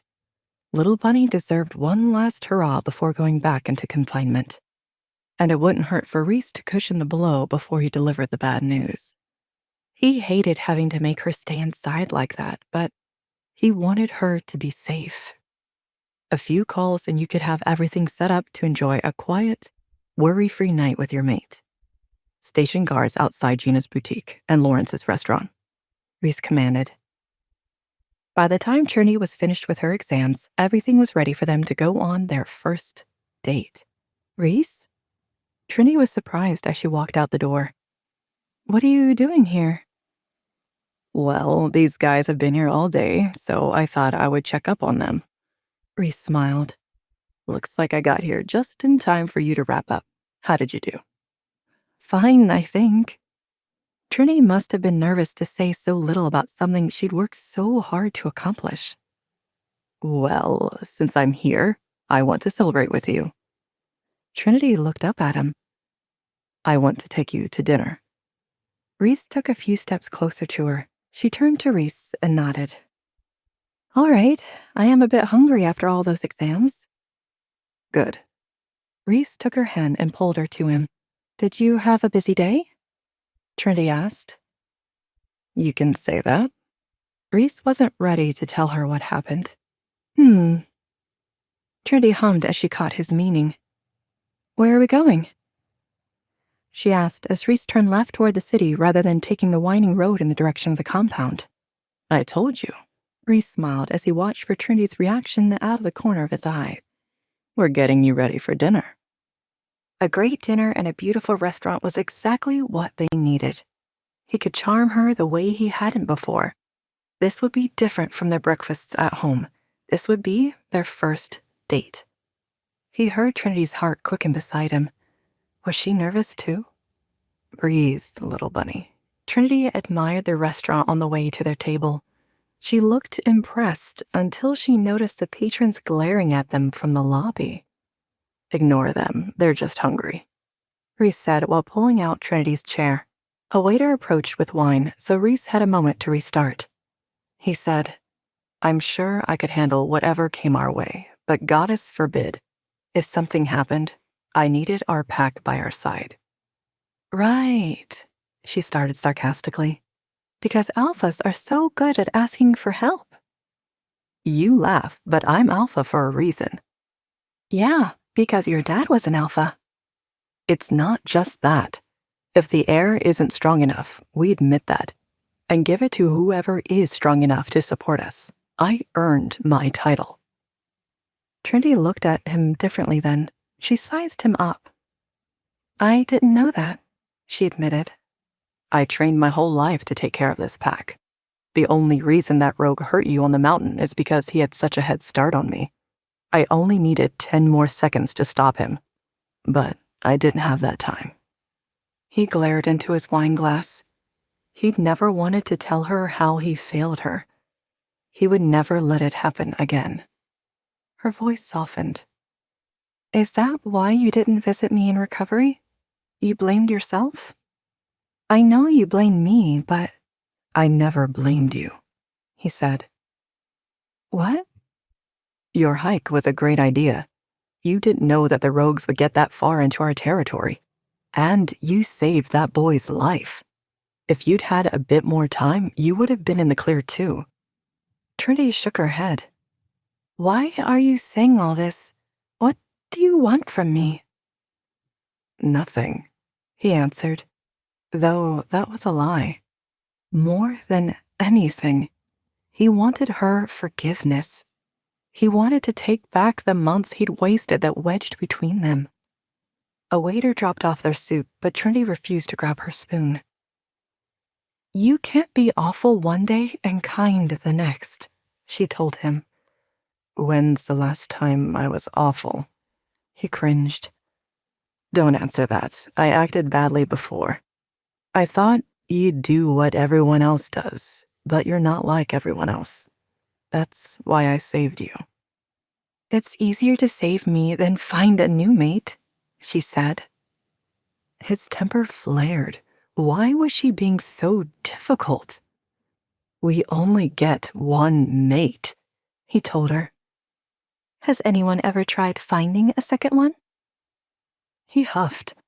No, that's not how wolves are. Good thing I'm not a wolf then, she said, finally reaching for her soup spoon. His growl shook their wine glasses. You wouldn't dare. But you would. You only want me when it's convenient for you. How long until you get bored and reject me again? How long until you do the same? He snapped. You act like I'm the only one resisting, but you've run away and complained. You kicked me out of your room. Because you rejected me. I ran to get space to process this, and you refused. I was terrified, but I still got dressed for you. I tried to connect with you. And what did you do? You rejected me again. How can I trust you after all that? His cheeks burned with shame. He hadn't expected to really hurt her. He thought she could never love him without a wolf. He thought he was protecting everyone. His heart sank. His wolf whimpered. A new tension took its place. A simmering heat that flared with every giggle and flutter of her eyelashes. His wolf was firmly at attention as he led Trinity to the car with a hand on her back. The heat between them warped time. The drive home felt too quick and endless at the same time. He needed to touch her. He needed this to be more than one night of peace. He led her to the house elevator. Neither of them pressed a floor button. His fingers danced on her hip, and she shivered into the touch. He had to ask.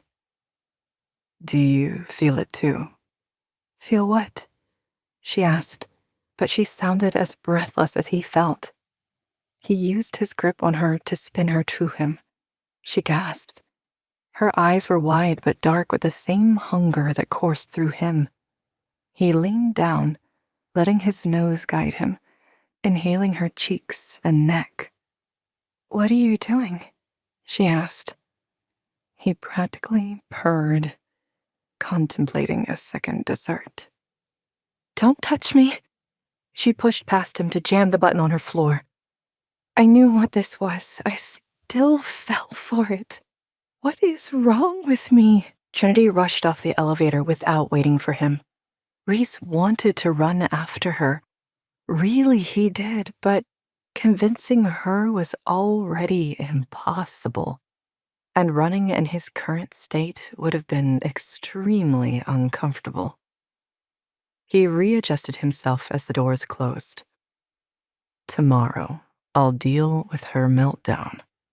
Tonight, I'll take the coldest shower known to man. Reese spent yet another cold shower wondering how to fix things with Trinity. He tried the simple restaurant and the grand romantic gesture, complete with a moonlight picnic. He tried sincere compliments and gifts that acknowledged their shared history. What else could he do? He considered asking his mom, but she was asleep by the time Reese felt ready to talk. By morning, it was too late. His mom was mid-conversation with Trinity at the breakfast table. Reese listened as he entered the kitchen. You're doing great with them, Lila told Trinity. We used to have a Phi who did most of the caretaking. A Phi? Trinity repeated, confused. Reese spoke up while pulling out his chair. A Phi is a babysitter for the pack, a caretaker who helps the mothers with their cubs.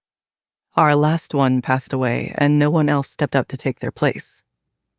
Exactly. Lila leaned over to kiss Reese on the cheek. Morning, Reese.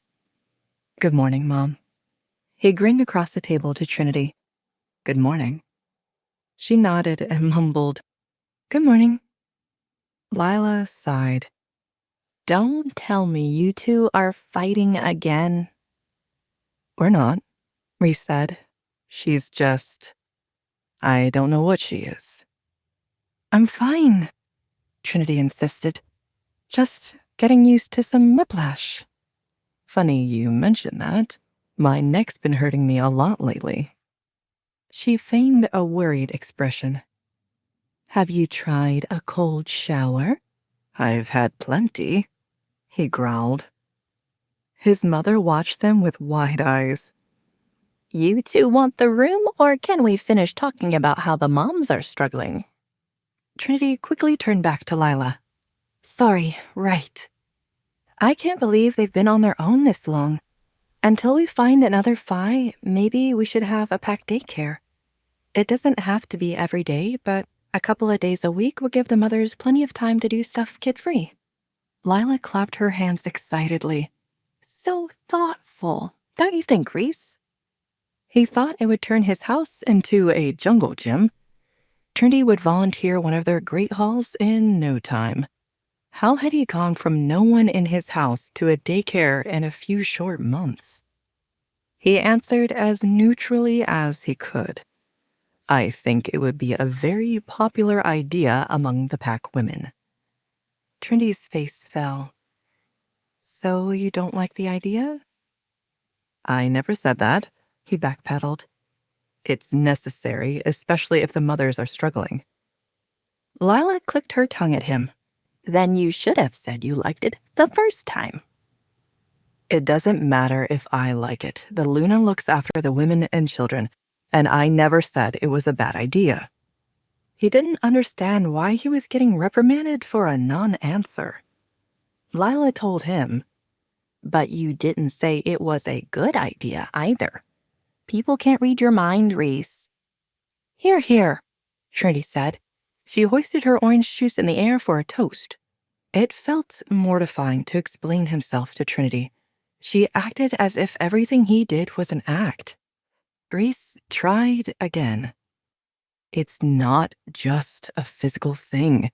I can prove it. Tomorrow on New Year's Eve, I'll be a good boy and keep my hands to myself the whole night. For a moment, she considered it. He watched a thought flash across her face, but she stuffed it down. I'm fine with anything. Now, if you'll excuse me, I want to practice my new violin. She finished her orange juice and left him behind. He had to remind himself to be grateful. She was giving him another chance. He wouldn't let it go to waste. Reese knocked at 9 o'clock sharp the next night. Trinity opened the door all ready to go. Trinity smiled sweetly at him. He led the way over to the library. Trinity looked confused as he opened the door. He knew how much she loved the library, so he'd made it even more romantic. A candlelit table for two, far away from the books, with a roaring fire as well. The pièce de résistance was a takeout on the table. Trinity could smell it before Reese could even bring it up. Lucky Panda's garden? Trinity beamed. Oh, goddess, I haven't had this in months. She rushed to the table. Reese sped up to catch up with her. He managed to pull out her chair, but she wasn't trying to sit. She was too busy opening the containers. Chop suey, wonton soup, Chinese rib tips. Who told you? Reese grinned. Noah, I want to get to know you. That starts with some of your favorite foods. Her eyes sparkled. You could ask me, you know. It doesn't always have to be a surprise. He hummed. I asked you about tonight's meal, and you didn't answer. He reminded her. She nodded. You haven't always listened to what I said. I'm listening now, he promised. Her eyes still looked doubtful, so he did what he'd been avoiding his last few attempts. I'm sorry, little bunny, for what I said and how I treated you. I never should have rejected you or let my own confusion and doubts overpower our bond. That's why I want to start over. I want to do this right. Your doubts? She repeated. About me? About everything, he admitted. I'd never felt anything this strong. I had no guide and only bad experiences leading up to this. I called you weak, but you were tougher than I was to try so hard back then. Let me try now. Her face lit up as she launched into a story about their takeout selection. She started opening up to him, He returned the favor, sharing stories and answering her questions to get to know him too. There were no assumptions about what they knew already. This was new territory, and they couldn't wait to explore. Trinity was giddy for days after her New Year's date with Reese. She replayed the kiss that they shared at midnight over and over in her head. It was quick, though not entirely innocent. All Reese did was press his lips to hers gently, and oh so briefly. But she felt like her entire body was on fire. And she knew he felt the same. She saw the same passionate fire in his eyes when he said goodnight. He wanted me. Trinity blushed. She wanted him too, more than anything. But there were a few questions that Trinity needed answers to before she could give in. Did he still hate her? Would he reject her? Would he ever love her? After all the excitement of the previous few days, Trinity slept in and had a late breakfast by herself. Her classes wouldn't start for another week, and she wasn't expecting her schedule to be too demanding since she'd be taking them remotely.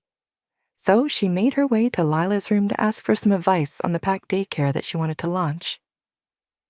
"Come in," Lila called when Trinity knocked. "So, the Sleeping Beauty emerges," Lila joked. "I was worried you wouldn't wake for another 7 years." "I'm sorry," Trinity laughed. "I must have really needed the sleep. Can I tell you a secret?" Lila lowered her voice. "I think my son loves an opportunity to carry you to bed." Trinity blushed. Lila was right. There was the time when Trinity had fallen asleep in the library, again when she was unconscious at Riley's pack house, and again when Trinity had almost drowned. She visualized Reese effortlessly carrying her in his strong arms. Oh, goddess. Trinity's face flushed a brighter red. Why am I just realizing this? No. Luna, Lila giggled. Come back to me. Sorry. Trinity shook herself out of her memories. I must still be waking up. No need to apologize. I understand better than anyone. It's funny. Lila gazed out the window. This must have been the same position we were in when you called me back to you and Reese. Wait, you remember that? Yes. Lila nodded. Has anyone told you what happened? Trinity shook her head. I remember the night my husband died clearly, Lila began. It was difficult for her to recount, even after so many years. I remember going with him and a group of pack wolves, including my cousin Stephen, to sign a treaty between packs.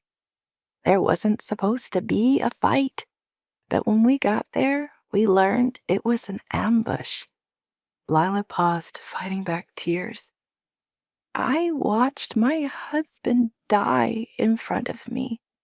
Then I was hit in the head by something really hard. The next thing I knew, I was walking in the darkness. There was never any relief from that oblivion. Trinity exhaled. She couldn't imagine the amount of pain that Lila had held for so long. I don't know what to call what happened to me. Most of the time, I was somewhere else entirely. But once in a while, I would hear things.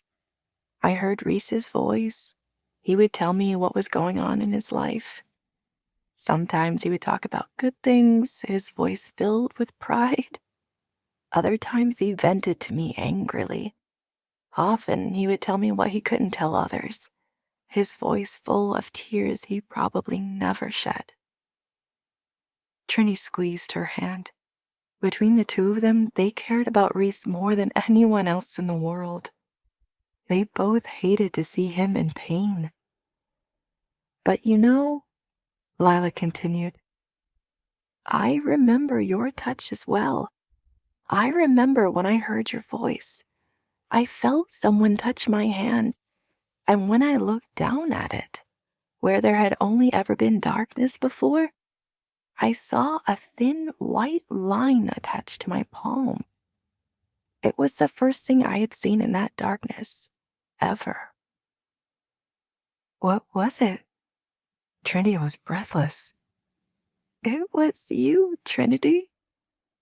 Tears silently flowed down Lila's cheeks. You guided me back.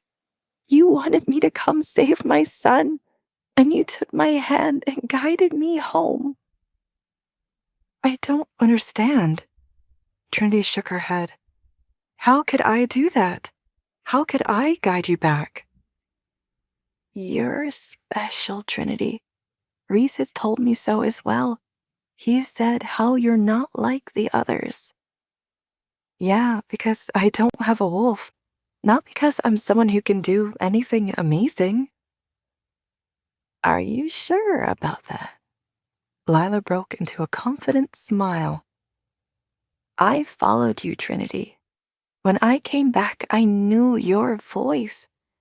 You brought me home because you're special. So many memories were flooding back to her. The time in the woods when she could smell the warlocks and Reese couldn't. When she could see them and Reese couldn't. How she never got a wolf. All of the things that marked her as different from everyone else, they were all coming back to her at once. What am I, exactly? Where do I belong? Who am I? These were the questions that Trinity desperately wanted answered, but she was never likely to find out. Doubts aside, everything was coming up Trinity. January flew by. The January moon was the wolf moon. It meant all the wolves went for a run together. Reese would lead it, as always, and Trinity would have to stay behind since they still hadn't managed to sort out who was after her. But on day one, he stormed up to her room long enough before she expected him home. Her hair was still drip-drying, and her pajamas were nothing more than a thick tank top and a pair of shorts that barely reached her thighs. She knew he was worked up because Reese hardly noticed her skimpy attire. He was too busy huffing as she opened the door to let him into her room. She leaned back against the door with an amused expression. Her sense of humor seemed to frustrate him even more. You're sending messages through Noah now? He stared her down from a few steps away. Her good spirits wavered when she saw how annoyed he was. Did he not want her around? She went for something light as a reply. She said, You haven't been around much, so I thought he'd get to you faster. Reese ground out. I thought we were past this. You stay in the house for your own safety. Easy for Reese to say. He goes wherever he wants. She stuffed down that response and pushed off the door to stand on her own 2 feet. I get that, but I haven't left the house in over a month. He clearly didn't care about that. Reese said, Because the last time we went on a trip, you were attacked. Why can't you just be happy here? I am happy here. She reached for his hands, but he didn't hold hers. His hands shook with a frustration that she couldn't pierce. She tried to explain herself. This house is great, but I want to see more than a daycare and what's visible from the balconies. Your trip will be far enough from here. They're not going to follow us all the way to Los Angeles. You don't know that.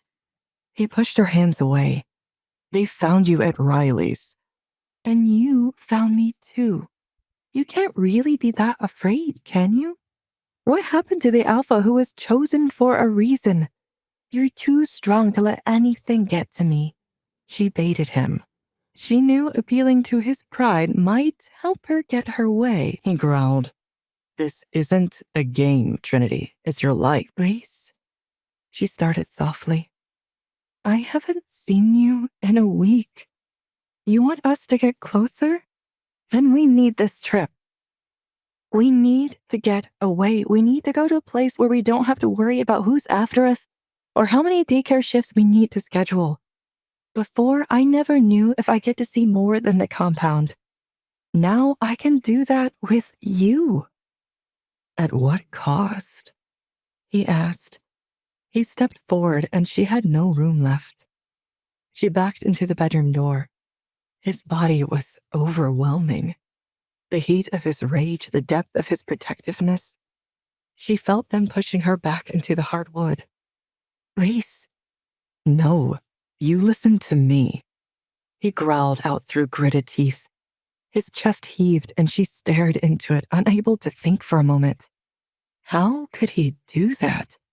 How could his mere presence distract her when all she wanted was to tell him that this was important to her? She'd spent weeks convincing him that the physical mattered less than their emotions. The physical was what was missing now. The quality time, the promise of their inevitable melding, the passion. His hand shot out to lift her chin to face him. The grip of his fingers on her skin made her whimper. She clenched her jaw to keep it in. Oh, goddess, don't let him hear it. Screw it. Maybe he needed to hear it. He needed to know that she couldn't be left behind to fend for herself anymore. I just got you on my side. If something happened to you, I would risk everything to take revenge. Humans be damned. His voice shook with an urgency that she never heard before. His hand rose and she leaned into it, shifting onto her toes. Her body curved to meet his. Then damn them, she said. I can help protect myself. Stop hiding. You either want me with you or you don't. She shivered as the low timbre of his words seemed to caress her.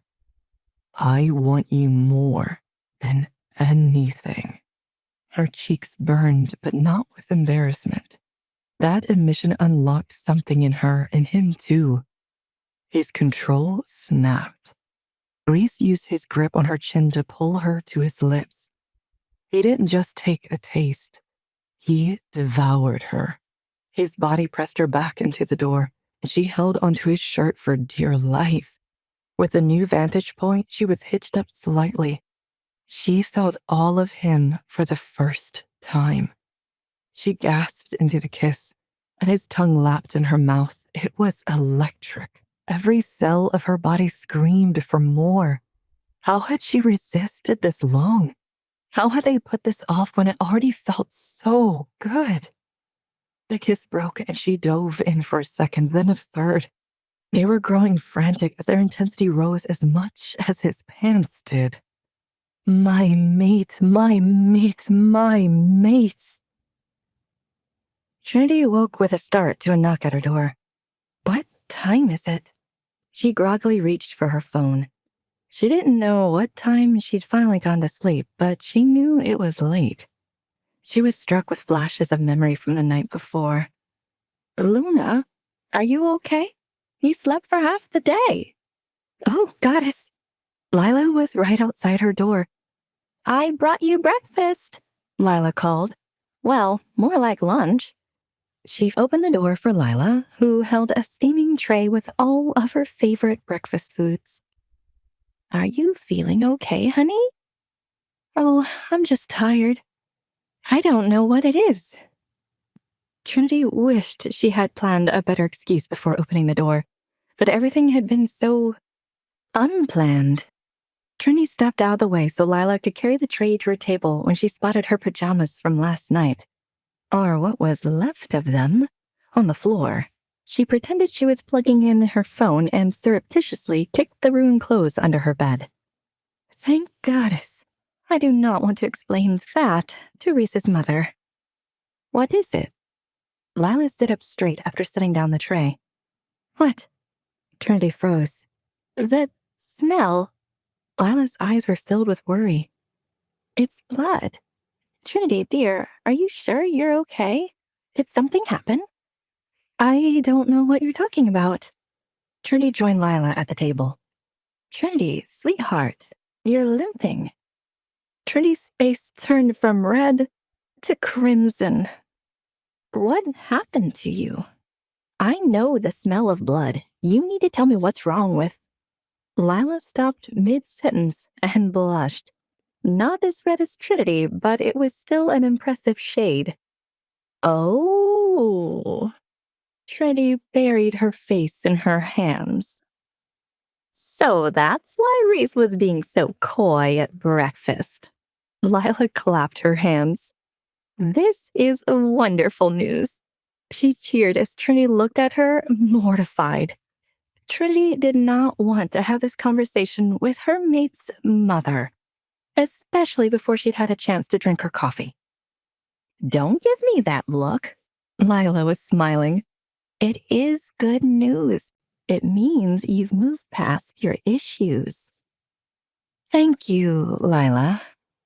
Trinity immediately grimaced. And now I have grandchildren to look forward to. Lila! Trinity gasped. She had moved too suddenly. We are so not talking about this. Fine, we don't have to talk about it. Lila handed Trinity her coffee and guided her toward the bathroom.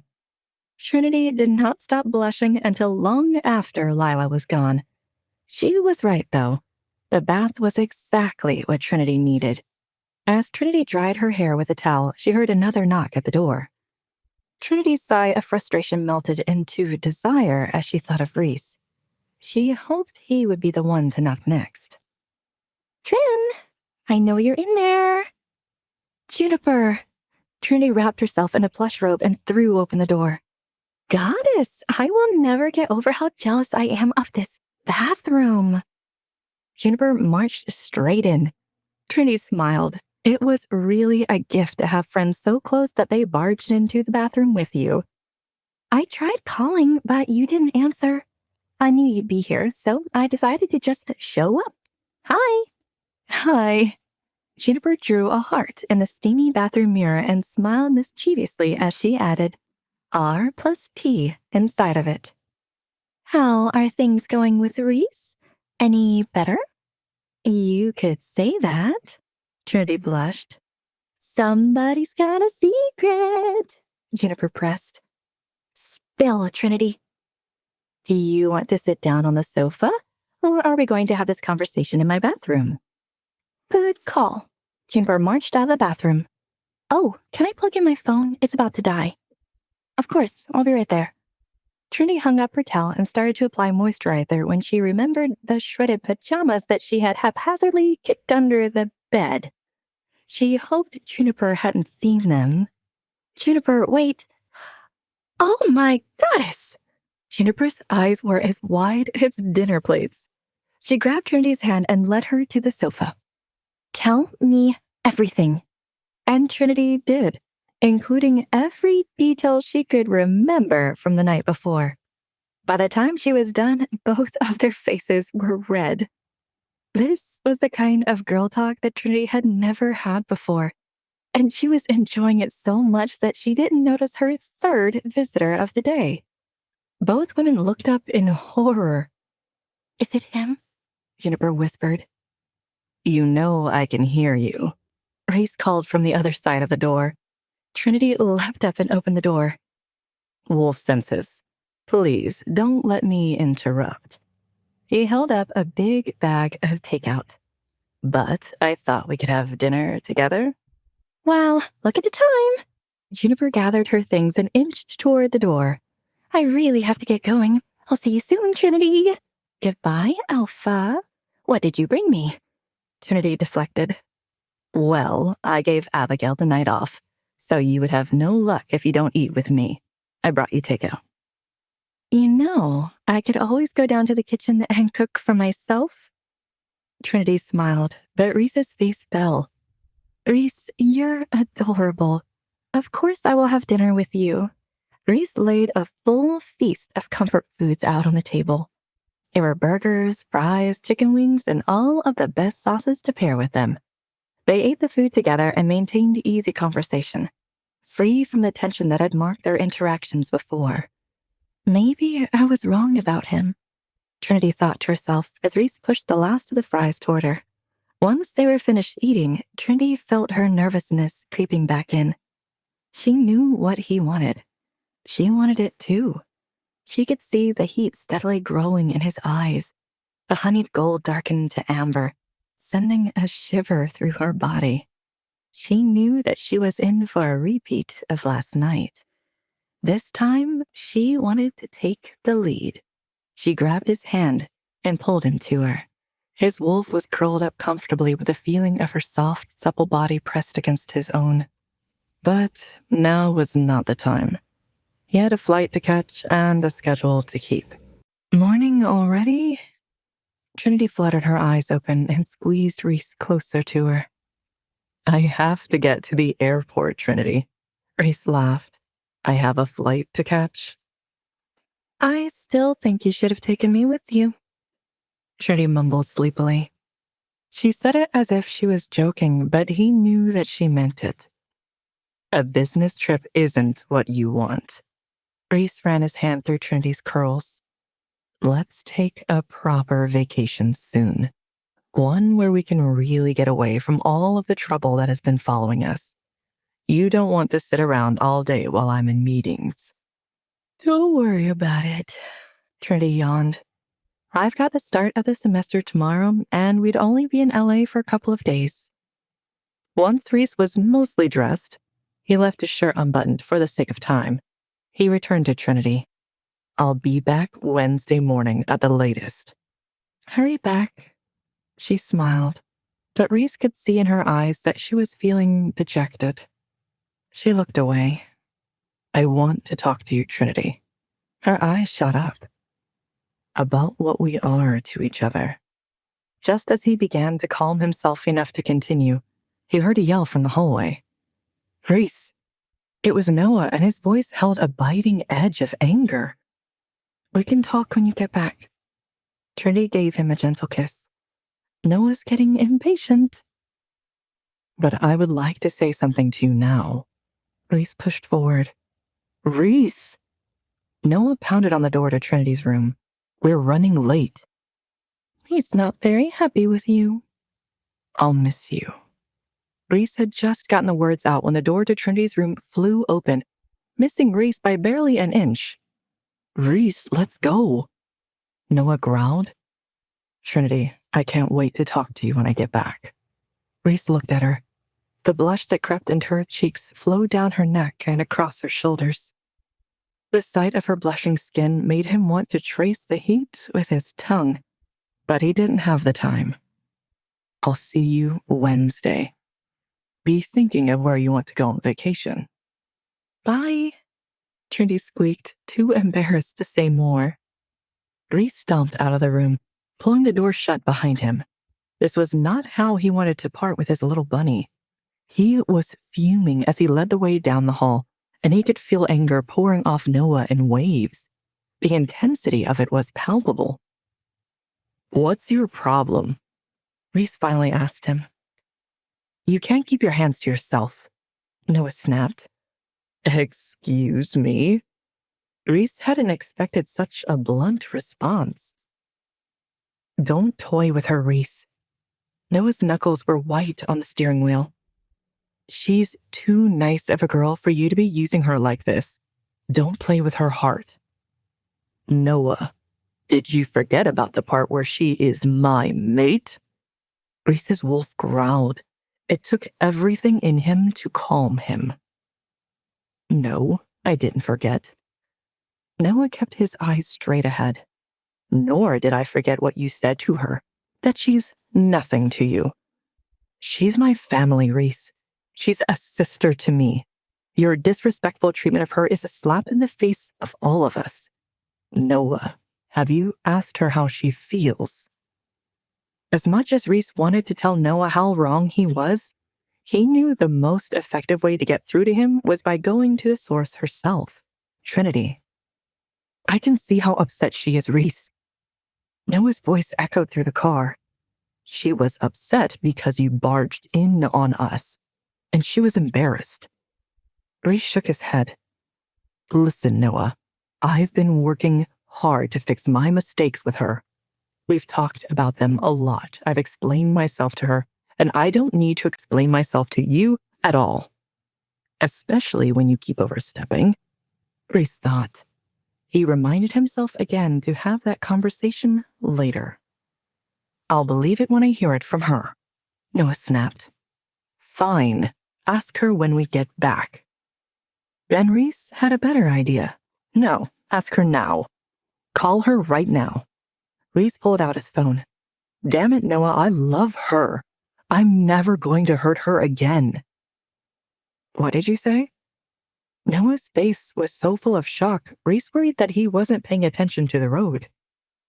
Is it so hard to believe that I love her? Reese lowered his voice sheepishly. Yeah, actually. Noah had no faith in him at all. That hurt. He was Reese's oldest, most trusted friend. Well, I do. Reese took a deep breath. And I was about to finally tell her when you barged into the room. Wait. Noah held up his hand. She doesn't know you love her? I haven't told her yet, no. Reese told him honestly. You're such an asshat. Reese and Noah both broke into laughter at his ridiculous insult. Noah became serious again. You better treat her right. I'll treat her like a queen. Reese smiled happily as he thought of the future he had to look forward to with his sexy little bunny. That's what she is. You better not forget that. Noah warned him one last time. Ever. Reese had hoped that their laughter would ease the tension between them, but the rest of their ride was no better than the rest of their interactions over the last couple of months, with hostility just beneath the surface. But Reese knew two things. One, he couldn't afford to mess things up with Trinity. And two, he was going to have to make it clear that he was the alpha. And soon. Trinity winced. She really tried to focus on her textbooks, but her mate mark kept throbbing. It was this consistent, dull ache. She rose from her seat in the living room to check it in a nearby mirror. The pack crest had darkened on her pale skin. The cloudy, unfinished area that surrounded her mark was lighter than usual, too. It's changing, she whispered to herself. It didn't make any sense. What was different now than 3 months ago? I can think of one thing, she thought with a slight flush to her cheeks. It wasn't like Reese unlocked something within her, like he was the key and she was a whole new person now. Focus, Trinity, she mumbled. She turned back to the makeshift study spot in the living room. She needed to finish checking all of her textbooks. It was the first day of her new semester and the first time someone else had picked up her books for her.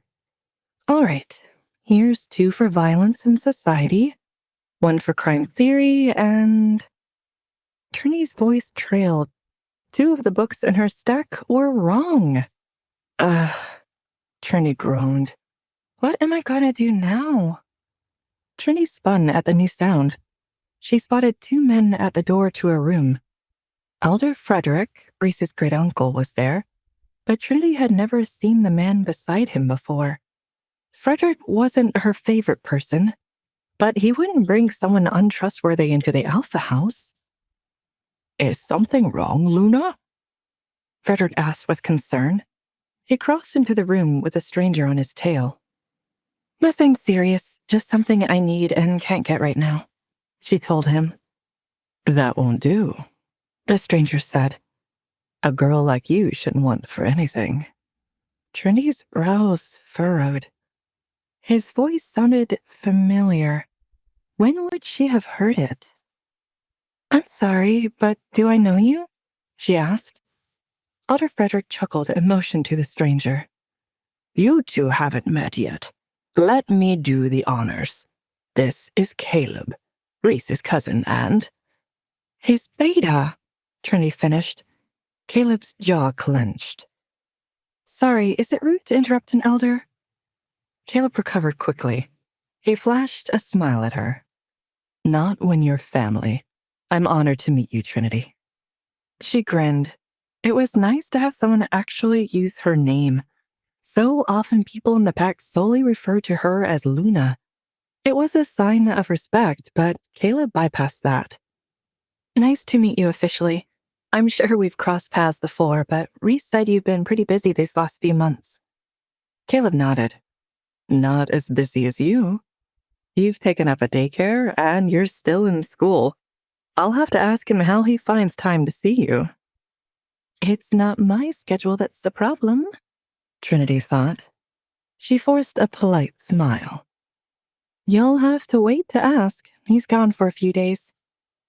Frederick frowned. I must have had my days mixed up. I thought we'd catch him before he left. Don't hold it against me. This old dog's just as sharp as always. Have a good night then, Luna. Frederick left while Trinity awkwardly waited for Caleb to do the same. Caleb sighed. Such a shame. I wanted to tell Reese what I found in person. Trinity perked up. Caleb had been one of the wolves searching for leads on her attackers. Anything good? She asked him.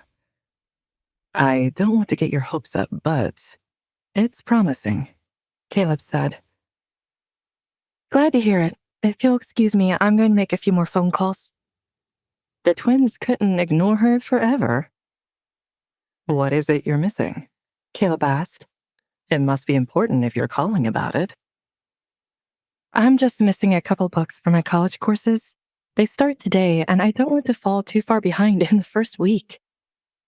You fought so hard to be here for them, too, Caleb said. He shook his head. You can't lose track now. Would you like me to get them for you? All right, just this once. My guards would normally do something like this, but it's an off night for them. Trinity led Caleb over to the table to show him her textbooks. She picked up the two that were wrong. Caleb eyed the book for the wrong course. How about you come with me? Caleb asked.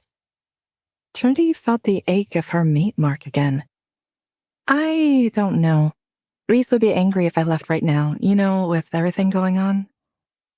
Caleb laughed. Reese vetted me too. If you're not safe with the second strongest wolf in the pack, his own beta, then who can you be safe with?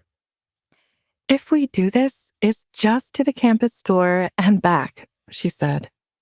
Caleb bowed. Of course, Luna. I won't even stop for gas.